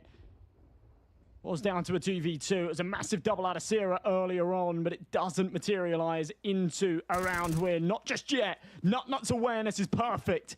With Belchanok gone, it's a clutch required out of Nota. He's here towards heaven, but so many angles to clear and not a lot of time to do so. Both players with kits and a fair bit of util. They can get a smoke on the bomb and just try and commit to this defuse while the other plays protect the president. Nutnut from the site goes down. Nota, this is brilliant. TMB just doesn't have time. He'll get a nade in, but knows that the round's a lost cause. It does good damage, but it won't mean anything. As here in OT, the money's no problem. Nota will go down with the ship, but more importantly, it's a 13th round here for Paravision. That's good for Nota as well. Remember, he was that final player who was left in that awkward situation against Christo. So, winning a clutch like that, that's going to be good. That's going to instill some confidence. And also, it's quite good that they managed to win at least one round in overtime. Means that they're not giving up. 13-12 now. Ecstatic. Still need to keep their head in the game. Ooh. Finally, the bombardment works wonderfully as James definitely wanted to go for the early peak. And that's always the scary part of AMA, and I feel like you may never know when the opponents will just chuck in 3 nades in your direction. Speaking of nades, forget about them. Look what's happening with the rifles. Casello and company moving quickly. Belchanok quick on the trigger, and that is the B-bomb site under Paravision's domain. Yeah, too many rounds now. Christo's gone for that path, and of course, this time they just pre-fire him. Won't be given the opportunity with the AWP. Of course, this is a retake that a Static will go for, but one that they are not favored within. Belchanok, once again, caught out here, getting aggressive into the CT spawn. This time not Nutnut, it's Analele instead. Double up close to connector. Bears fruits as Casillo spins around and knows where the last is coming from. Sierra can't bring anything on the flank, and Casillo is locked in right now. He's frustrated that they're even in this position. They shouldn't be playing OT. This should have been done a long time ago in regulation. We can see again, there's no major frustration yet, but emotions running high. Yeah. Paravision are determined.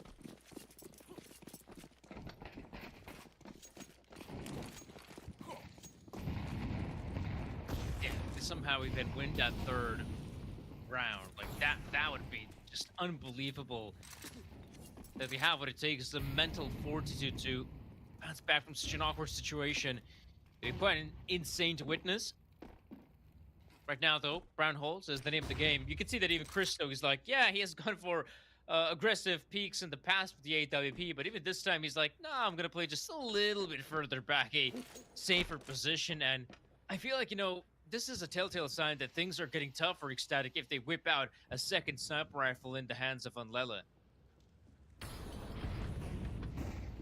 Could be the answer they need. It's back into the B site, and Christo doesn't pull the trigger. Belchanok finds Nutnut, but Christo is back to business. A 3rd kill found, a massive whiff out of Casillo. And Christo eventually will go down to the nade, but it's Analele's 2nd sniper that wasn't anticipated that now starts doing damage. A Static won't go down without a fight here on the CT side. They will take a single here in OT, but it wasn't their defense that was the problem. It was their attacking half, and now they move over to that T side. They might have problems. And you can see, yeah, the confidence isn't too high right now in the Danish camp. But they're still alive in this map. And they've got to start playing like it.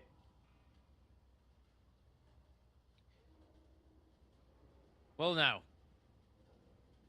I did not expect to see that even a team like Paravision, after that devastating loss, can still pick up rounds on T side. It actually shows to me, you know, some mental resilience. Even though I kind of feel like, you know, some of the players maybe not on point or as sharp as they might have been before. But now, yes, they're on the CT side, Josh, and this is where they have shown a really good string of rounds. Props to Christo as well. That's a great frag on Cielo. The Observer wasn't even wrong there to move away from Christo and switch over to Casello, saying, yep, well, there's no chance that he fumbles this trade, right? So very wrong. Christo. Ridiculous 3 to find. Solidifies the round. Paravision still in the lead. Still the best chance to get this done in OT1. Static have got their work cut out for them. They need 3 on the bounce for a victory. 2 would secure double OT. Nota behind the E-box. Ready for someone to come close pop. Won't be the case. Bombs over towards Ivy. Presents being put into the brown halls. And the Static have been given a bit of room here. They'll walk all the way up. AW's on the site holding, but from an arm's length. Oh, wow, that is a very swift rotation from Paravision, even though it's just been the utility usage, but none of the players have been spotted. That's a good reason why Excel decides to come back. Oh, just in the nick of time as well. As right about now, Ecstatic, they will have control of the A side. Luckily, even though Paravision did make that over-rotate, Nota, that is such a great position. I'm surprised that Syra was planting it for Connector, even though they had no presence of that area of the map. And now you can see 35 seconds remain. Christo with a great shot on 1. And now at 30 seconds, this is getting awkward for the T side. They need to get as close as possible. James is just waiting. But the problem is, the longer the T's wait, it gives a chance for Belchinok to get in position. Oh my gosh, they have a player in Pop Dog already. Can you get that bomb planted? I think the answer is a big no. And Paravision, what a great win. My, oh my. After all of the heroics out of a Static, to get it into overtime from regulation, it was looking doomed. They find themselves facing map point on their own pick. 2 more needed to get them into double OT. That was a good opportunity, but as soon as that bomb was delayed, they're all sat in post-plant positions with no fuse on the round. It's very awkward to then go and try and retrieve it. As you say, they weren't even able to get it re-established. So 15 to 13, Paravision with 2 chances to get this one over the line. And into Dust 2 with their heads held high. We've seen very few 2-0s from them in recent days.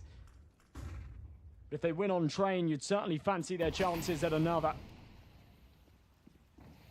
Util's good, keeping a Static at an arm's length. Paravision do need to be careful, but Nota's going to push all the way into main.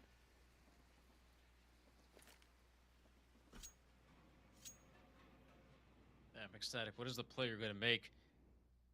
You can see that Paravision, I mean, with them having Nota in A main, that's already like a really good position. Not necessarily for him to get frags, but to gather information of what's happening across the map. And with that said, it's a good reason why Paravision can keep those 2 players on the B bomb site still. Quite passive positions, not like a full commit. 40 seconds, Christo is just going to start deploying utility over the A bomb site, but they need to show some players as well, some flesh, to keep those CTs guessing whether this is the B bomb site or not. Oh, TMB has snuck past through Connector. Belchinok has no idea. Oh, Belchinok won't be able to catch him on the cross. This round was looking like a bit of a lost cause, but a Static have played it to perfection. The positioning is just too strong. And Paravision with a 2-man disadvantage. It's overtime. There's no real reason to save. They'll have a buy in the next regardless. But they realize that there is no chance at this round. The bomb's already halfway gone. And AW stuck behind the smoke. The best he can expect is damage, and he will receive it. But it will be 15-14. We'll go down to the wire again. The Static just unrelenting here on train. That timer was ticking, and they didn't have a lot of map control. I was starting to worry. And as soon as TMB establishes himself into Connector, and Paravision had left that gap, You could see the cogs turning, and the defense just collapses. Still a job to be done. One round away from extending play further. And giving us a barn burner here on Train. Well, I guess I was right all along. We had to get comfy for a best of 3 like this. I'm not comfy, Danny. I'm on the edge of my seat. I'm shaking. Oh. But you gotta get ready for this, Josh. It's obvious. A squad like Paravision, who hasn't had, I think, a single clean win in the European closed qualifier, is about to give us a lot more Counter-Strike, as to be expected. And even though Ecstatic are considered the underdogs, I would not consider them to be so far off one another. And yeah, 15-14, Paravision have a chance now to close it out. Admittedly, though, one of the big problems for them in the previous round was, you know, that push-through connector. I feel like I was quite surprised to note that none of the players with CT side heard it. Xello, well, this is what he does when the going gets tough. Xello will move in for frags. Oh, the flashbang is too good, but at least Noda is able to snatch one. Still a 4v4, and he can still maintain a forward position on A main. It's a bit of a fumble from Nut there to die to the molly, but yeah, once they had the early info, Casilla was burning in the flames. Sierra's dealt with it well. That's the biggest piece gone. 25 and 20, and the superstar rifler has to sit back and watch this round unfold from his chair. Christou with an important shot onto Nota, pulls the numbers in their favor. A minute on this clock. And whilst we haven't seen too many of these A executions, it might be what's on the cards right here. An important fight from Belchanok to win, but an instant trade back out of TMB. And now there's room. Now there's options. Jane rotating over. AWP in hand. Doesn't get the opportunity. Sees the head poke over. TMB needs to maintain this map control because the bomb's coming to join him. Flash deep. Game has to turn. Big flick. No shot. Trade back. Perfect. And it's all onto AW to clutch this up. Using the ladder to his advantage as well. But Christou, yeah, he's got a really good angle. Doesn't really have to peek. All he's got to do is just wait for Sire to get in position, and he'll have a good sight line on AW. And man, despite Paravision's best efforts still in the first half of overtime, securing the 2 rounds, they only get 1 on the CT side, which is quite perplexing. I thought that here on the CT side, they will have a much easier run of form and might just pull through, but I guess we do need another set of overtime to figure out who's going to come out on top, as right now it is a really close game.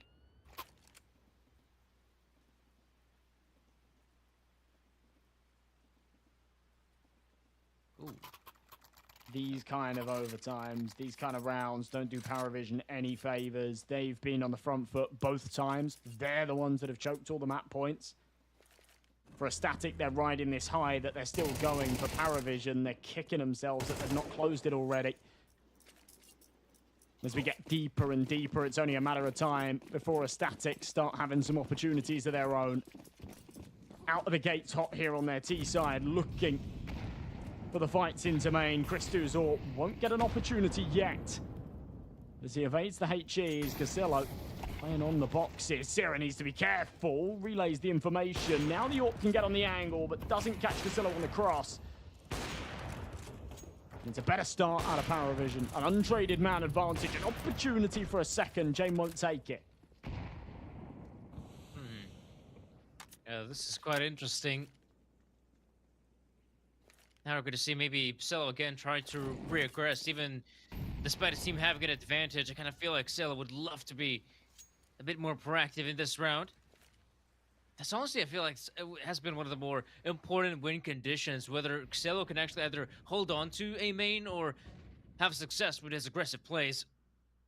So far, I feel like he has been part of that Paravision success a few times. They've actually won at OT. Now we can see again, just smokes being deployed on the A bomb side. I'm guessing A side commit. Surely. Has to be the case. Smoke missed. 40 seconds. Nota up close. Needs to make sure he doesn't overdo this, because whilst he does have support, if he falls without too much damage here, it could be problematic. Molly onto Castillo's position. What is he doing? He's just waiting for someone to peek, and they're more than happy for him to burn to the flames. James, AW, and Nota will make sure that their teammates' death is not in vain as Paravision mop things back up. Castillo, the only casualty. And all right, a better start, Paravision.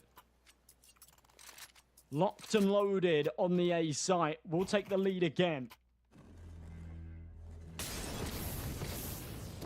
Oh, man, that is... going to be Paravision taking that one. I had my doubts, even though they still get that opening frag. Maybe we're going to see a couple nades in A main. No, not really.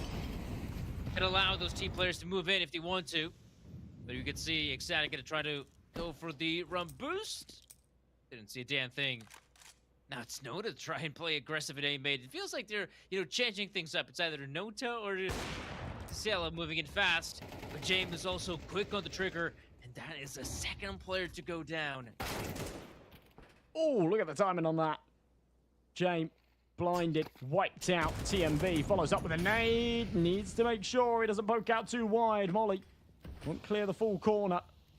Still the numbers lean in Paravision's favour. And if Christou overextends to find this kill, then the man on top of the train, that's Castillo, will shut him down. So realising that is not a duel he wants to take, starts to dial it back in a little bit. It's a real shame they do have a molly, but it's on Alalele. I'm not sure why he doesn't deploy it here, to be honest. They know AW's still in the corner. Yeah. Still, yeah, no intention of sending off this Molotov. Instead, they're going to do it with a flashbang. Big kill Alalele, but there's the trade. Castillo getting caught out.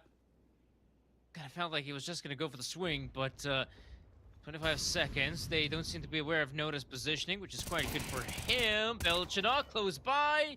Oh, Christou missing that shot. You knew he's going to be a goner. Now with 15 seconds, TMB recovers the bomb, but yeah, a player in red train as well as camera. Maybe he can get a bomb plant, but really, he's just going to book it towards B, but there's no time. Yeah, nice try. Yeah, he thought he did. He's off by a second. That's a bit of a shame on the timings.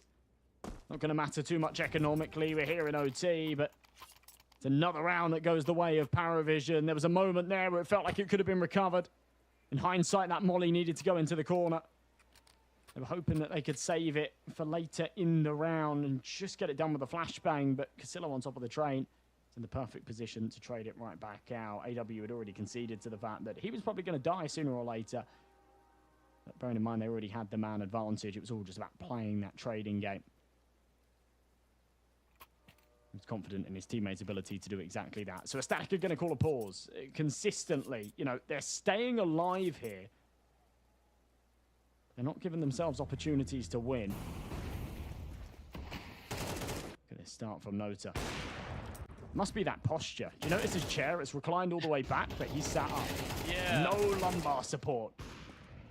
Yeah, honestly, well, at that point, what's the point of a chair? Like, just whip out Get a the stool, stool. yeah. He should be sitting on one of those yoga balls. Oh, yeah.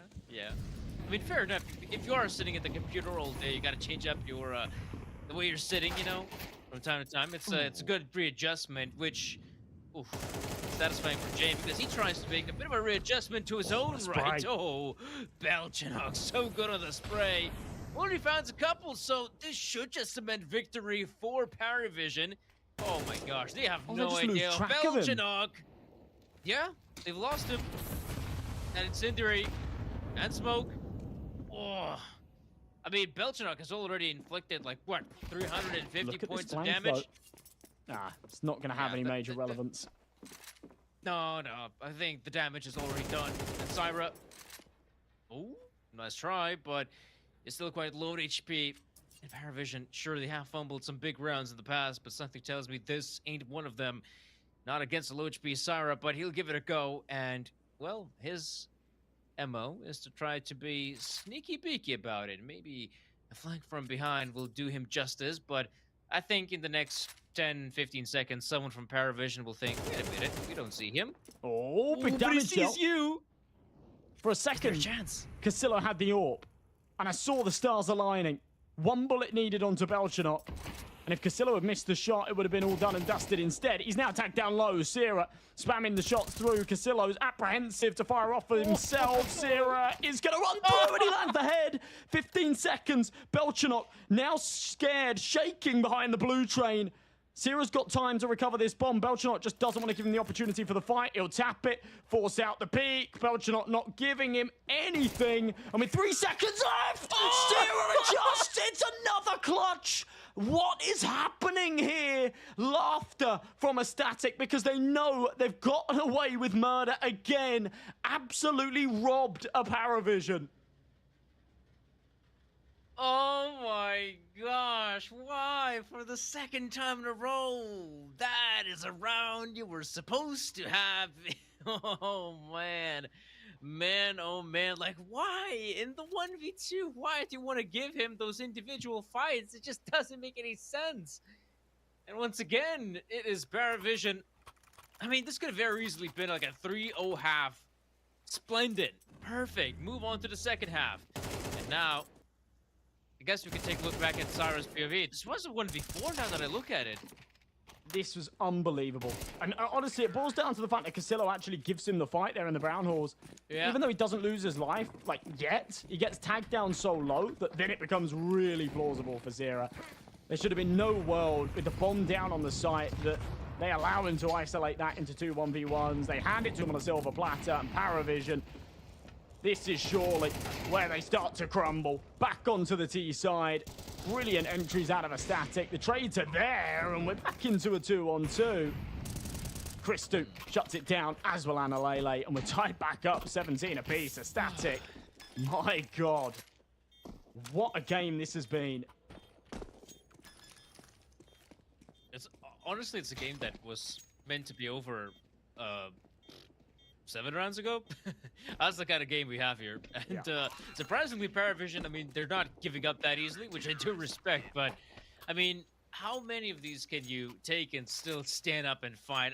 I feel like, you know, it was quite surprising to note that after losing it in the 12-10 scoreline, they still have what it takes to keep on fighting. But now I feel, yeah, maybe some of the players are just checked out. Here, it's a very inspiring push on the bomb side. You can see timing is awkward. Costello is good with 1 frag, AW as well, but still, though, despite the pace, it still was not enough. Danny, this game was supposed to be done a lot more than 7 rounds ago. It was 12-9 when Christu pulled off that ridiculous clutch. The 1 versus 3 that kept Ecstatic's dream alive. And it just doesn't feel like it would do it justice if they don't bring it home here on Train.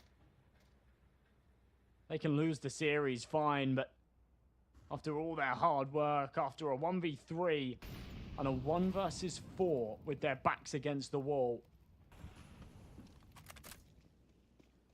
it can't be anything other than the fairy tale ending here for the Danish squad. The minute on this clock, Paravision taking a bit of map control, but they haven't taken any contact yet. TMB just playing the top of the ladder, waiting for a bit of info. They're more than happy to run down this timer. I was wondering whether Team B is just going to go aggressive, but no, smoke is good enough. Those are some of the last bits and pieces of utility they've deployed, so it's all just going to come down to raw aim. Right now, the read from Ecstatic is they're keeping more players on the B-bomb side, believing this is the inner side hit. Again, TMB has a lot of information of the A main, but this could be deceiving. Spots out AW, goes for the swing, but AW, I think, is in the more better position. Doesn't matter. Jade, though, moves in from behind. Big frag found. This will force Christo to back away. 10 seconds, very little time, but just enough to get that bomb planted. Meanwhile, boost. Oh, this could be good. Oh no. Casello finding frag. Not there we go. He's got the high ground for 1. Maybe a couple more, but Belchanok is close by. He will, of course, expect another player. That's 1 going down. Christo as well. Whoa. I'm surprised Paravision win it out. I mean, Ecstatic. They had some solid positions, but apparently that wasn't enough. TMB's flank wasn't able to deny the plant. If that boost onto Ticket would have come a second earlier, it would have been everything. Yeah. But whilst it finds one, it isn't able to connect onto the multi. It isn't able to deny the plant. And Paravision on the other side of the smokes just are happy to receive a static through them. Round number 36 could be where this all ends. It's double OT, or sorry, triple OT or bust here for a static. The molly comes through. Analele will hear them cooking within it. Jame on the other side, recipient of the HE, but it won't do too much damage. In fact, barely does anything. Oh, that's massive! Out of nowhere through the smoke, Analele takes the double. I think we're still going here, Danny. I think we should.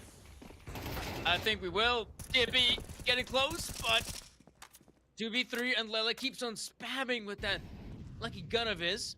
And right now, he might even catch No Tough Guard, but Nota's got the awareness. Cristo is still good for the sniper, and Casello has been finding loads of impact for Paravision.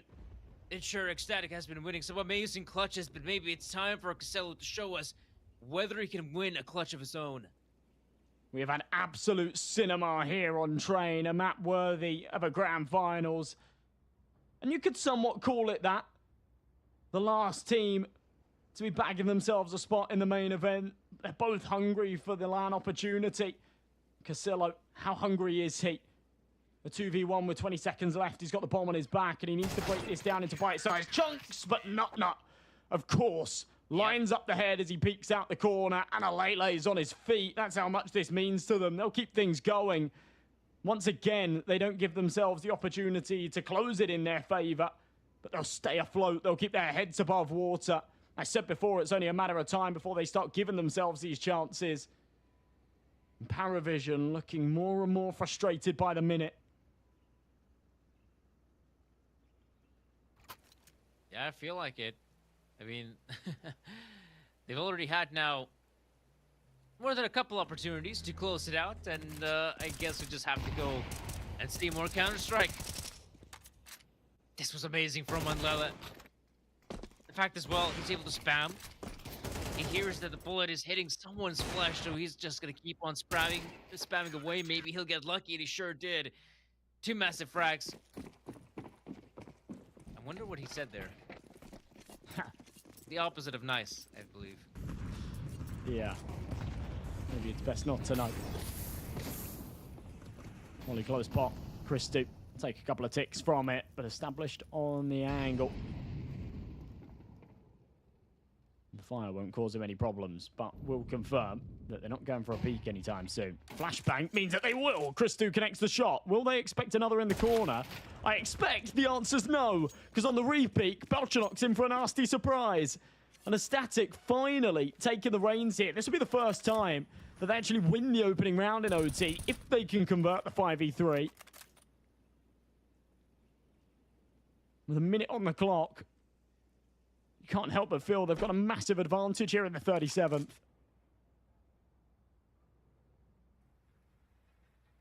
I feel like they should convert this one without much of an issue. Ecstatic. Of all the players needed. Wouldn't be surprised if TMB might even just push through that smoke and win popped up. But I feel like Krista will make the call first and foremost. There we go. A player being legged. Nut is there as a finisher, or the nade can also do his job for him. Nut coming in. That is all up to Lonesome Casello, and he is just being gunned down. This is probably one of the cleanest rounds we've actually seen all OT. Honestly, like, these rounds have been back and forth with just a couple players surviving. This, however, the complete opposite of that. I think it's certainly been the cleanest round from a Static. Feels like every single one of their round wins is in the form of a ridiculous fumble or clutch. So Paravision. Great start to the round from Christu, though. So well played. Establishes the early angle. He finds the gap. Fuses it brilliantly. Lots of early damage dealt onto Casello. Eats the nades as he tries to go for an aggressive position here in main. They'll be aware this is a possibility. Look for the timing. Out. And alongside the push from Long Dog, Belchanok ends up with a double entry. And Sierra's got a lot on his plate here.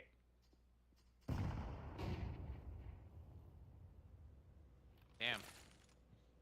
You can see those two players really close by in some really solid positions, like they should be able to dismantle Ecstatic and their puny attempt at a retake. Christo, though, nice shot. Love the fact that Xillo just responds instantly. Sarah and Nutnut are still alive, and right now, it is Sarah that's causing a lot of headache. He's trying to move in, knows the positioning of Xillo. There we go, Nutnut is able to find one. The retake is definitely on. That smoke deployed on the bomb. AW and Nota just waiting for a sound cue, waiting, and now it has happened, and this time Nota will not miss. Doesn't need a knife to finish off the job. He's got a rifle that does it for him. And they'll stay locked in. They know exactly where it's planted and not even keeping things close. Nut, as soon as he gets on that C4, takes a bullet to the head. It's a good attempt on the retake from Ecstatic, to be fair, considering how this started. Look at that double entry from Belchanok's POV. Shouldn't have even come down to the 2v2. It's back the other way from Paravision. Tied up at 19 apiece. TMB looking to get close and aggressive. I think he will be taking a fight soon here towards Long Dog. Sierra's found first blood elsewhere. TMB will be happy to go 1-for-1 here. The molly's deployed. Nota's looking the other way. Oh, man. Things go from bad to worse. TMB smokes it and escapes. No chance for the trade from Belchanok. That is a brilliant start from Ecstatic.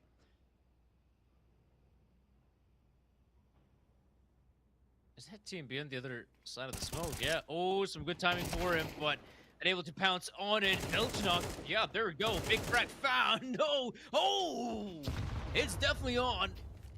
Belchanok almost eliminating Unlela as well. Smoke on the connector giving a huge chance for Paravision to at least move into the side. Maybe even get that bomb planted as Ecstatic. Not the best positions. However, Nut, I do dig this from him. They're set up and ready for a hit onto the A site. That's just not coming. Paravision have pulled the plug. They're headed elsewhere. The fast rotations through connector, though, is what makes this map CT-sided. And the AWP, unfortunately, misses. Double setup here for the retake. Not really what you want, but the HP is kind of what they have to stick with. And it means Nut's M4 has to go huge. Belchanok creeping in from behind. They anticipate it, but it's not going to matter. He'll double down. It's not quite the ace, but a 4K out of the superstar rifler that's been holding this together for Paravision in OT3. Nota requires the entire roll of paper towel to wipe the sweat off of his hands. We saw him ripping off sheets earlier. He's given up with that. Sweaty palm syndrome. There's no cure. Not when it's as contentious as this.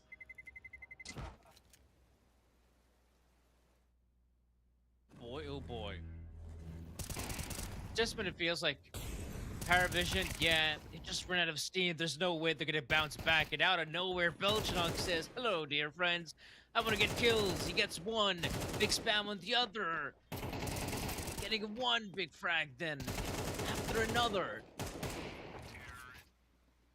But the insane showing. I feel like, if anything, Paravision right now just has to rely on guys like... I feel like 3 players need to stand out right now. Cielo, Belchanok, Jane as well. That might just be enough for them to secure the W. And all they need now is just the 2 rounds. And they string them together. Honestly, those 3 have. In fact, all 5 have. AW was what held it together in regulation. He was putting up the big numbers early. He was going a little bit quiet here in OT. And another opportunity taken by Casillo, who pushes himself onto 35 kills, by the way. Unreal. After 39 rounds, it doesn't sound as crazy, but still putting up a monster performance. Over on the other side, Christo almost matching his freak with 34 of his own.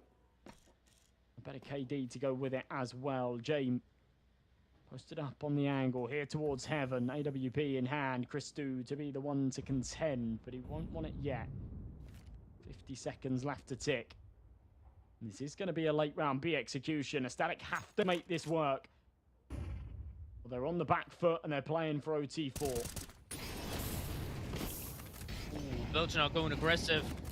Actually survives with Not a lot of damage dealt on him, but now he's so aware what's happening with the wide swing, and he has Nota as backup. The remaining players are yet to make their move on the side. Crystal goes down, TMP with one response, but Paravision, okay, they win the round, but not that excited about it. Not that excited about it. They shouldn't be. Okay. It's nice to see a little smile out of Casillo, but it's instantly met with head in hands. Yeah, just a little reminder of how many map points they've actually choked so far. I'm realizing that they may have a little bit of a curse on them here on train. Despite the fact that they've got 2 more opportunities, there is nothing to say that they will take them. For their sake, I hope they do.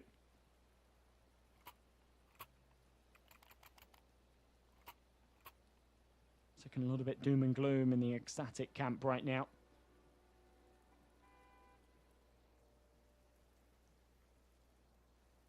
Not too happy about it, I feel like.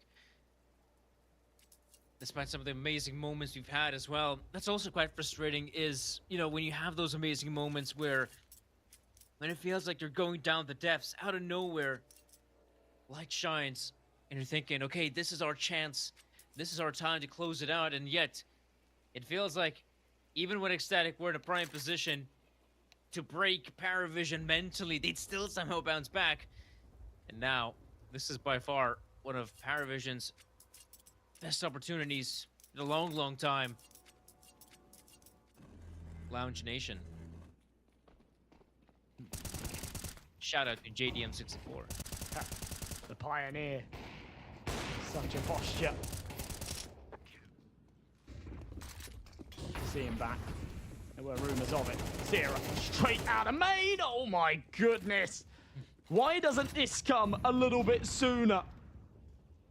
Comes into his element. Out of main. 2 massive entries. He will be traded, but the numbers in their favor. I think Christu saw the barrel. No, he doesn't. He doesn't react. Still gets out of there. Belchanok. Time to get back to his shenanigans. He's been a beast in these kind of scenarios. Catch the timing. Oh, no, he won't. Nut's ready. Analele with another. Jame left by himself. We're not done yet, Danny. Paravision are going to fumble yet another map point. And it didn't feel like anyone did anything particularly wrong. Yeah. It was just that lifeline adrenaline kicking in for a Static again. And showing us more.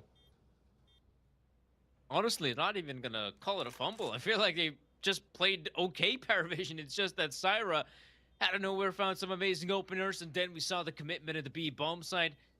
Belchanok allowing those few players to walk past him for the sake of maybe getting a freebie. If they don't look at him, but they sure do.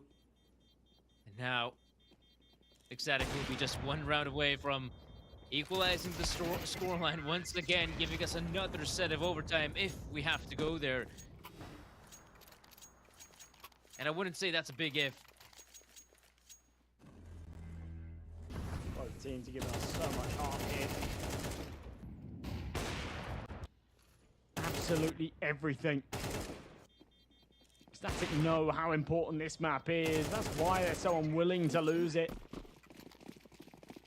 1 more would extend play further. Paravision.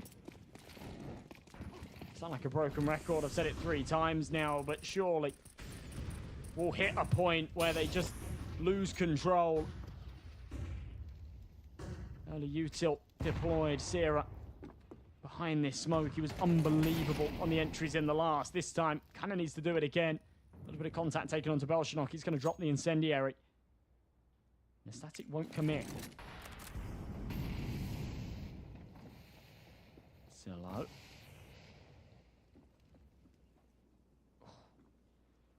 Oh my god. Sierra's ready. That's huge. Wow. He was given a lot of free roam there. Oh no. It is all falling apart once again for Paravision. Jame, you have to save the team, man. Oh no, it's just not gonna happen. And it will be another round of overtime, because of course it will. AW, no chance, even with the AUG. Some fine openers found, and surprisingly, yeah, Excel's positioning just simply wasn't good enough to try and stop those players pushing out of A main. Now, on Lele, okay, he does go down. Belchanok. Oh, give it a chance, but Oh. again, he's just so low in HP. They know his position. I don't know. He'll give it a shot at least. Oh, no, Danny! Oh, no way! Belchanok, can he win an amazing 1v4? He's expecting the players to be in connector, and he's also right about it. And Belchanok, he might just move in quickly. But Syra is there to save the day. A sigh of relief rather than a celebration out of him. That was one hell of an attempt from Belchanok. We'd seen our fair share of crazy ecstatic clutches. It did feel like it was time for one out of Paravision. We won't get it. Sierra, though. My goodness. Back-to-back rounds where he takes matters into his own hands. Just keeps his team above water. They are not sinking yet. But they are hitting a bit of a wall here in terms of... Yeah, they're great in the high adrenaline moments. They're great in the rounds that they have to win, but... The second the pressure's off, they seem to struggle. This again from Belchanok. Sierra. Just an amazing adjustment. Brilliant timing for him to start to walk out as well. If he got stagnant, if he stayed in the corner, there's no doubt he would have been pre-fired. That would have been a much harder fight to win. Warp out on James again. He's been a superstar. He's found 32 kills. He needs more hit. He'll have the opportunity to do so. Sierra again out of main. Oh my god. Oh my god, Sierra. It's just the one this time. But his aim was on point. You know, he had his crosshair placement on the player, believing he's going to be there, and he was so right. Belchanok, oh no, is usually the only line of defense on the B bomb site, and with him going down, AW will follow shortly. But not yet. TMB from behind. I mean, AWB... I mean, you got players up above him, right behind him, and now, right in front, TMB. Out of bullets. I can't believe he actually comes out on top. That's actually quite sick, but the remaining two players need to bust their way out of connector. And I mean, those long-range fights will favor the T side all day, all week, and Paravision, yeah, I wanted to lose their weapons. We'll try to save them. Even though it's OT and they start the rounds with $10,000, money can still be an issue if you end up losing a couple rounds in a row. Okay, carbon copy of OT3, a static. The first one's out the gate. It's a good round. It comes off of the back of Sierra finding space again. As soon as he does, that's when the trigger's pulled onto the B site. The rotations are a little bit slow. And Paravision. We've got to give us everything now. Jane, centimeters away from his monitor, he can smell the pixels. With that AWP out, understands the assignment. Belchanok the run boost, fast on the angle, beats the molly. Should be an easy kill onto Analele, it will be. That's a great start, but it's Sierra again out of main to draw blood. And Paravision can't find any bandages because Sierra has hidden them all. And he's still smashing heads. Oh my god. Belchanok, he's done it time and time again. He might just do it one more time. If the call is there, then I would 2v2 situation, ecstatic, both players sticking together. I like this. Right now, Belchanok, is he just gonna go for a very long wraparound, or yeah, it looks like he's gonna do exactly that. A very long wraparound, meaning that he's just gonna walk past those players. I mean, he has no idea that currently Christo and Sarah are just moving down to lower bomb site. No one is looking at them. And James, well, he's nowhere near them. So there's a great chance for bomb plant, or maybe...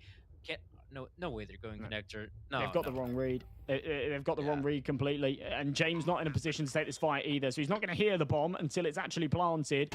And then by going in for the individual fight, it leaves Belchanok on an island. He needs an ace clutch to get this one over the line.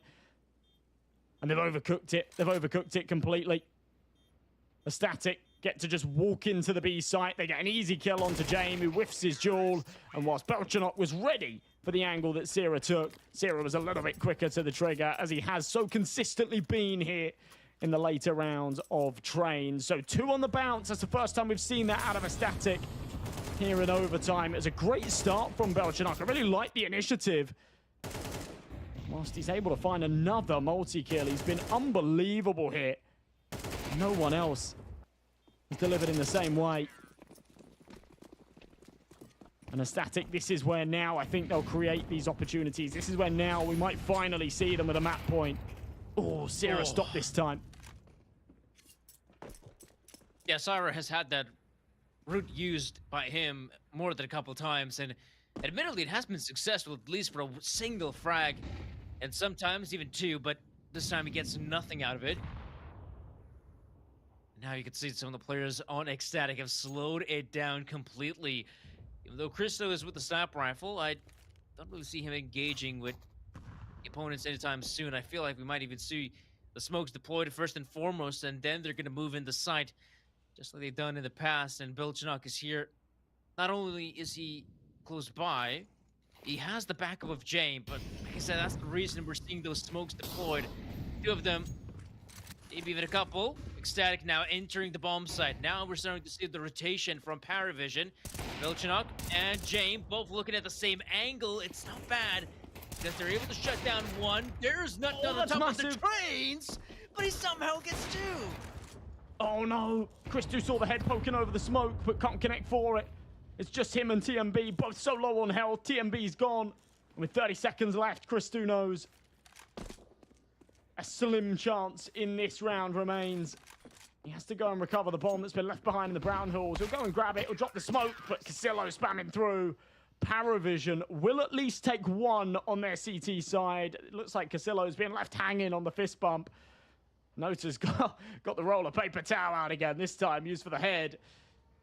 Because this one is a sweaty, sweaty game.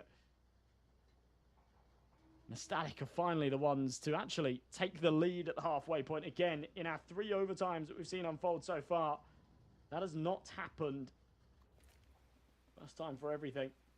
Maybe the last time here as well, if Paravision don't get their act together.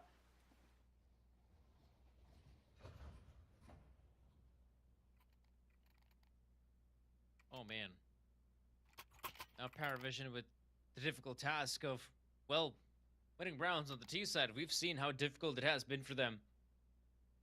And right now, I think we're asking quite a lot out of Paravision. Ecstatic now have the chance to finally reach that victory. 2 rounds is all it's gonna take. One, to at least get another set of overtime.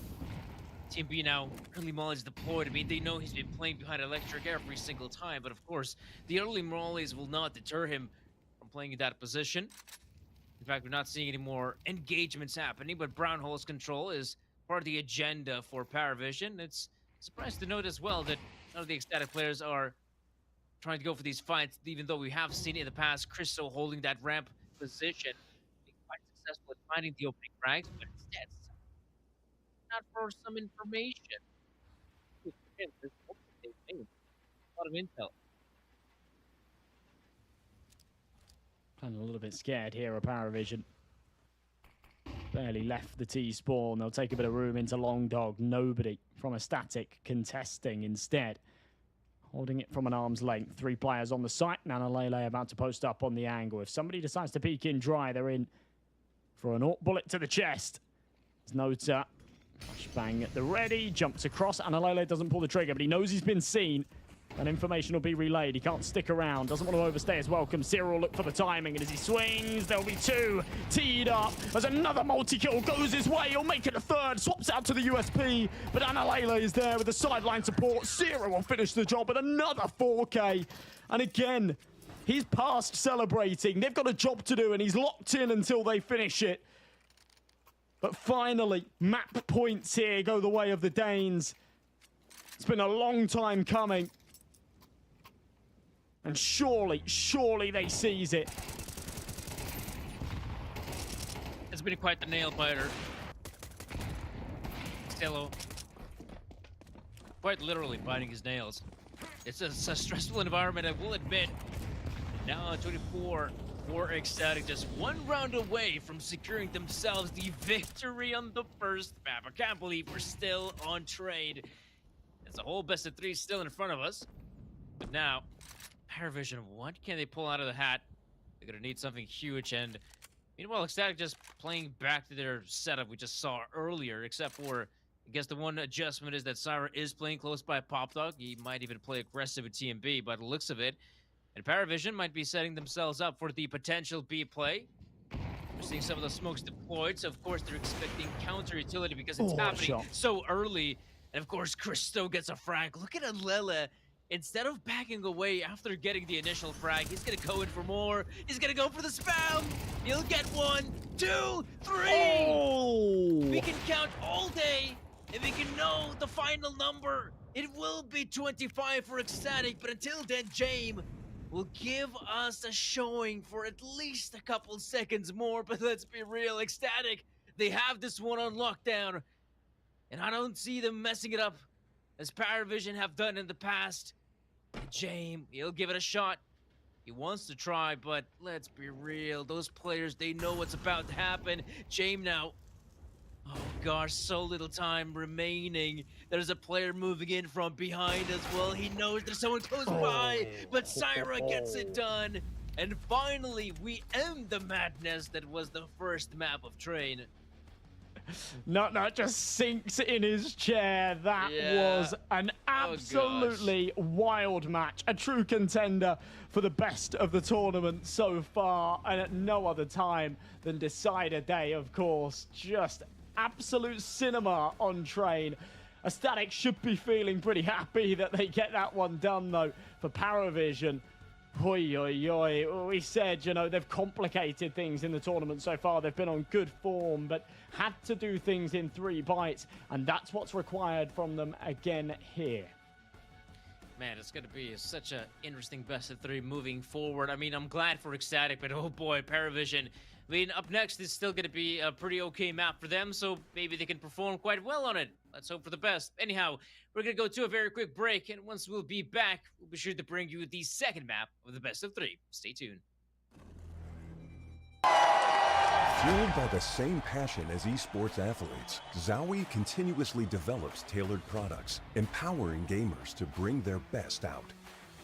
Today, we are launching the all-new XL2566X Plus, which uses the newly developed Fast TN panel and upgraded Diac 2 technology. The new monitor series continue to evolve, refining details to ensure players can perform their best consistently in games. This December in Budapest, Star Ladder is back. With the audience at all group stages. With an incredible arena for 20,000 spectators and a sensational Counter-Strike 2 action. He needs to move. Once more. Welcome to Wonderland. It's so good. And Tony denied. Join us at the Budapest Star Ladder Major.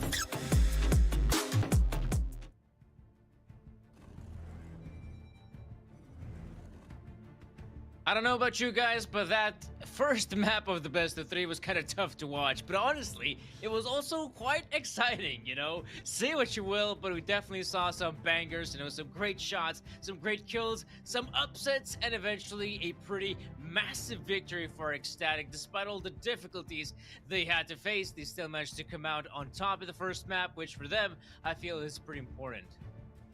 Absolutely, yeah. Static should be over the moon with that one. When we saw the cams at the end of the game, it was more relief than anything else. But yeah, I think afterwards, when you let it set in a little bit, you realize just how magical that comeback truly was.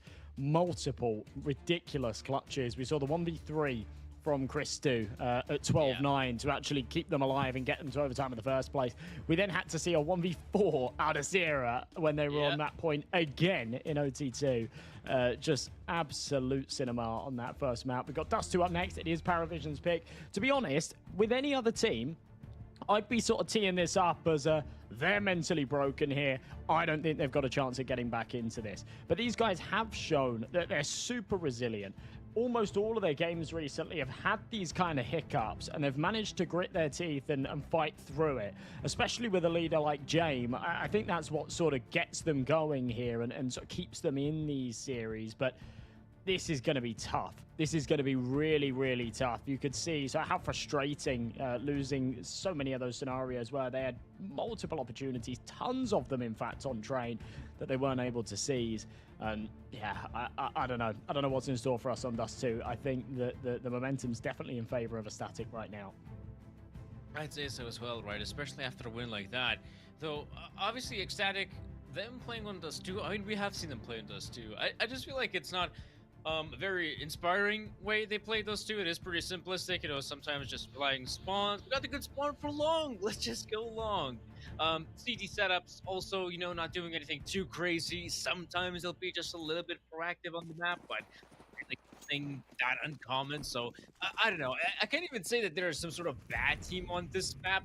I just feel like, you know, they just play a box standard Dust 2, which honestly, there's not a lot of room for innovation, but who knows? Ecstatic now gonna play the 2-1-2 setup. There we go. That is as basic as they can get. Yeah, good nade though. It's really important for this CT AWP to be sort of firing shots, and Christu has absolutely been doing that in map 1, so I expect him to deliver here. You know, the versatility that it has, the ability to just be present everywhere, because most of the time you're playing a CT side based off spawns, so depending on where he spawns, depends on whether he goes for the long pick, whether or not he's trying to fight mid, whether or not he goes for something aggressive up short. Big flash in, TMB, good for one. Christu, as the supporting piece is smoked off, can't do a lot more than just tap through bullets, but he's dealing damage, making this a little bit easier for Nut and Analele on the B side. It's clean. Nut still. Good shots fired off at the USPS. The second player to go down. Now it's all up to Nota. Ooh, Nut. Playing around the Xbox. Fantastic work. Honestly, that push of the B-bomb side, you're thinking, man, I kind of feel like the T's should have at least some chance, but Nut was able to just use his mobility to his advantage. Also, it kind of helped that he did have the backup on Unlele with the dualies, and this two-man setup just demolishes Paravision's advancement. It will. It puts them around ahead going into the second. It's a full eco here. Remember, we saw the shenanigans at the start of train. The second round force that came through. Then it went back the other way in the third. Just against the Glocks. You don't expect that level of resistance from Paravision. Stopped by the molly. And if they play through, they're dead to rights. HG is going to do massive damage as well. For Paravision, it's all about just finding a kill or two. They can get a bomb plant, they'll be laughing. They're becoming increasingly unlikely. Group up and head over towards B. That's where Nut's waiting. He had an exceptional pistol round. He's looking to add to his tally. M41S at the ready. But players will come his way, and he's got also the backup of Unlele, who has been a trustworthy teammate. And who, Nut losing a fair amount of HP, but no worries. He's got aim. He's got his teammate, and he's got that lovely Zowie monitor. Little plug. I love it. They look insane though. 600 hertz down here. I didn't even know it existed. Yeah. Not. Absolutely stat padding right now, though. Obviously only against the Glocks and a fair few of them low, but he's sat 7-0. As we go into round number 3 here on Dust 2. A little bit of a bonus in play with TMB's MP9, but honestly, shouldn't be too much of a problem. There's a good opportunity for a Static to make this a third. That would be huge. Over on the other side, Paravision with a couple of Galils. This is far from a perfect investment. HE should do massive damage, almost max onto Casillo. He will pop a flash into short for Noto. Maybe he won't, because the Incendiary rocks up. TMB gets out of that.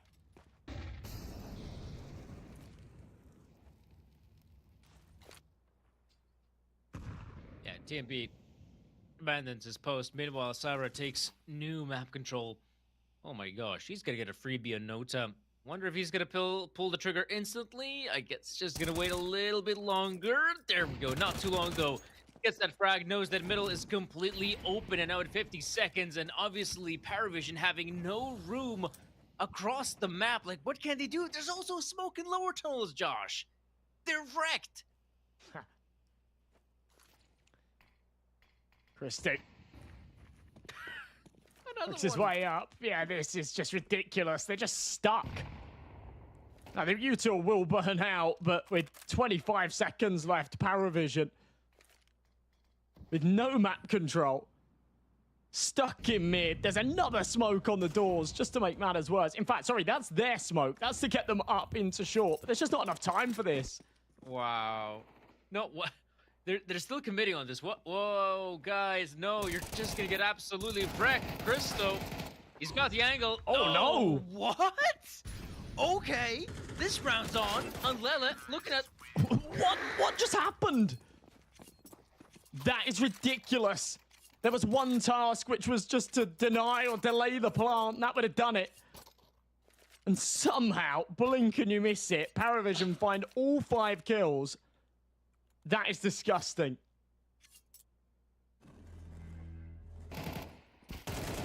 How?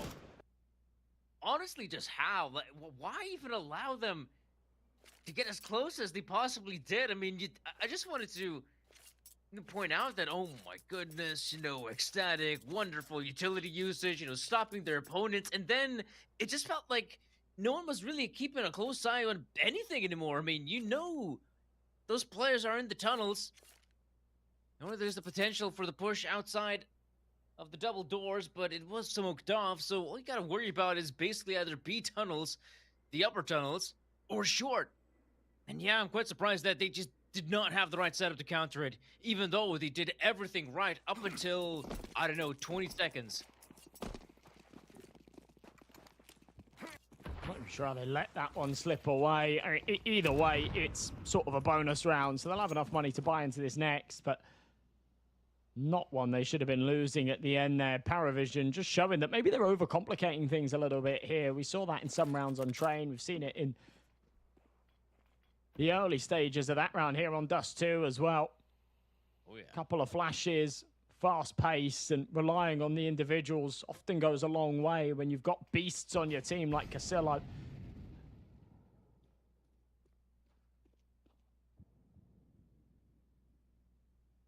Round number 4, they're all grouped up in long. And a Static have made the wrong call. They'll push up short. They'll give up the A site for free. How quickly is it going to take them to realise? Now they're starting to pull it back. Now they've got all the pieces in place. Yeah, the only piece that's missing is Nut, but then again, they do have some really good positioning. That smoke, oh, that is such a lovely smoke. They can definitely use it to their advantage with that flash. All they gotta do is just hold mouse one. You got Syra popping off, Christo joining the fight, and now they're just gonna keep on pushing through the smoke. And this is what we were supposed to witness in the round prior. Paravision getting absolutely destroyed. AW, nice attempt. Jumping on top of Elevator, I feel like that was a nice play from him individually, but yeah, Paravision, once they see that smoke right in front of him, they don't slow down. They're just gonna push through it, and we just saw Ecstatic counter it so well.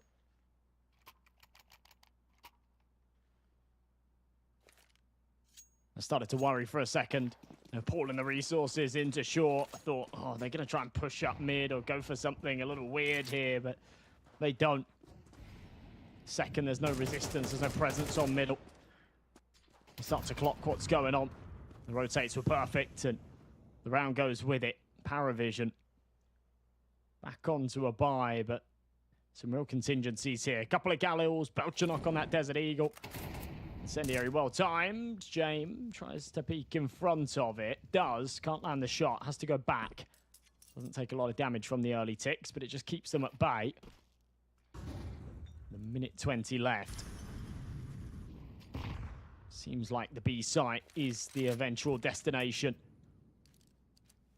The Static need to be ready for this. It's only Nut on the site.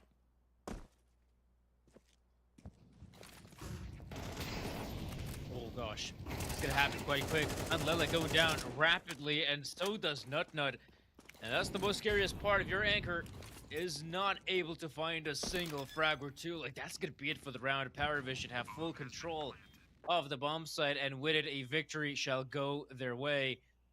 Fast, an explosive take on B works out wonders. Yeah, for the remaining ecstatic side, I mean, you know, the jig is up. Syra, Christo, TMB have to save their guns, and that's obviously the best way to go about it. I'm actually digging right now. I mean, I know it's still early days in the first half, but I like the fact how proactive Ecstatic is being, because I've seen them play Dust 2 in the past, and I always felt like that, you know, maybe they weren't proactive enough. I feel like they should start, you know, probing and peeking a bit often on the CT side. So far, that has been pretty okay for them. Let's see if they can keep it up. Better round. Well called by James. Paravision had the right idea, that little bit of early presence onto short. Pulled the second prong on B away. It's a very, very difficult site to retake, so you want to avoid pulling off the second man as much as possible, but it's obviously a lengthy rotation, so if you think it's going to be an A hit, you've got to pre-fire it a little bit. Sometimes that can cause problems. A quick timeout from a Static. They've still got money for a buy. Obviously, 3 rifles being carried across will do them some favors in that department.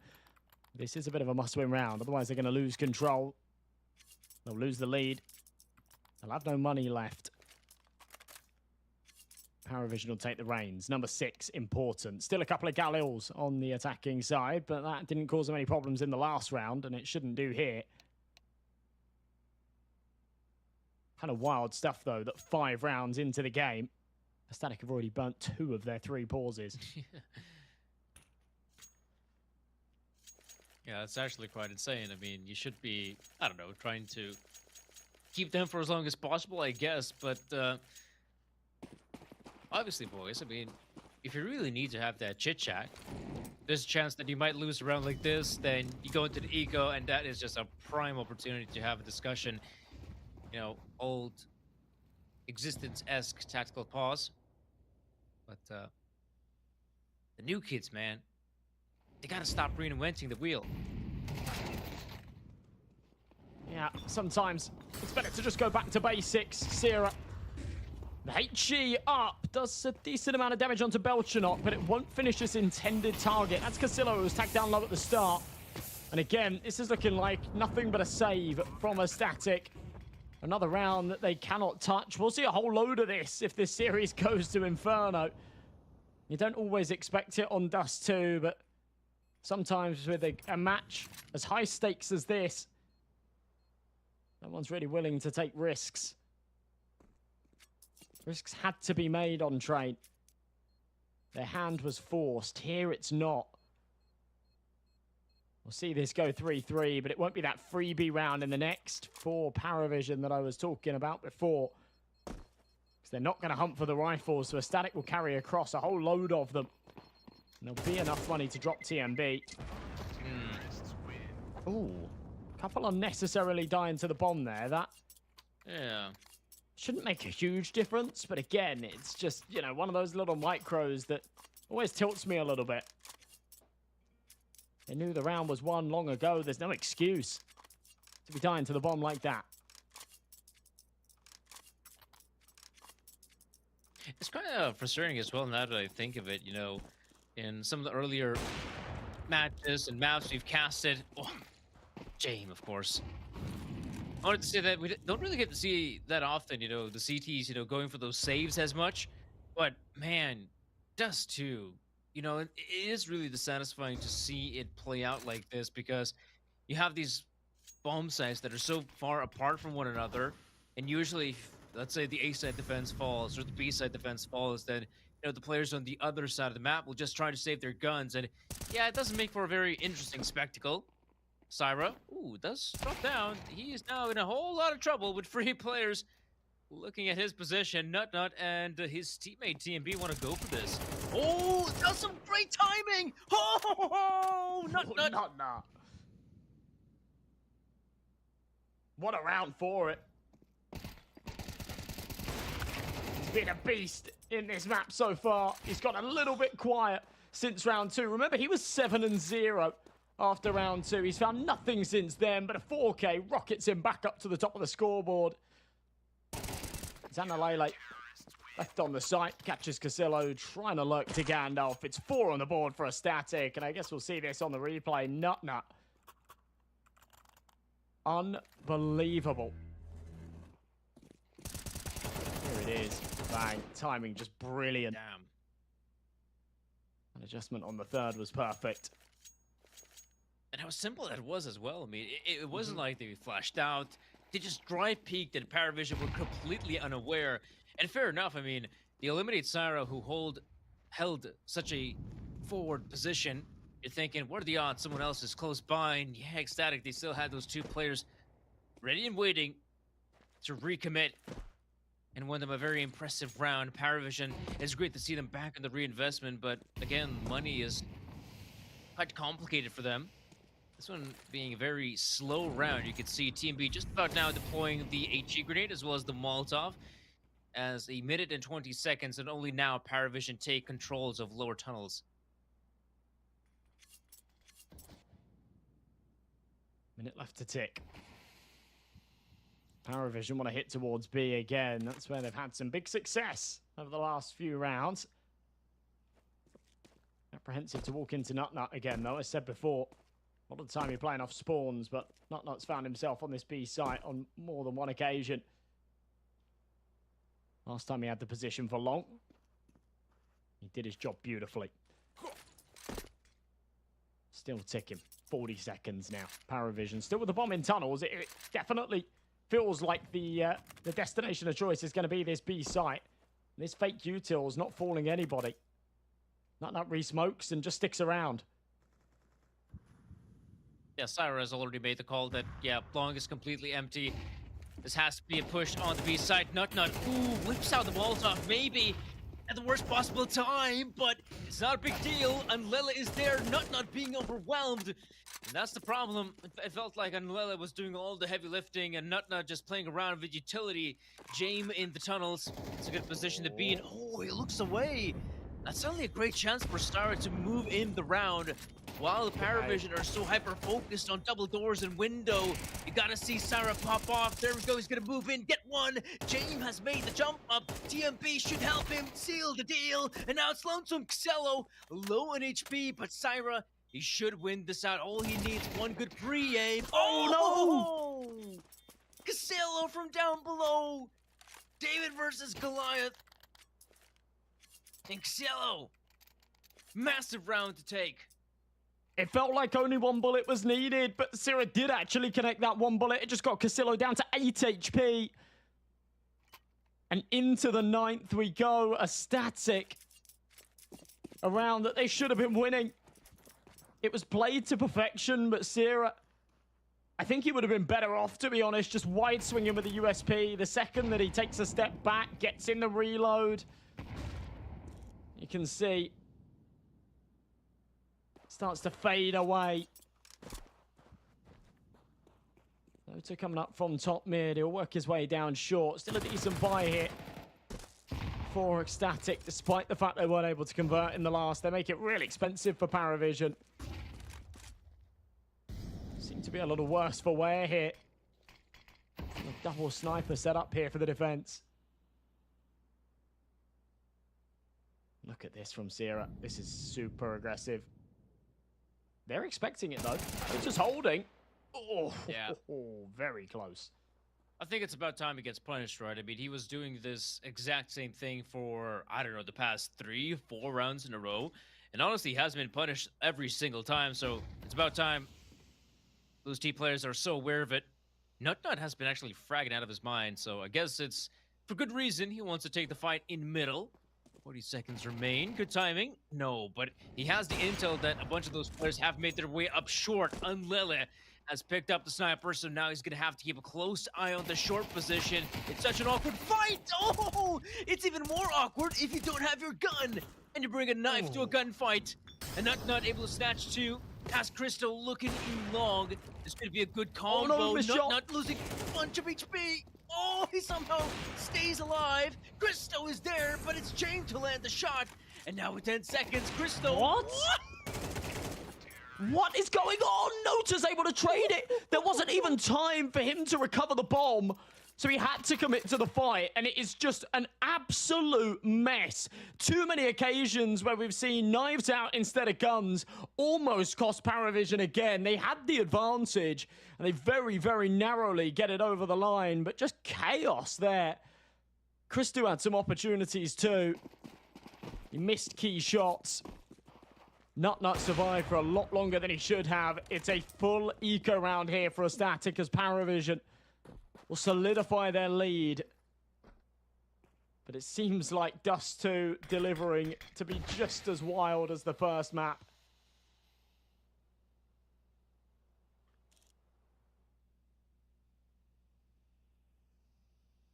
Yeah, I'm quite surprised by some of the, I guess you could say, individual mistakes that are made. Quite surprising indeed. But Paravision, at least in a pretty good position to get themselves the 6th round in. TMB, ooh, sees the head. Oh, there's a player right. Ooh, AW.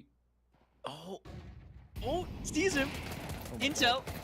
TMB actually doing damage. Good damage as well, but it's good that AW, yeah, able to save his teammates, get them all the important intel and as well as frags. Ooh, that could have been quite a tough round for Paravision.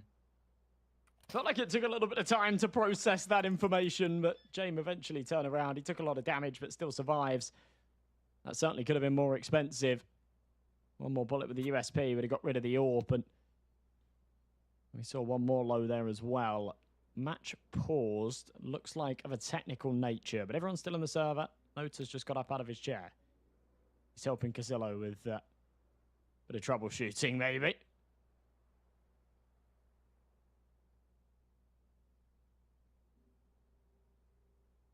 This has been a weird start, though. You know, a Static have had so many opportunities. If you flip this scoreline around, if you changed this and said right now, you know, a Static were 7-2 up, yeah, I'd believe you. You know, they've had that many opportunities. They've had that many advantages. But just like at the end of Train, where it felt like every single one of those unadvantageous situations was going their way, this time it feels against them.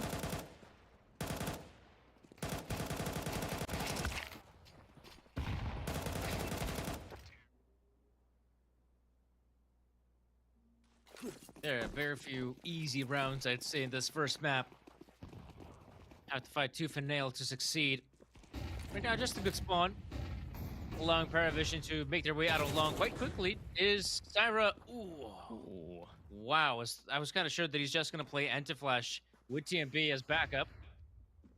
What's happening long. I didn't even see the full commit from Paravision.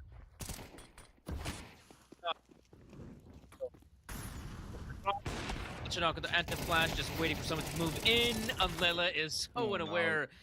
No. Wow, they're just gonna gun down one of these players one by one. Nut is also taking the hit in Paravision. That's already 7 rounds in Ecstatic, apart from some of the gimmicky plays we saw from Syra pushing out a long house. Honestly, we haven't seen any more aggression from the CTs. Primarily, they've just tried to play their default setups, and also in this round, have a few more players on closer towards A, but still wasn't enough. And the problem is now money. Money's a big issue for Ecstatic. It really is. The final round of the half, they'll have to throw themselves at it with whatever they can. And that is 3 MP9s, 2 FAMASs. They're going for a bit of aggression. They've taken control of the B tunnels as Paravision work their way down mid. They will be aware of this. The Molly will cause TMB some problems. The spam's good, but damage back the other way. Oh, doesn't actually connect for all too much. Sierra struggling.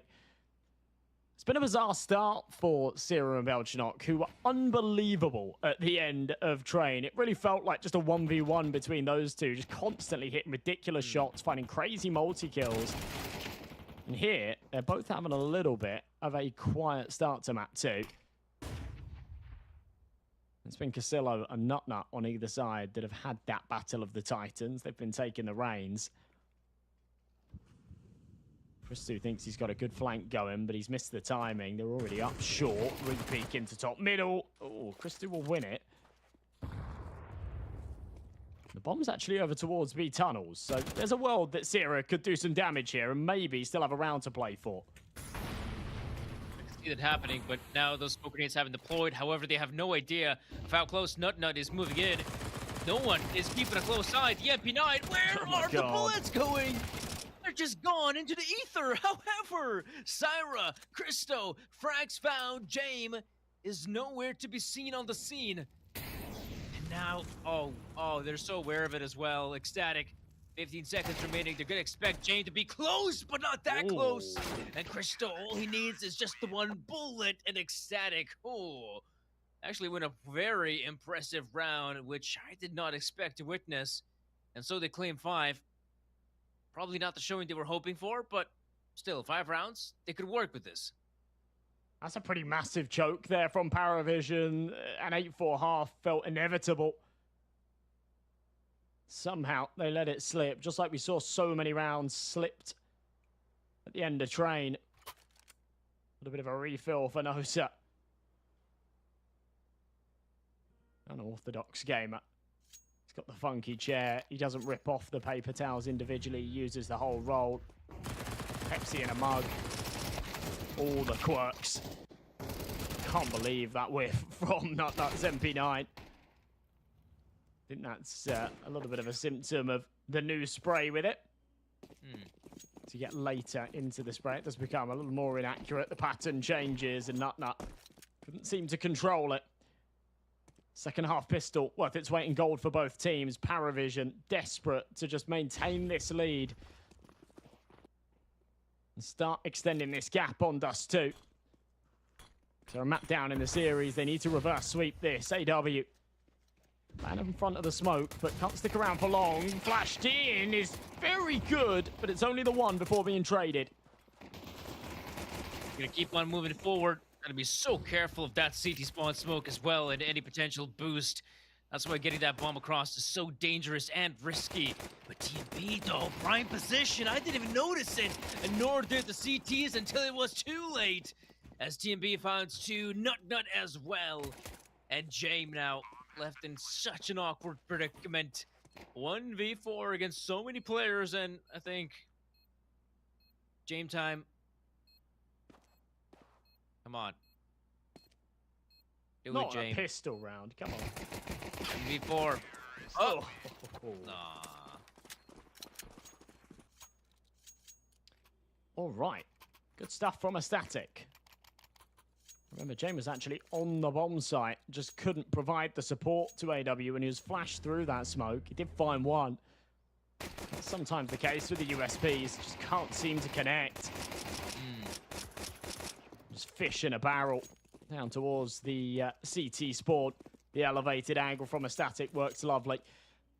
6 rounds, very good chance to make this 7. There's not much of a buy here from Paravision, except for James Scout, that hits a monster shot to get things started. It's not a retrievable rifle. I think Analele should make sure of that. Throw it out of the map, I assume. Yeah. The rest of this round should be a breeze. AW still staying hidden. Oh, those players with USBs. They're moving in on the B bomb side, though. That could make things interesting. AWB. Up. All right, Syra. Avoids disaster. No, no, no. Okay, okay. He's got backup. James goes down. Yellow as well. Okay, 7-7. Disaster avoided. And at least 4 people are alive. What is happening with these rounds? Just constantly. The USP is getting way more than they bargain for in these situations, and whilst they actually don't find all too many kills, they inflict a hell of a lot of damage, and you do see a world, especially when Sierra runs out of bullets and starts swapping to his sidearm. That could have gone very wrong, because it did get messy. 7 apiece. Paravision out with another buy. Jamie went for the scout investment in the last. Down to a FAMAS here as a result.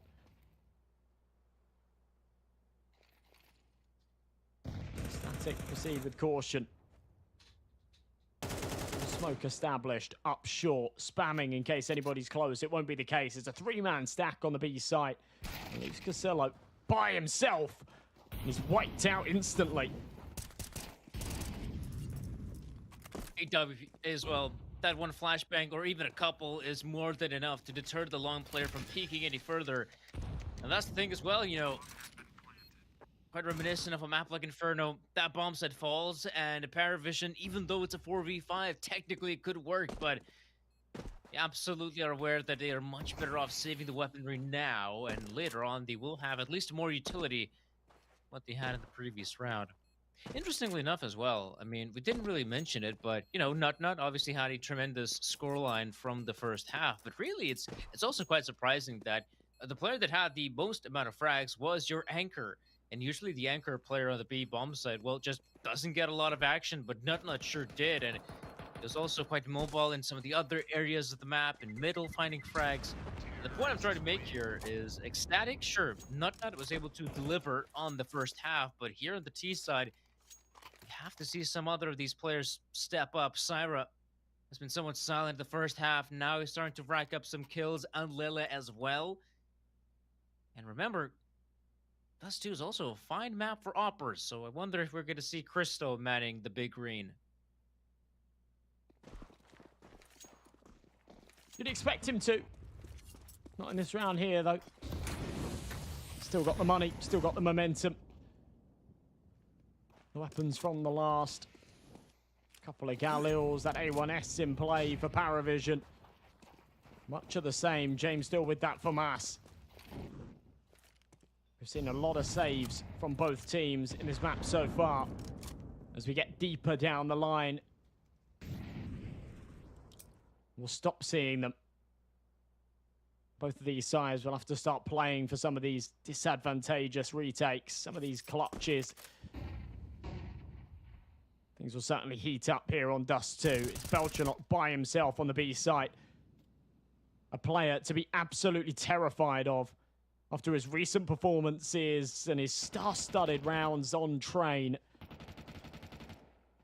But right now, he's 3-10. He's having a hard time. B site's been left open. Belchanot takes contact. It's a nice kill onto TMB, but it opens the gap, and Sierra will close it real quick. Smoke onto the doors, and they've got free reign of the site. A 4v4, and the bomb's going to go down. That's exactly the case. I mean, on the B bomb side, if you're able to get that smoke deployed on the double doors, that basically cements you the victory. It gets you the round if you're ecstatic. And I like this as well. Unlele hearing the footsteps. Can he be rewarded? Oy, quite close, but not enough. Nota will survive with just 8 points of health. Yeah. The remaining players will just go on a save, which for Paravision, they decide to go for a bit of a turtle up setup on the A bomb side, you know, kind of neglecting the B bomb side in its entirety. Ooh. And right now they're trying to save the guns, but honestly, it doesn't look like it's going to happen. Maybe Xelo could save that one rifle of his, but what was supposed to be a 4-man save, now you end up having Xelo by his lonesome. Oh, did he get him? I don't know. There's some smiles out of Nut, so maybe.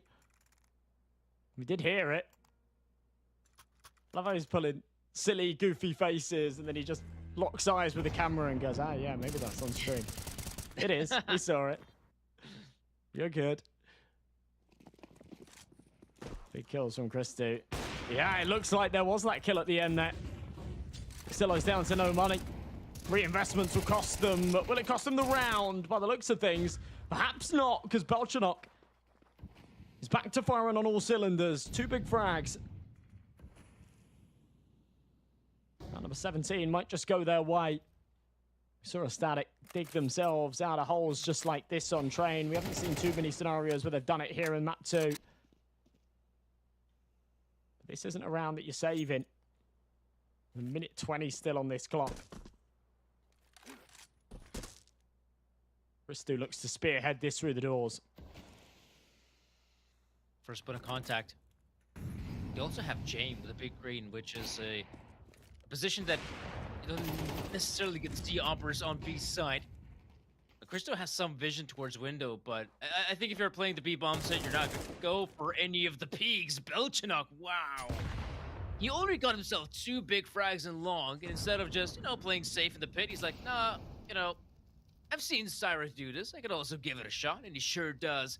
But a third player going down, putting Paravision in a very winnable position, but Christo and TMP not giving up that easily. 30 seconds. Christo, ooh, what happened to AW?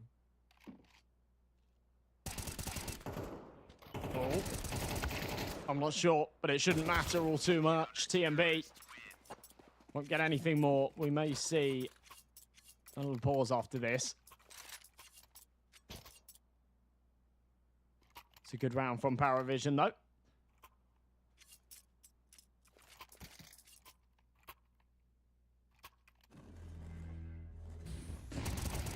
We get a replay of the Belchanok double at the start. Yes, we do.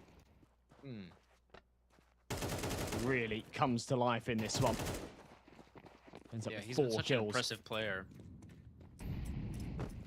Love to see him play. Love to see him find that impact. And right now, he might actually find some more impact on the B side. Belchanok, whoa, still with the spray. Unable to press any other buttons apart from mouse 1. And just when he is needed, he's out there delivering massive frags. First and long, now the B bomb side. And if you think you can avoid this guy, apparently not. Ecstatic. Right now, the lead they had will be diminished. Belchanok, so good. I can't say that was the cleanest of sprays. I know Belchanok's crosshair kind of shaking there a bit, but hey, it worked out in the end, didn't it? It absolutely did. He made it look like he was facing up against an eco round. Oh, James. Giving that one for free. It's only against an effective eco here, but James does not discriminate. Still keeping the shots coming. That's on a Christo as well. He has that hero sniper. In the middle of the chaos that Belchanok caused in the last. And just before Nota cleaned up the last, we did see a very nice shot out of Nut Nut, but that was about it. So he's in pursuit of putting his 20th kill on the board. He's been very good here on Dust 2. I can't imagine we'll see much out of him here in the 19th. 17 points of health and just a Glock to work with. It's Sierra that's got to do it all here with the sniper. It's been recovered, and honestly, as more and more time ticks, it becomes the only real plausible option for Sierra to just back off and hold this AWP into the next. It doesn't make any sense. Yeah. To throw himself at it anymore. I'm surprised that the AWP came out in the first place.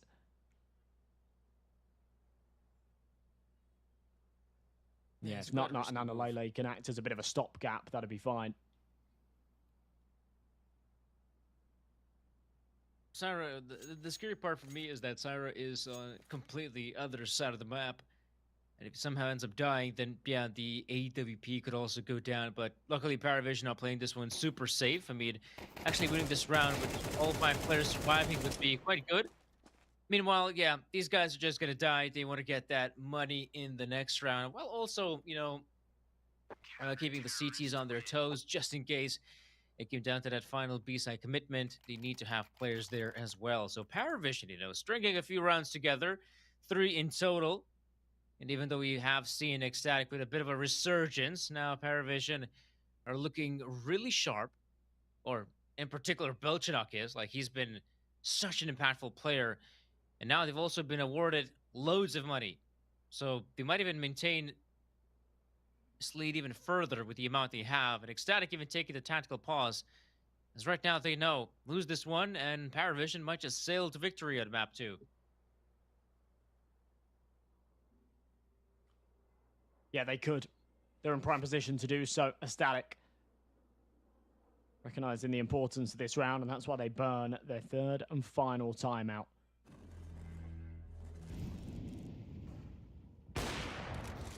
See that easy little freebie from Jame in the last. That one wasn't such a freebie. That was a very nice shot onto Chris Stu. Round number 20. Kind of all or nothing here for Ecstatic. They realize it.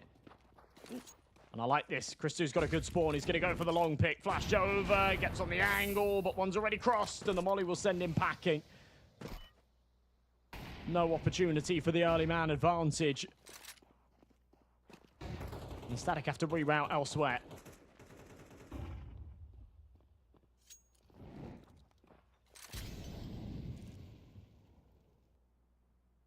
Ooh, look at that two-man setup. The upper tunnels. Okay. I was kind of hoping whether Belchak is going to go aggressive like that, but apparently not. He's just taking a more forward position. Ooh, that's big. Nut finds an opener at the B-bomb side. Cello with the off angle, though. Sour tries to use it to his advantage, but nice flashes come in, and Cielo will still play aggressive. Double doors have been smoked. This could have been the opener Ecstatic needed to get onto the B-bomb side, but now with Cielo's positioning, that is no longer an option. Pochnock. A big piece to take out. He had a slow start, but he stepped up massively. In these last few rounds, a 4 versus 4 and 40 seconds left to tick. James got a good angle. He's got the AWP in hand. And a bit of util on his belt to work with as well. Support from AW if needed. And they're going to go for the run boost. Timing is brilliant. Christu's out. And as the incendiary may delay the plant, it shouldn't stop it. James connects. That will. And now a 2v4. And the priority here for Ecstatic, I think, is just to tap in these digits, get the extra money guaranteed, and pay for the post plant. Pray for the best. Nut needs to play whack-a-mole. Heads poke over. Oh, can't quite connect. Thought he got it. Now in Lelet, close by. Oh, readjusts his crosshair, thinking he already got the first guy, but apparently not. Paravision.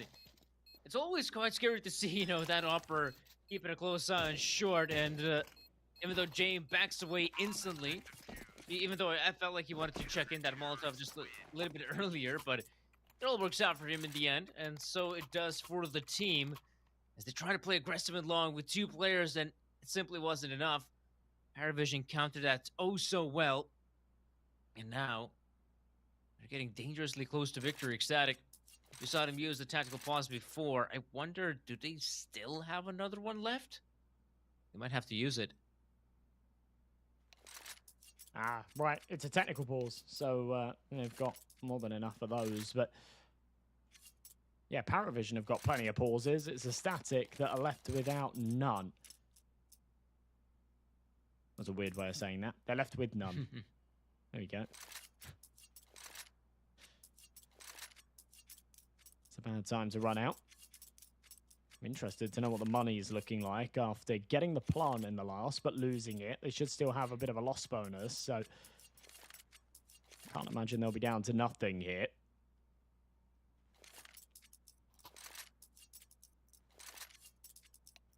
Yeah, I know. Wonder what's the approach going to be like, but I do hear some clicking in the chat.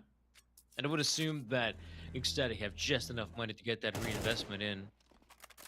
Yeah, seeing that Nut replay as well. Sarah so unaware of how close CT was and an off angle nonetheless.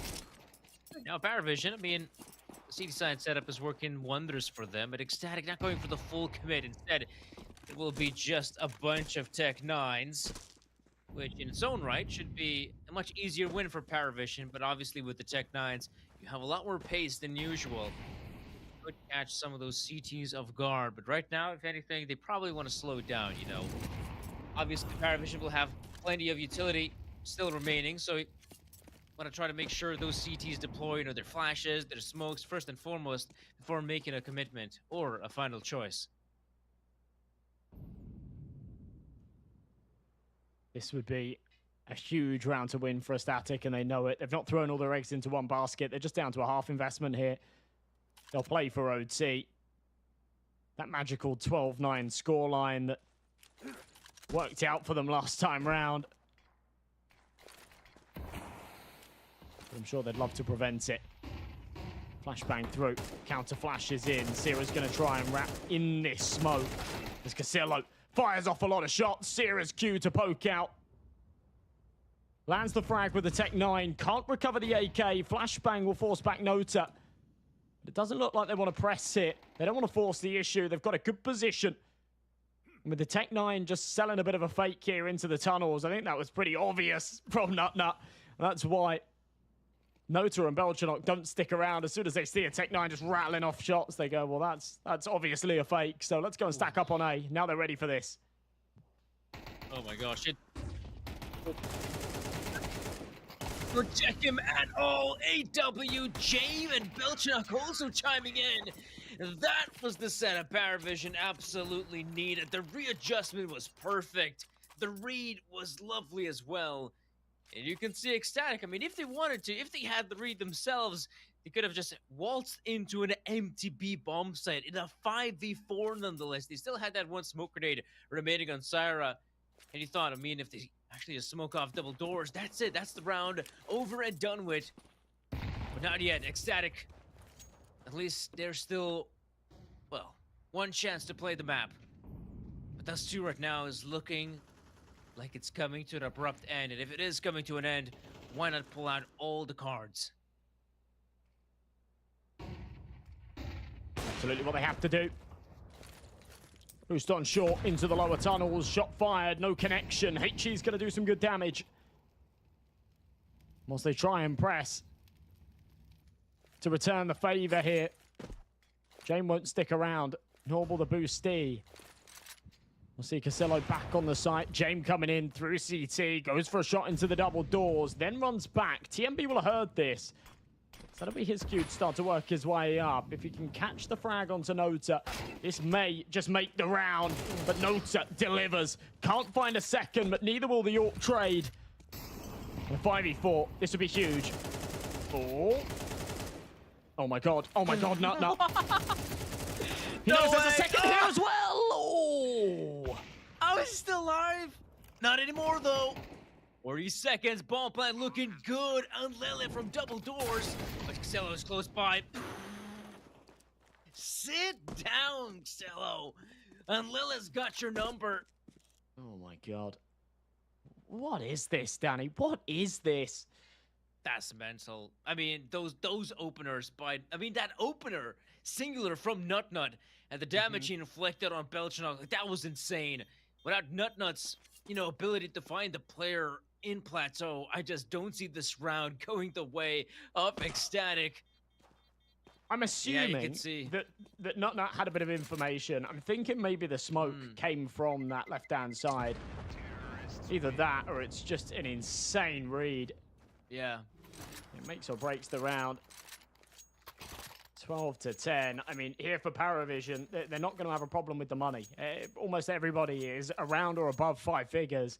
So Jame holding on to the AWP. The rest will invest around it. Even if they lose this next round, they'll still have enough to buy into the last of regulation as well. But Ecstatic seem to have that fire in them again. First pause being used here by Paravision. Ecstatic don't have that luxury anymore. Are we going to overtime again here, Danny? You say that like it's impossible, but it is. And it could happen. I'm feeling it. I'm feeling it. It's not like the first time Paravision have a lead and they just, unable to close it out. There's that entry out of Nutnut again. It was actually very lucky from Belchanok that he manages to land a stray bullet, because he was fully blinded there. He was just spraying and praying. Aiming for the heavens. Christu. Oh, wanted to go for the boost. Not going to matter. No one's going to peek without the smoke established. Now, that gave Ecstatic a little bit of early room there. If they wanted to go for a pick onto B, they don't take that opportunity. Krista had communicated it. Maybe they could have gone for a fast pick. Molly into the lower tunnels. HE blows that Xbox smoke open a little bit, but Jane won't get any sight line. In a minute 20, a lot of util been deployed early.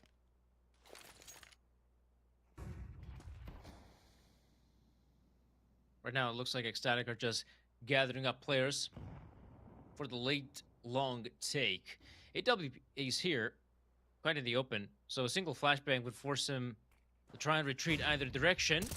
There you go, there's the flashbang right now. There's the peek. It's not too bad. He only ended up losing a single player. James is trying to get close. Ooh, that's some really significant nade damage. And again, we're seeing the full rotation from Paravision. They believe this is the A commit, and we know that's exactly it. 38 seconds, flashing long, Belchinok, yellow, and it's all up to Christo out of nowhere. Oh man, that third map is upon us. I can feel it. Christo will give it a shot. Still with the 8WP, knows the positioning of Belchinok by the looks of it. But no, there's so little time remaining. He's gonna keep on walking, and Jane will get the better of him. Well, 13 to 10. That's how we ended on map 2. It felt poetic there with Chris2 being the one in the clutch position. I thought maybe it was going to happen again, but no. A static bested on the Dust 2 pick. To be fair, that's what we expected. But as it comes to this decider of Inferno, I think it is a true coin toss. 3-mapper, the only thing to do this series justice. And honestly, you know, for our final game of the tournament here on the B stream, I am very glad that it's gone the distance. Honestly, and right now, the way this thing's, these maps have been playing out, like, they have been sweating. And honestly, I think you guys need something like this at home, you know, when the going gets tough, you know, just wipe out the sweat off your brow, because, man, this has been some intense Counter-Strike, and surely it's going to deliver on the third map as well. But to figure that out, we're going to send it to a break, and once we'll be back, we'll be sure to bring you that third and final map of this exciting best of 3. Fueled by the same passion as esports athletes, Zowie continuously develops tailored products, empowering gamers to bring their best out. Today, we are launching the all-new XL2566X Plus, which uses the newly developed Fast TN panel and upgraded Diac 2 technology. The new monitor series continue to evolve, refining details to ensure players can perform their best consistently in games. This December in Budapest, Star Ladder is back. With the audience at all group stages. With an incredible arena for 20,000 spectators and a sensational Counter-Strike 2 action. He needs to move. Once more. Welcome to Wonderland. And Tony denied. Join us at the Budapest Star Ladder Major.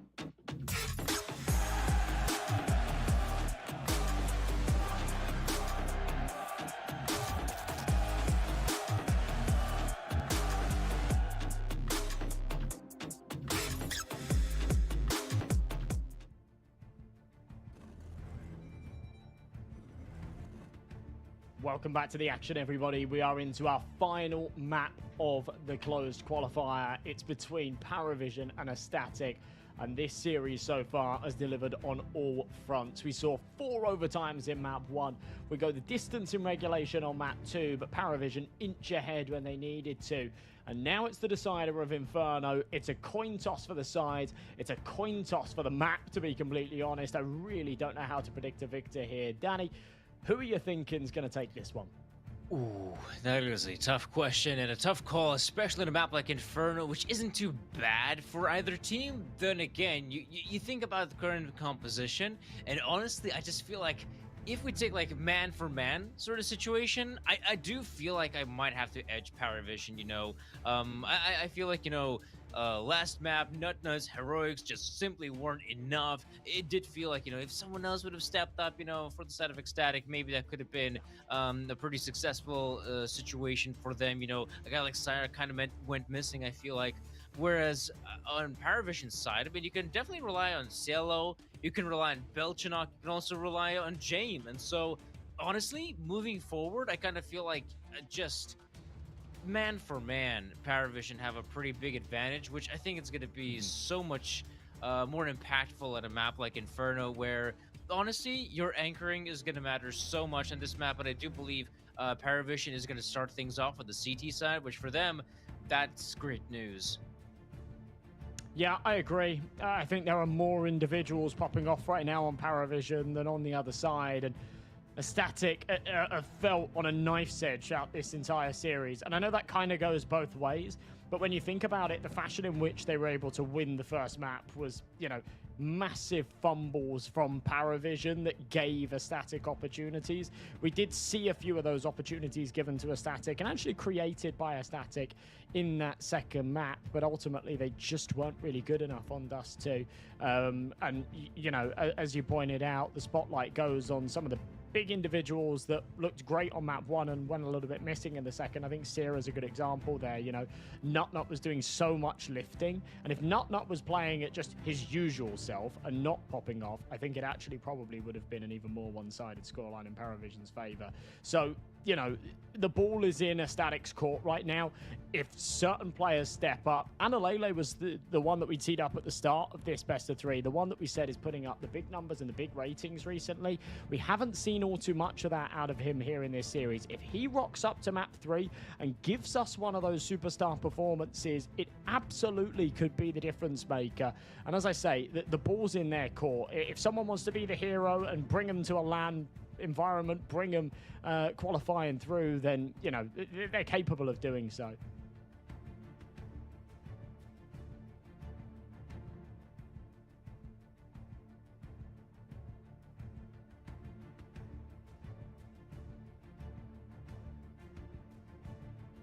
How well they're going to keep on playing in this situation. And that's it. Syra, man, this is one of the guys I would definitely want to see step up on the side of Ecstatic. You know, things are looking up pretty well if Syra is able to play. And we saw on Trent, like, how much impact he was able to find with some of those entries off the AK-47, you know, just pushing out of A main time and time again. Yeah, Inferno is also one of those maps where finding entry frags or getting some of those initial opportunities is quite difficult. You're going to have to rely quite heavily on your teammates to, you know, flash you in, smoke off some of the more annoying choke points or parts of the map. Yeah, I believe we should be seeing the start happening pretty damn quickly. And yeah, you can see the gamers are getting tired, Josh.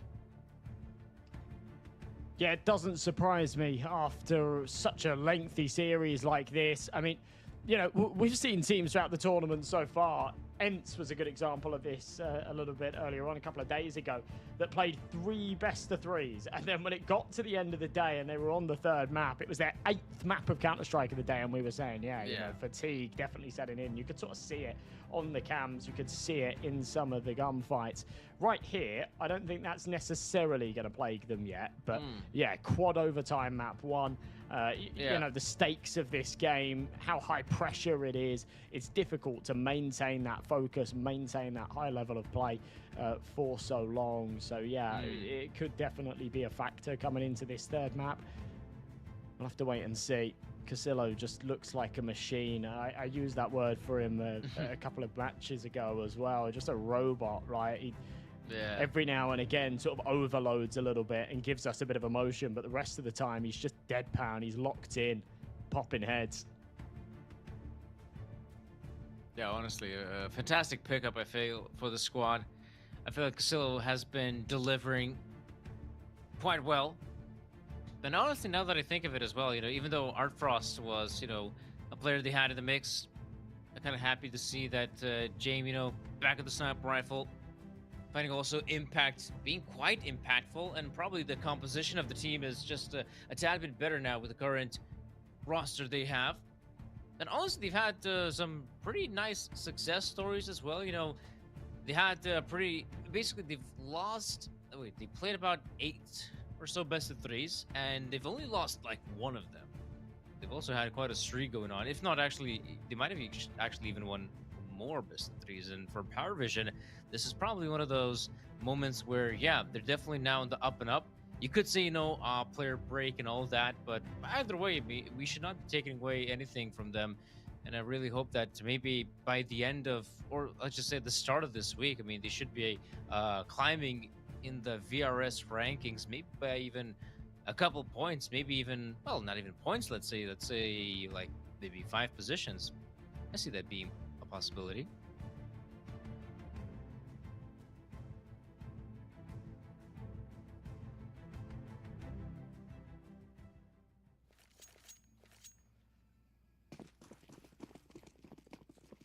All right. Game time. You can see right now Paravision here on the T side by the looks. I thought they're going to be kicking things off for the CT side. Well, this could be a bit more problematic for them, but maybe not so much. The T's now slowing it down to a crawl. They do have that smoke on Nota, which my biggest question is, where are you going to deploy that one single smoke you have on the T side? I don't feel like it's going to be a balcony pop. Maybe they want to push through short. I see that a possibility. But right now, Paravision just being mega careful in their approach, just clearing out every single nook and cranny and not giving away a single sound cue. As they start to walk up, there's a minute on this clock, and Nut just sat in pit, playing the head angle, knows he's got an advantage here, but as the flash comes over, the Glocks will close the gap, and the USPs need to be crisp. Sierra connects for a single, but Nut stuck on an island. He hasn't got the support. Sierra rocks up for more, but it's only a second. And with a man disadvantage, they've got to play him for the retake. Analele's got Julies. TMB's got a bit of util. He's got no Kevlar, and he's got no kit. There's not a lot to lose here. But I don't fancy their chances. Paravision have got all the cards. Yeah, positioning is quite good. I mean, to flush out these players out of pit without any utility, it's going to be quite difficult. The smoke grenade? Well, not going to be that effective. Unlele moving in as quickly as he can, but those team players are just not giving him anything to work with.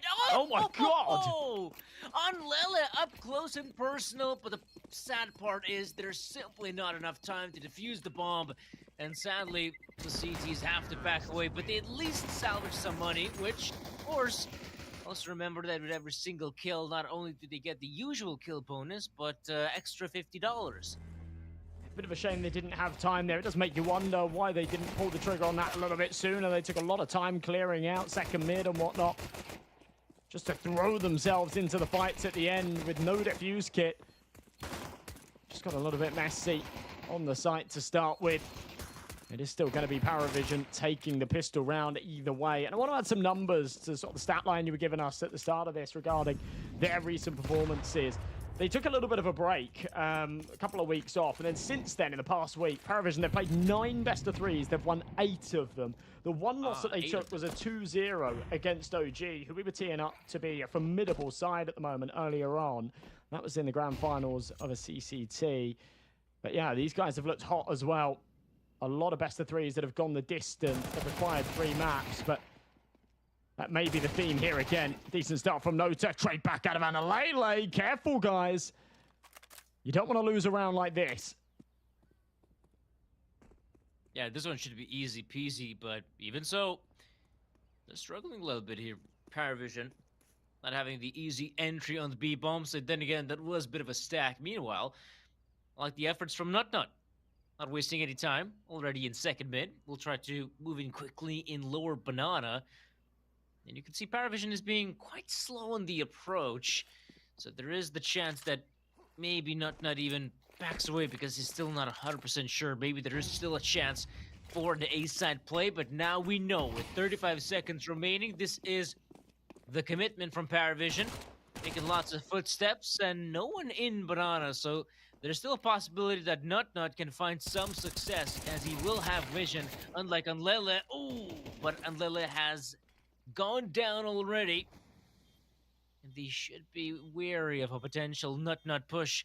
Oh, he's just not being given anything as well. Yeah, they're playing this one super safe, and Sella will go for the peak and win the round for Paravision. It got a little bit dicey at the start, but handled well at the end. Paravision do string together too. They keep a few players alive as well, which will do them some favors. It was this setup did worry me for a moment, but seeing that from AW's perspective, just running backwards and getting a little lucky with the Mac-10 to line up two heads, I think is the difference maker there. It is just going to be a full eco from Ecstatic.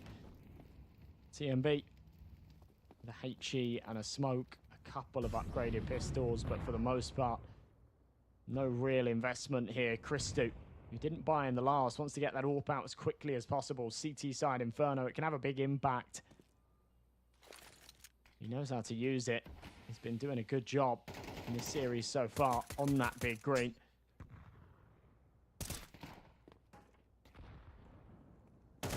Damage control, the key here. Paravision do not want to be losing any of these rifles. And for good reason. We still have a player like Stella just keeping a close eye on things, and there we go. Belchinok will be going down. Oh, pardon me, Belchinok getting a frag there on Syra. Whereas Lonesome TMB just, sticking around. Hoping to maybe catch one of those T players off guard, but yeah, I can hardly see it. Or hardly imagine it, as Paravision will definitely claim their third round. TMB is still, might be granted a frag. But he turns the corner. And here's the footsteps as well.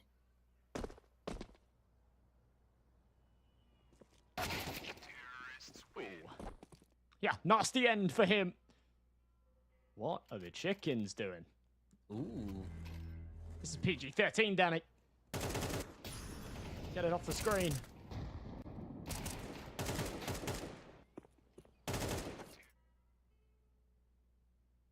That's all right. Yeah, clean up your mess. Back to normal chicken behavior now.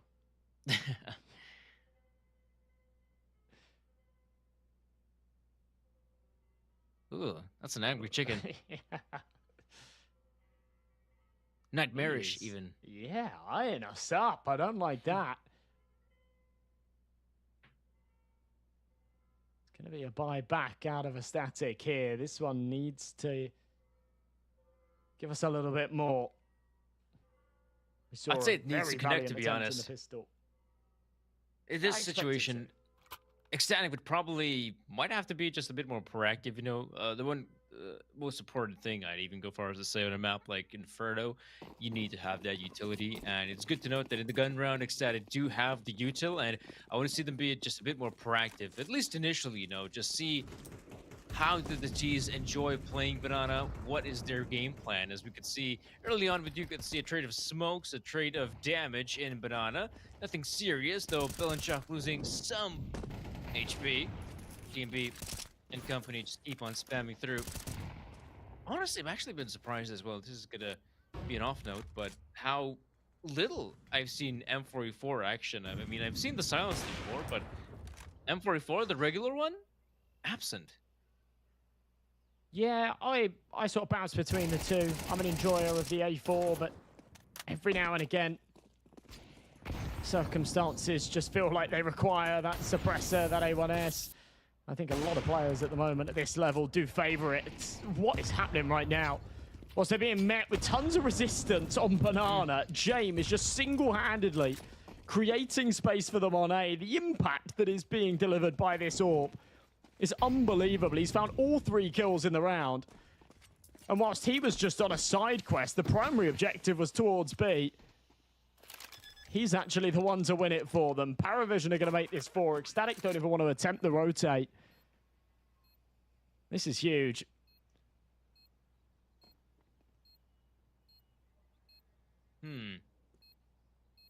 Yeah, right now it's not the start you're looking for. If you're Ecstatic, and quite reminiscent of what we saw as well in Dust 2. I mean, those saves are still going to be quite prolific, despite, you know, some of the additions to Counter-Strike that have made it, I would say, a little bit more CT-sided, or, you know, just allowing the CTs to be more impactful, even in the rounds where they have little to no money, or just making sure that the CTs do still try to set up for exit frags. But not this time, though. Even here, TMB and Unlele will be more than happy to save their weapons. And you know what? Maximum lose money bonus. We'll have just enough to get a purchase going, but doubt if we see... Probably not yet. Probably it's too early for a tactical pause. I don't know. I mean, you say that, but on Dust 2, they'd burnt 2 of them by round 5, so... True.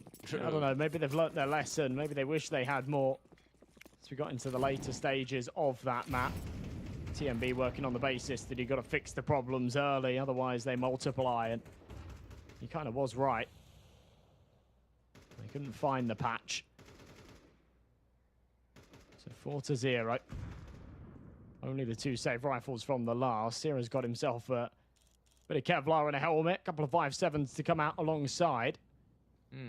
There's definitely some real potential for some damage here, and a thin chance that they might be able to snatch away this round. We've seen our fair share of scenarios like this. Don't have high hopes. That is a good nade.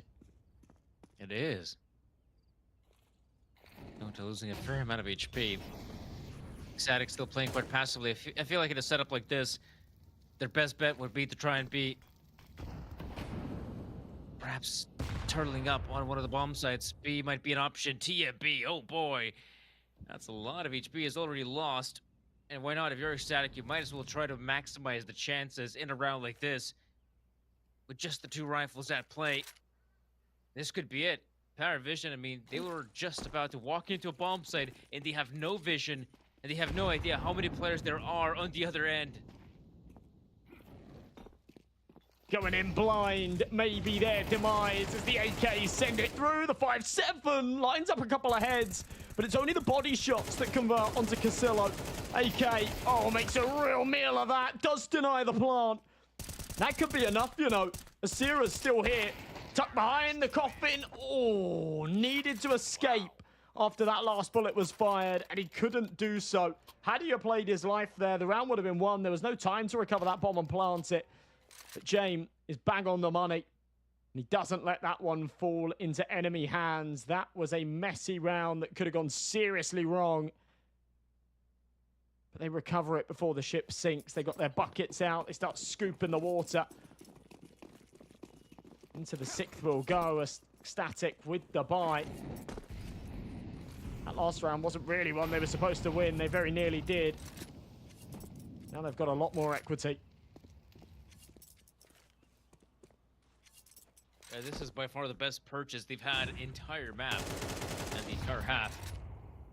EW, gotta be careful. There's always the dangerous possibility of more nades flying in, and maybe not as much as the nades, but the spam that the players on the CT side can just pull off. Especially on a map like this, where, yeah, the spams can be super effective. Unlele snatching AW. It didn't even have a chance to fight back. It's a big entry. An advantage at an important time. HE is going to do massive damage, but Nota will inflict a whole lot more. That's the B site crumbled. And no attempt at a rotation screams a 6th round here for Paravision. Belchanok, if the railing wasn't there, I think would have tried to lurk out of the apartments, but the latest update in this iteration here of Inferno stops that possibility. He just has to stay tucked here in the apartments. But calling the information that he's heard no steps, no attempt at a rotation, no attempt at a retake. He says to his teammates, we got money. Let's try and hunt for this. He'll do exactly that. Flashes in. And they'll go for the crunch. Oh. Here we go. Nut. And so, an explosion. Meanwhile, the hunt is still on. Oh, man, that pit position so powerful and not gonna happen. This time, Paravision with a very substantial lead. This is where things are starting to get out of hand. Massively out of hand. Ecstatic. This is also the map where you don't get to see those scorelines that are, so advantageous for one team or the other. It's still pretty, I'd say a lot of time it's pretty even. It's back and forth, and for either squad to have a substantial edge is pretty rare. But I find the scary part is as well that I just don't really know what could you necessarily rely on from Ecstatic to be that one player to make a huge difference. Even though the start was good, Unlele finding that initial frag. Still, the problem is Nota. Look at how explosive he was. Unlele and TMB, despite 2 players being there, it still was not enough. And yeah, that is going to be Paravision 6 rounds. I would assume now, yeah. Look at this, Joss. Ecstatic, not too happy, man.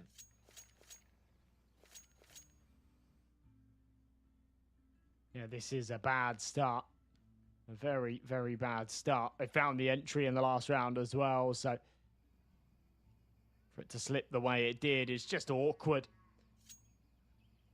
Even though they keep the lion's share of the original savees alive at the end of that last as well. 2 of the 3 still going to impact the money.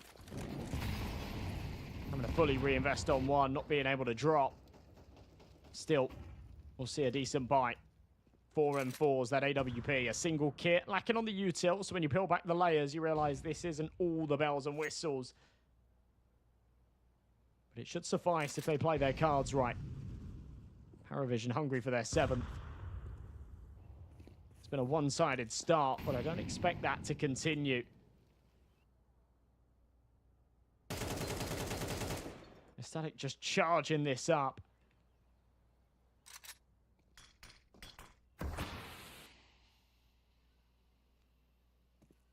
Smoke goes into top banana.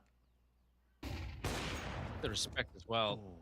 I feel like Ecstatic are giving a lot more respect for Paravision. I mean, Paravision just took control of banana without really expelling, well, practically any utility. It's quite insane when you think about it. Now, of course, Ecstatic, they still have, some bits and pieces of utility remaining. They're going to try to use it for the late round. Look at TMB. Wow, that's such an aggressive... Oh! Belchinox thinking, God. what? I'm not seeing things. That's a CT player. There we go. Thank you, Jane, for getting that frag. Belchinox could have gone down to Nut. And now Paravision doesn't have a lot of time. 20 seconds. They've gone back all towards A. No, they're going back towards B. Oh, my goodness. I don't think there's enough time. Yeah, this is cutting it incredibly fine. If Analele can delay at all here, I think it might be enough. Perhaps not. He's found the kill, but the bomb's recovered and tapped in at the final second. Sierra lands a smoke spam, and it's not onto the right player. The C4 ticking away. The man advantage here for the retake, but Nut's low. Christu's got an AWP. There's no kit, and there's no util. It's a single flashbang to try and give them some room back in. Nota tucked down in pool. Flash comes over the top, won't blind anybody, falls a bit short. Nota's waiting for his moment to pounce. Here's the first coming in from CT. Adjustment on the second's gorgeous. And Christu's sniper, does hit a lovely shot, but realizes there's no time, there's no hope. He'll go down. Wow. Cello should go down with the ship as well. Bomb goes boom. He might be far enough away. Yeah, he is. But Paravision, either way, will make it 7. Damn, that is a round I did not expect to see go the way of Paravision. That commitment with so little time remaining. it's such a risky move, but honestly, I kind of dig the readjustment. It's so insane they managed to pull through despite how difficult it was. And, you know, TMB, best effort in the world, he still gets caught out by Belchanok. And now Paravision leading this one with a very substantial scoreline. It beats 7-0 already. Belchanok should probably anticipate, yeah, some aggressive plays. I mean, if you're seeing such a deep smoke from the CT side, there's always a chance that someone is trying to play close, and Lele is your man, but he has no backup, and now they're just being shut down one by one. And Belchanok, yeah, even thinks there's another one pushing in, and that is how Paravision will claim 8. Easy stuff. No friction.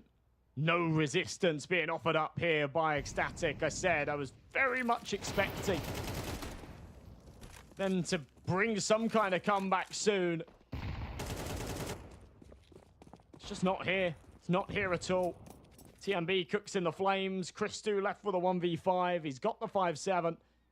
He knows that this is an impossibility, but if he can do a bit of damage, then it's better than nothing. There's not a lot to save either. He's got 4,600 in the bank. He'll be on and off in the next round regardless. Almost gets one, but denied by AW. So 8-0. Paravision really pulling away here. I called upon Analele to step up and be that man that's so often at the top of the scoreboard here in this third map, and he is doing that. It's just no one else delivering. This ninth has to bring a new light here for Ecstatic. They need the next 4 rounds. Yeah, it's so terrible that when you look at it, that you got TMB on a singular frag, Nut as well. And Lele has found some level of success, but he's practically the only one. The rest of the gang has been struggling a fair amount. I'm not even sure if Christo's EWP can do anything in Banana. He's been overwhelmed in this position time and time again. Might try to go for a bit of a spam here on AW, but obviously the fact is, if you fire off a shot like that, then you become quite an easy target for a potential push. And so, yeah, you could see Ecstatic, they're not even going for any of those engagements in Banana anymore. They tried beforehand, but now they're like, yeah, we'll just play it safe. Opera Christo, please find success, and he does. It's a massive start. It would have hurt AW. Take a tick from that molly as well, so know that there's more close and HE will follow. Big damage inflicted. Flashbang to come around the corner. They're going to keep pressing, actually splitting up the defense here. Analele stuck behind the smoke. He's got to try and play through it. Christu threads the needle, but it's all about the distraction. It doesn't matter that he whiffs the shot, because Analele emerges and doubles down. The scary position is AW, but there's surely no chance he finds 5 here. He will just stay tucked. The AWP is aware. Oh my god, Christu, that is beautiful.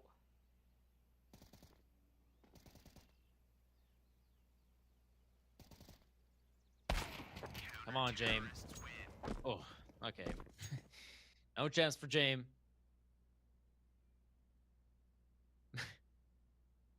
Sure. I guess you gotta get hyped, even for the small moments. And this is still, I'd say, in the whole grand scheme of things, quite small victory for Ecstatic. I mean, best case scenario, best will in the world. We're talking 4 rounds on the CT side of Inferno, which honestly isn't that amazing, you know. You definitely expect to get a few more rounds on the CT side, but hey, you got to start from somewhere. And honestly, these rounds have been super one-sided, you know. Some of them, okay, not super one-sided. Some of them have been relatively close, but in the bigger picture, I feel like Paravision are just, you know, running circles around the Danes here. But a success story. Thanks to Lele. That was quite satisfying for AW. Yeah. I mean, that was his moment. I mean, it would have been crushing if, you know, that was like a 3v2 and him getting that double kill made all the difference. But in the 2v5, you know, you can kind of laugh it off a little bit. They're 8-1 up. It would have been a couple of kills to add to his tally, but definitely wouldn't have converted into a round win. It's just great awareness out of Christu there to know that with all the smokes and all the chaos that ensued, they did kind of lose somebody, and there's a decent chance that he'd lurk through. into church. He was absolutely right. So minute 30. Early util deployed, but no recipients of it. Paravision late out of the T-ramp, knowing it was coming. He's not scoped in. Christou hungry for this entry again. We saw it in the last round. He's got to deliver. AW just inching ahead. There's no way they peak this dry, surely. Oh my god, they do! How does he get away? How does he get away? That's unbelievable. Unlilith, now he's gonna have to step up. What's going on? Nota so quick. TMB spamming away. He's gonna run out of bullets anytime soon. Meanwhile, reinforcements can arrive quickly. Oh no, that nade should be good.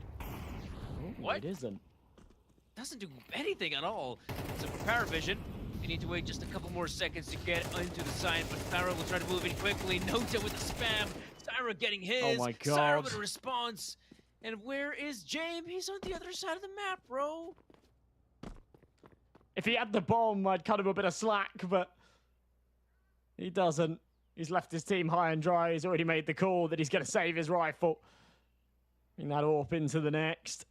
That is ridiculous, though. Just chaos in the round. The fact that when TMB reaggressed with the flash, he didn't take any damage, right? He got away with 94 points of health.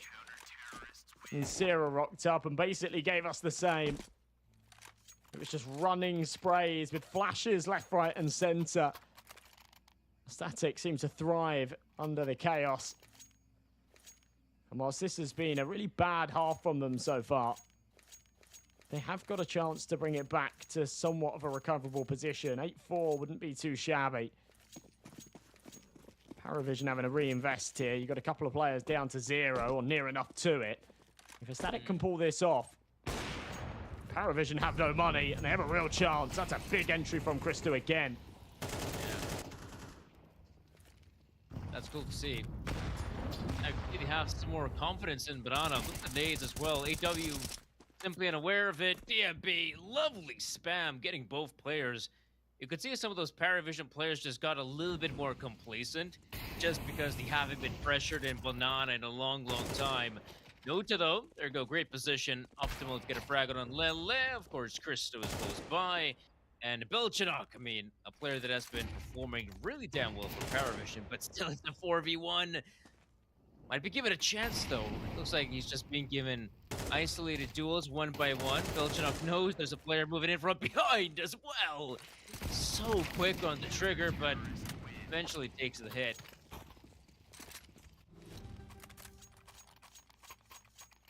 Okay, they've done what's required. And now we go into the final of the half, and essentially all they've got to make sure they do is not lose the Tech-9's hit. This was a great early pick out of Christou. Bold from James to go for the peak that he did, and you can see he's a little bit disappointed with himself. Here is that aforementioned Tech-9 by those 3 men that had no money. Of course, it's the go-to. For AW and Casillo, the rifles in hand. It's been Nota that's actually been putting up the numbers this map, which is surprising. He's not normally one of those 3 key pieces. But here he's doing the lifting. Sierra down in Boiler. Easy pick onto James. Once again, the first to drop. Zanalele wants a piece of this pie as well. Oh. Again, the fast playing Banana. Oh my gosh, both players could get caught out, but it's just the one. Great incendiary usage. Just slowing down the push time and time again. Paravision moving into the bomb side. I feel like it's quite a sloppy take. Looks like they might just keep on pushing, but yeah, the smokes have also rained in. Counter smokes, yeah, I guess Paravision want to commit, but they've already wasted so much utility and got barely anything done.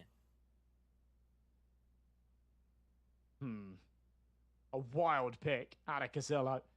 The fact that he actually took out the full HP man as well. Analela was running away with 4 points of health. And TMB just swung to kind of provide that support. He somehow gets his head stripped off his shoulders. AWP connects, but it's not lethal. Belchanok returns the favor. Bullet into the chest will suffice. Christou Still low, but it's Sierra to catch out the cross. Christu's going to start... sorry, Nutnut's going to start to rotate over, but it's not needed. Analele doubles down. That's 3 in the round. And a 4th out of Ecstatic keeps them afloat here. They were down in the dumps. They were trailing 8-0. And they pulled this back very nicely. Now they need to keep it going. Yeah. Okay. At least we see some sort of resemblance of what Ecstatic used to play like. You know, winning those 4 rounds, I think it's still quite important. They got, you know, those measly 4 rounds. I mean, the possibility for, you know, some sort of comeback, it's still there, especially if you win, you know, pistol, the first gun round. You can definitely equalize that scoreline. I can see it being a possibility. But I kind of feel like Paravision got a bit sloppy as well in these later stages of half. You know, they're committing on, let's say, Banana, not being thorough enough. I feel like they were trying to go for a fair amount of individual duels, to be honest, or just, you know, dry peaks, whereas they could have just used some of their Molotovs and whatnot to just flush out some of those CTs from sandbags or the corner position. But yeah, anyhow, I think they could still be quite happy with the 8 rounds they've mustered. But for Ecstatic, yeah, absolutely. Take that tactical pause and move into the next half with a fresh mindset and some fresh ideas. Danny, expect nothing less than 4 overtimes. Start manifesting, because it's coming. Oh, gosh. Strap yourself in. This could be a wild ride. Ecstatic going very util heavy in the pistol round. Look at this. They've only actually got 2 players with Kevlar. And that's not because they want the Julies out. There's still 5 Glocks. They've just got multiple smokes, a molly, a couple of flashes. And presence here as they come through second mid. Casillo and Belchanot are the answer. And this is the perfect counter from Paravision, especially up against unarmored opponents. I've been seeing these plays actually more and more often. I feel like, you know, the CTE's just running down mid. Oh, Nota. That's kind of awkward. I mean, he's going to get caught out. AW. Okay. Lovely shots with the USP. Now, Christo is moving in quickly. I hope he can move in just a little bit quickly. Might actually get that bomb planted, but first he needs to eliminate that player. Oh, gets the frag on AW. Bomb plant is looking pretty good, but Belchanot. Oh my god. That was close. Way too close. Yeah, almost gives up a plant there unnecessarily. Either way, they'll take the pistol and keep the reins. Yeah, that was just a perfect counter, not just on a positional level, but actually assuming that they knew that Ecstatic liked to go for a heavy util setup on their pistol round on Inferno, not even giving them the opportunity to deploy that util, right? They're going for an early default. They're setting up in second mid to then go for the late execution, and all of that utility just goes to waste. They have no Kevlar for nothing and scattered across the floor. For the remnants of the round loss, smokes and mollies. Incendiary. Down Banana. A peek to accompany AW. Doesn't see anything, but knows that they're present. Maybe it'll be a bit of a war cry, as for the Molotov to go with it. Getting close.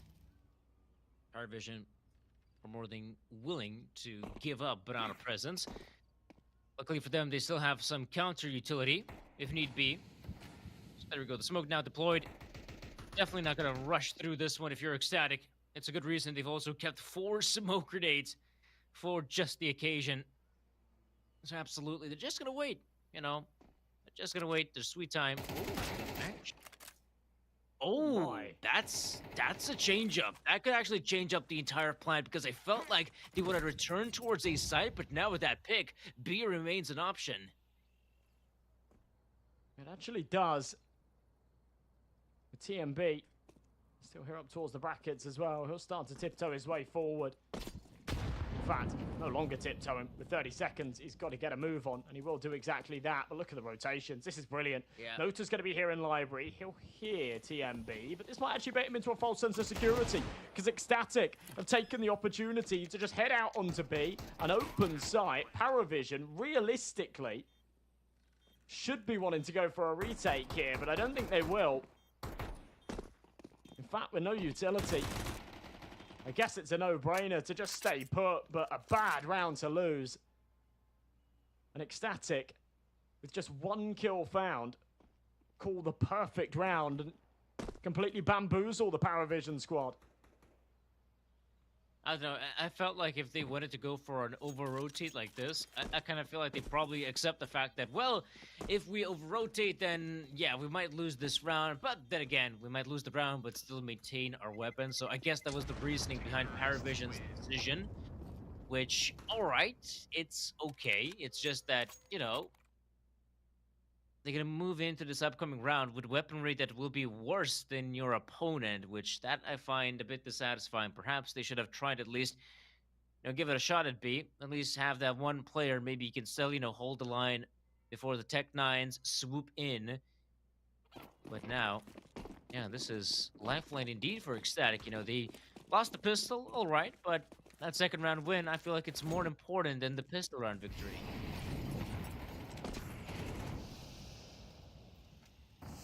Nades fly over. Another one to come. That does a little tickle of damage onto TMB. Not as much as I was expecting it to inflict. I said, expect nothing less than quad overtime. And I think we're still on for it, Danny. Paravision, they've forced into this round. They've got 2 MP9s and a 5-7. If they don't win it, Ecstatic should be able to make this 9-7. And then it really is anybody's game for the taking. They seem to be well composed on their T side of Inferno. It is a map they play quite a lot of. Have a decent win rate here on the attack. Double nades, that's brilliant. Almost kills AW. Doesn't even get a look into this round. There's a bit of a stack in place on B, and it seems like Jane wants to rotate over as well. Oh no. Ecstatic are going to play into this. This could get really, really sloppy. Oh, man. And AW has lost a fair amount of HP, but still, they still have the Incendiary in the hands of Jay. Or need damage now. Paravision not unleashing the utility just yet. There we go. It's about damn time. Incendiary's flying in. You got James. Oh my killing God. AW. That's okay. That's not that big of a deal. That's not that big of a deal because you got Belchinok. Of course, who else did not Belchinok to get a triple frag? Silo as well. And even though AW dies, it was for a worthy cause. Okay. It could have been a big deal. It could have been a really big deal. But yeah, luckily for them, it isn't. And a perfect call. A perfect call. I might have jinxed it a little bit.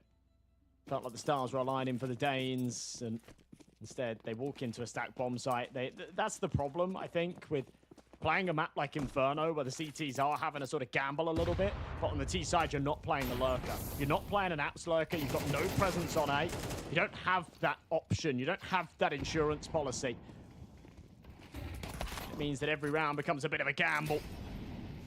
Decent trade back from Alalele, but they've taken so much damage from the util. Christu sent to the moon.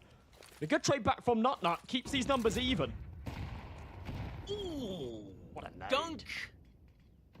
Kobe. Sarah now has to be the first point of contact, and Lila has already lost a fair amount of HP. Nata still delivering without any help, really. And Lila now in first oranges. Oh, no. Yeah, sees the player trying to swipe across.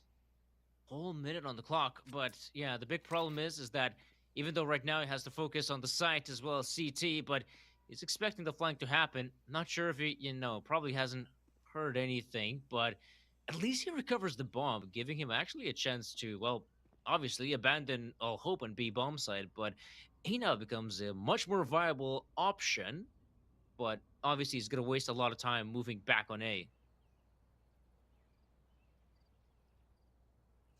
Yeah, this doesn't feel winnable. Not with Belchinok's position. He wanted to come in behind as this pincer into Banana, but knew that if he was killed,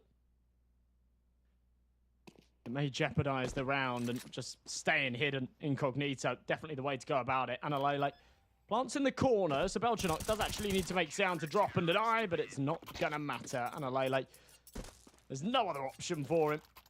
11-5, Paravision with another on the board.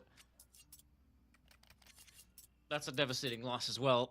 You can see what kind of impact it had on Ecstatic's economy. They are in tatters, and they've already used, I think, all of their tactical pauses. So now they really need to make a decision on the fly, and ooh, they're just gonna go for the full eco, and then give Paravision 12 and try to win 7 rounds in a row. That is a ballsy call. Honestly, with how Inferno has a lot of these close quarters engagements, I would have loved to see just a force buy with Tech9s and try to give it a shot. Yeah, it's kind of an impossible one. There's no right answer to this puzzle. But they're looking at this thinking, well, Paravision have had plenty of map points throughout this series. And they've had their troubles closing, so let's make sure we've got all the rifles and our best chance to claw this back. But it is going to mean 12 on the board here. Series point and 7 of them to come for Paravision for qualification into the main StarSeries event in Budapest. The first LAN for some of these players. And the first one in a while for the others. And it's a big one. That would be a massive victory, Josh. I can't believe. I don't know why I wanted to call you John at one moment. I kind of mixed that. I was kind of John. But it's okay. It's been a lengthy day. It's been a lengthy day, Joshua. Anyhow, these teams as well. It's been a journey. Unlila, oh, so blind. Unable to see a damn thing, and it's awful. It's a terrible start. Ecstatic have gone for the purchase. They thought that all they needed now was weaponry. Give us the big guns. And once we have those guns, we'll finally deliver some important rounds. But the problem is, guns are there, but the players, well, not sure what the strategy is, but with one player going down, it's already quite a difficult 4v5. Velchanok, though, might be tested. Backs away instantly. So much damage has been inflicted here. Despite the man disadvantage, it still feels plausible for Ecstatic. Sierra has found an important one. That's over towards the A side of things. It pulls away the rotations. It keeps Paravision on their toes. The C4 still leaning here towards the B site, though. Locked in on Banana. Christou's going to deploy the smoke, and they are going to commit to this. But Paravision have the right idea. AW's on the site. 2 coming in from CT. Sierra's still smashing heads elsewhere. There's still time to pull the plug on this, but they're not going to. They're walking straight into the bear trap. Oh, no. Oh, I think that's got to be it. That has got to be the end for Ecstatic. Syra, you have been amazing in the clutch, but this 1v2 seems like completely something else. It's making a lot of noise. Oh my God! I can't believe he almost pulls it off. Now left in a 1v2. Oh my God, he does pull it off! There was no time for the plan. Jesus, Sierra. Single-handedly, you can look at him just looking up to the ceiling there. He'd created so much space on A. He thought it was going to pull the rotations off. It didn't. And Paravision fumble again. It fits the narrative beautifully. This is so poetic, Danny. Surely, surely not. The amount of map points they have choked throughout this series is just beyond me. And maybe there's more to come. No way. No. I mean, that could happen. That's the scary part. It could happen. But Paravision, at least they know that, you know, they already have some good weapons coming into round number 19. And worst case scenario, they, you know, are not left in a do or die situation. They can still make some mistakes, but you don't want to see Ecstatic capitalize on these mistakes. And honestly, they've already done so in this best of 3, like, I don't know, 4 or 5 times, like something insane like that. Well, it might just be a simple commitment on the B-bomb. Said AW. On the other hand, oh, he's just gonna. I thought he's gonna go for a bit of a spam, but no, he's just gonna play it safe. But I like the fact that he pushes through. You know, he's able to spot it that okay, this might just be a potential fake. So guys, don't over rotate. Let's keep. Oh, actually, look at that. Nota he was about to rotate towards B, but now he's getting back towards the A bomb side. An indicator, quite an obvious one that we're here on Inferno with all the early util damage that's been inflicted round after round. But out onto the A-bomb site, it's Sierra to carve a path once again. He's good for 2, a third required. Belchanok tucks himself down in the mini pit. Analele is the one to deliver that blow. As Nota looks to try and emerge through the Moto smoke, realizes that that's not really possible, thinks better of it, and backs away. There's no money here. Or at least not enough of it to go for a buy in the next, unless AW and Nota survive. If they do, they can drop over to Casillo and Belchanok. James got enough money to buy himself, and there's still an avenue to a buy here for Paravision. But it is going to be a 7th round for Ecstatic. It is going to be Sierra rocking up to the party, just like he did at the tail end of Train, to keep this one going. Nutnut, who was unbelievable, frankly, on Dust 2. It's at 4 and 13. This has been a true roller coaster. I'm not sure why TMB is just throwing away an incendiary there, but it doesn't really matter. With their backs against the wall like this, they'll have to invest either way.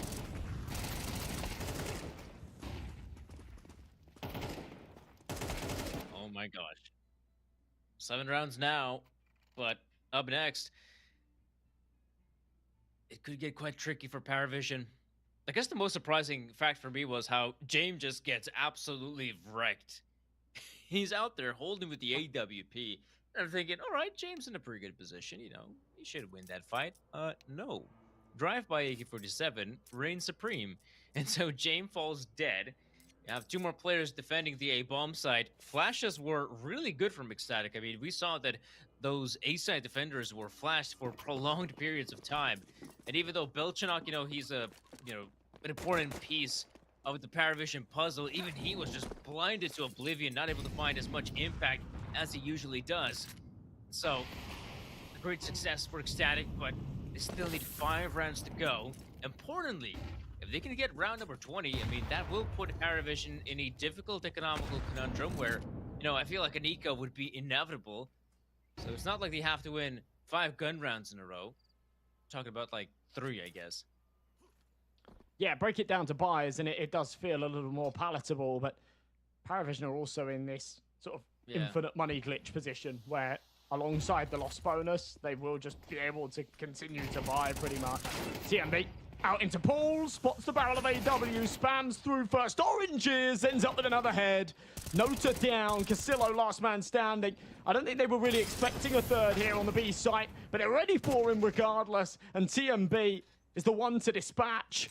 Belchanok and James, again, nothing they can bring to the table here. James didn't even bother rotating. Sierra's got a free kill onto him. That is your punishment for not trying to bail your teammates out. As Belchanok, last man standing with the M4, his primary objective is try and get to that AWP, but I'm not sure Sierra's going to allow it. They know where he is as well. At least they've got a decent idea of it. Flashbang in. Sierra. Yeah, nice and easy. Brilliant stuff from him again. As Ecstatic make it 8. They won't allow the saves. This should be that aforementioned eco, or at least pistols here for Paravision. And Ecstatic keep going. It's unreal, man.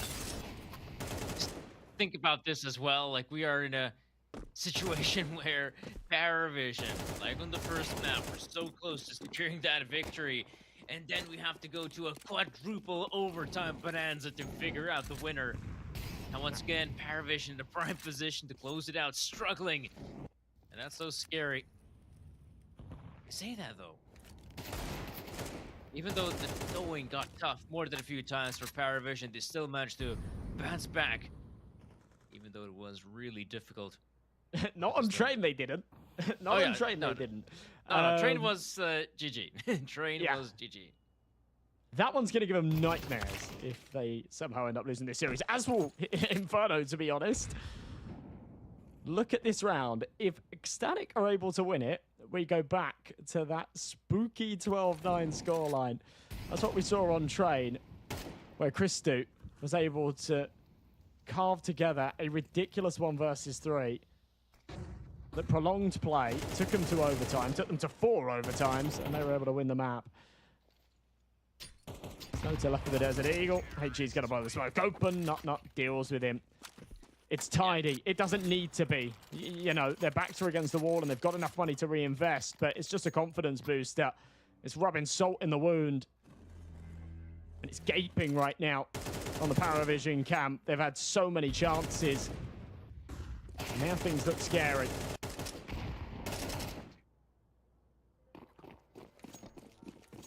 Here comes the real deal. Another opportunity for Paravision to try and close it out in round 22.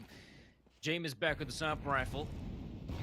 And his teammates, I like the fact that they're being a bit more proactive in Banana, and how can you not? If you have Jade, who's just trying to spearhead some aggression. So obviously Ecstatic is believing that, okay, we can play this one safe. Not going to overcommit in Banana just yet. They're going to wait for some more counter utility, but it's really not going to happen because there's no one in Banana. Speaking of which, though, Cielo finding a big frag on Syra. That is one big piece to eliminate. Terrifying now for Ecstatic. They've lost their hard hitter. Someone else has to step up in his place. A minute on this clock, and they're going to regroup and hit towards the heavier of the two bomb sites. There's 3 here, locked and loaded. Rifles in play, not a huge amount of util, but definitely enough as the smoke goes into the long position. Casillo will attempt the spam, a tiny bit of damage, but not enough. And now here comes the crunch. AW fully blinded, cooking in the flames. Belchanok up on the balcony, traded out. But AW's done his job. He's done it brilliantly. Jane rocks up for another. Castillo shuts it down. And Paravision are through to the land. You can see that is just a real relief. Weight off their shoulders as they finally get it over the line. But it was not an easy victory. Ecstatic made that very tough.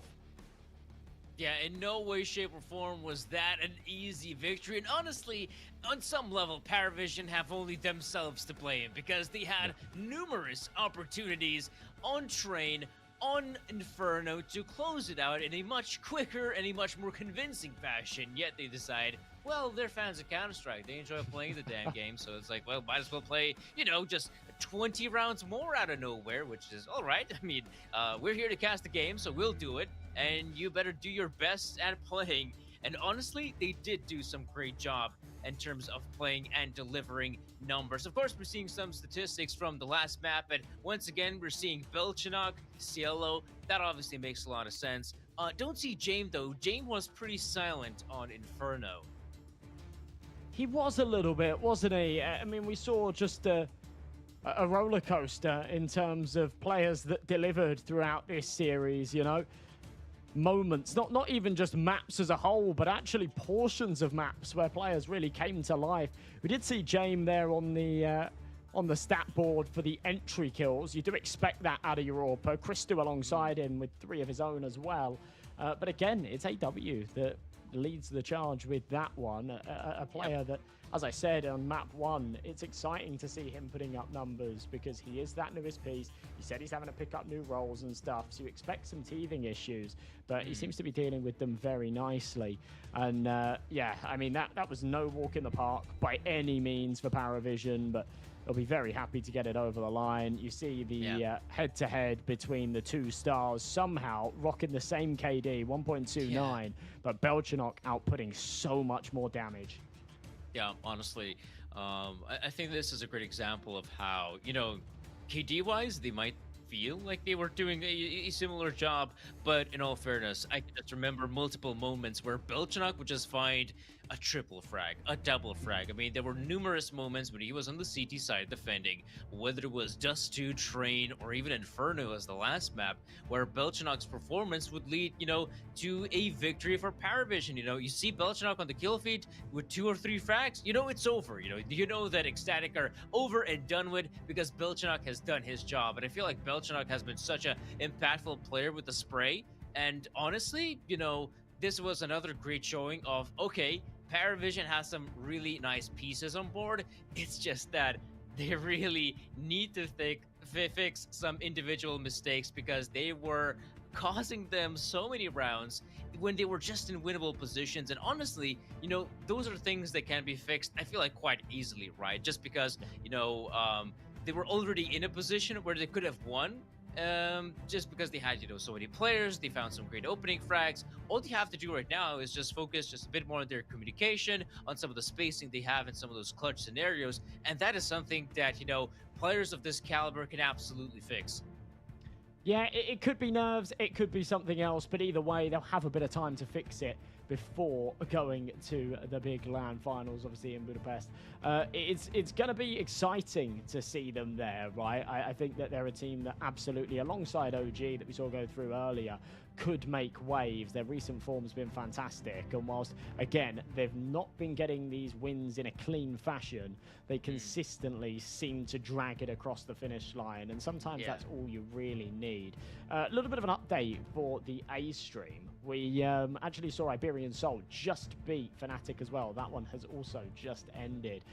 So, yeah, I don't know. I don't know whether to call that one an upset or not, but Iberian Soul also going to be joining Paravision in those LAN finals. I think we've got an exciting event ahead.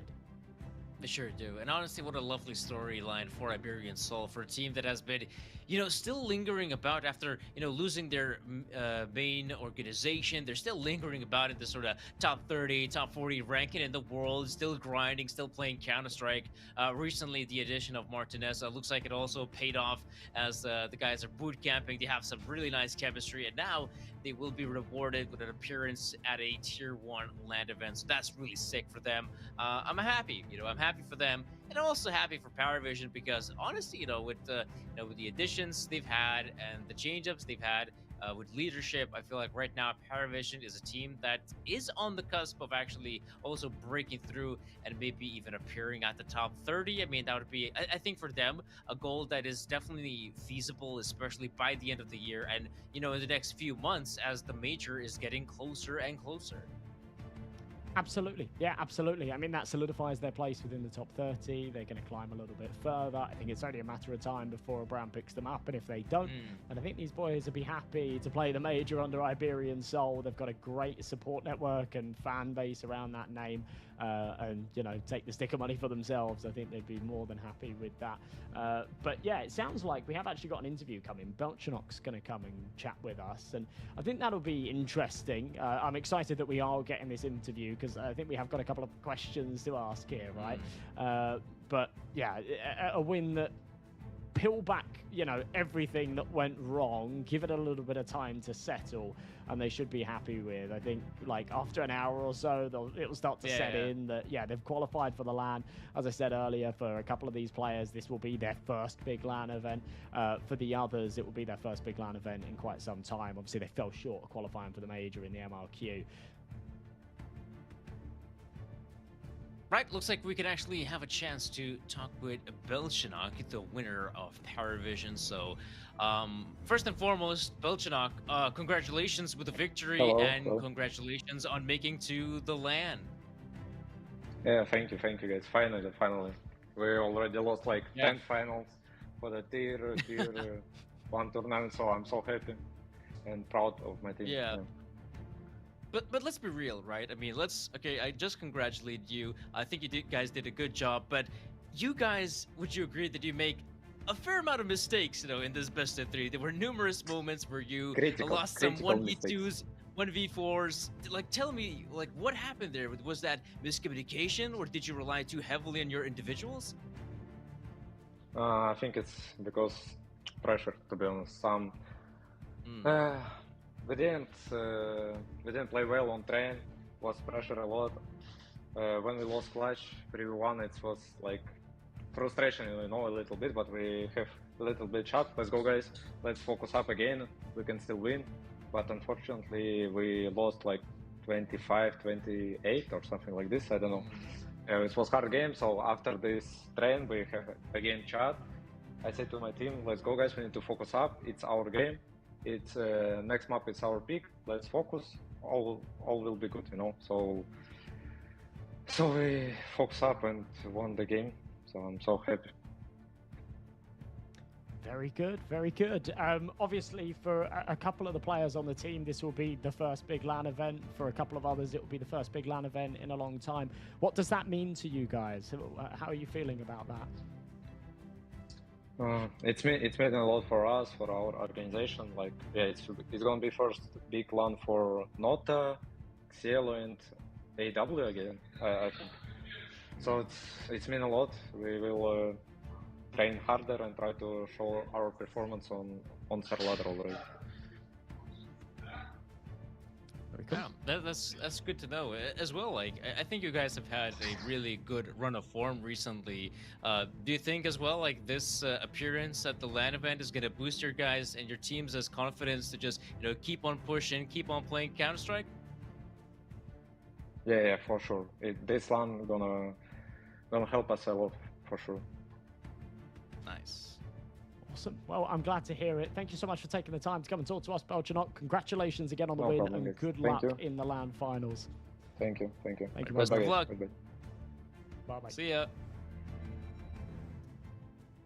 All Well, now. right. That's You know, what we I got had a here, couple of other Josh. questions there, and then Okay. he answered them without me even having to ask. And that's a right. good interview, right? Sometimes we get some one-word answers, we don't get a lot out of the players.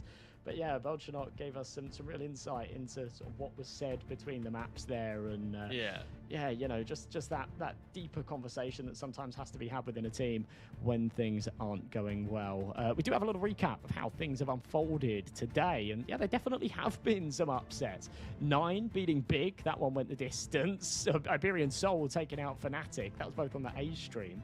And then for us here on the B stream, we saw a bit of a clean sweep. OG just keeping incredible form throughout the tournament and qualifying with no real friction. And Paravision just edging it ahead against the Static. But again, that was no walk in the park. Yeah, it honestly wasn't, let's say, an easy run of form for a squad like Paravision. We saw they had to go up against some tough opposition, and admittedly, what I also thought was for them, they had to go up against, you know, tough opposition, close games and whatnot. And yeah, this was, man, like, this was all in all a great qualifier, to be honest. We had some upsets, sure, but we also had some great Counter-Strike. And I think we now set up the upcoming StarSeries event quite nicely. So guys, this is gonna have to be the it for the broadcast. This is gonna be the end of a very cool journey. It was really cool part of this event. It's great to see StarLadder bring in some more Counter-Strike action here to the European scene. Obviously, in the nearby future, we do have the Major coming right up. So obviously, if you're interested about the Major, you know where to head on over, major.starladder.com, for your possibility to get some tickets. Obviously as well, you know, great stuff there from the broadcast talent, you know, the commentators, Ted, Trav, also the analysts joining as well, Devilwalk, Neokai, and Hayes there for the last day. Man, it was fun. It was fun casting with you, Josh, but now it is time for us to say our goodbyes. So, ladies and gentlemen, thank you so much for tuning into the broadcast. I hope you had a blast. It was a really fun event, and we hope to see you all at some more StarSeries event, not only in the online format, but also in LAN itself. So, again, thank you so much for tuning in, and we hope to see you all next time. Have a good one, folks, and bye-bye. Fueled by the same passion as esports athletes, Zowie continuously develops tailored products, empowering gamers to bring their best out. Today, we are launching the all-new XL2566X Plus, which uses the newly developed Fast TN panel and upgraded Diac 2 technology. The new monitor series continue to evolve, refining details to ensure players can perform their best consistently in games.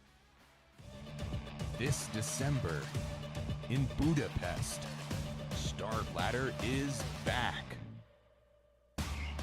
With the audience at all group stages.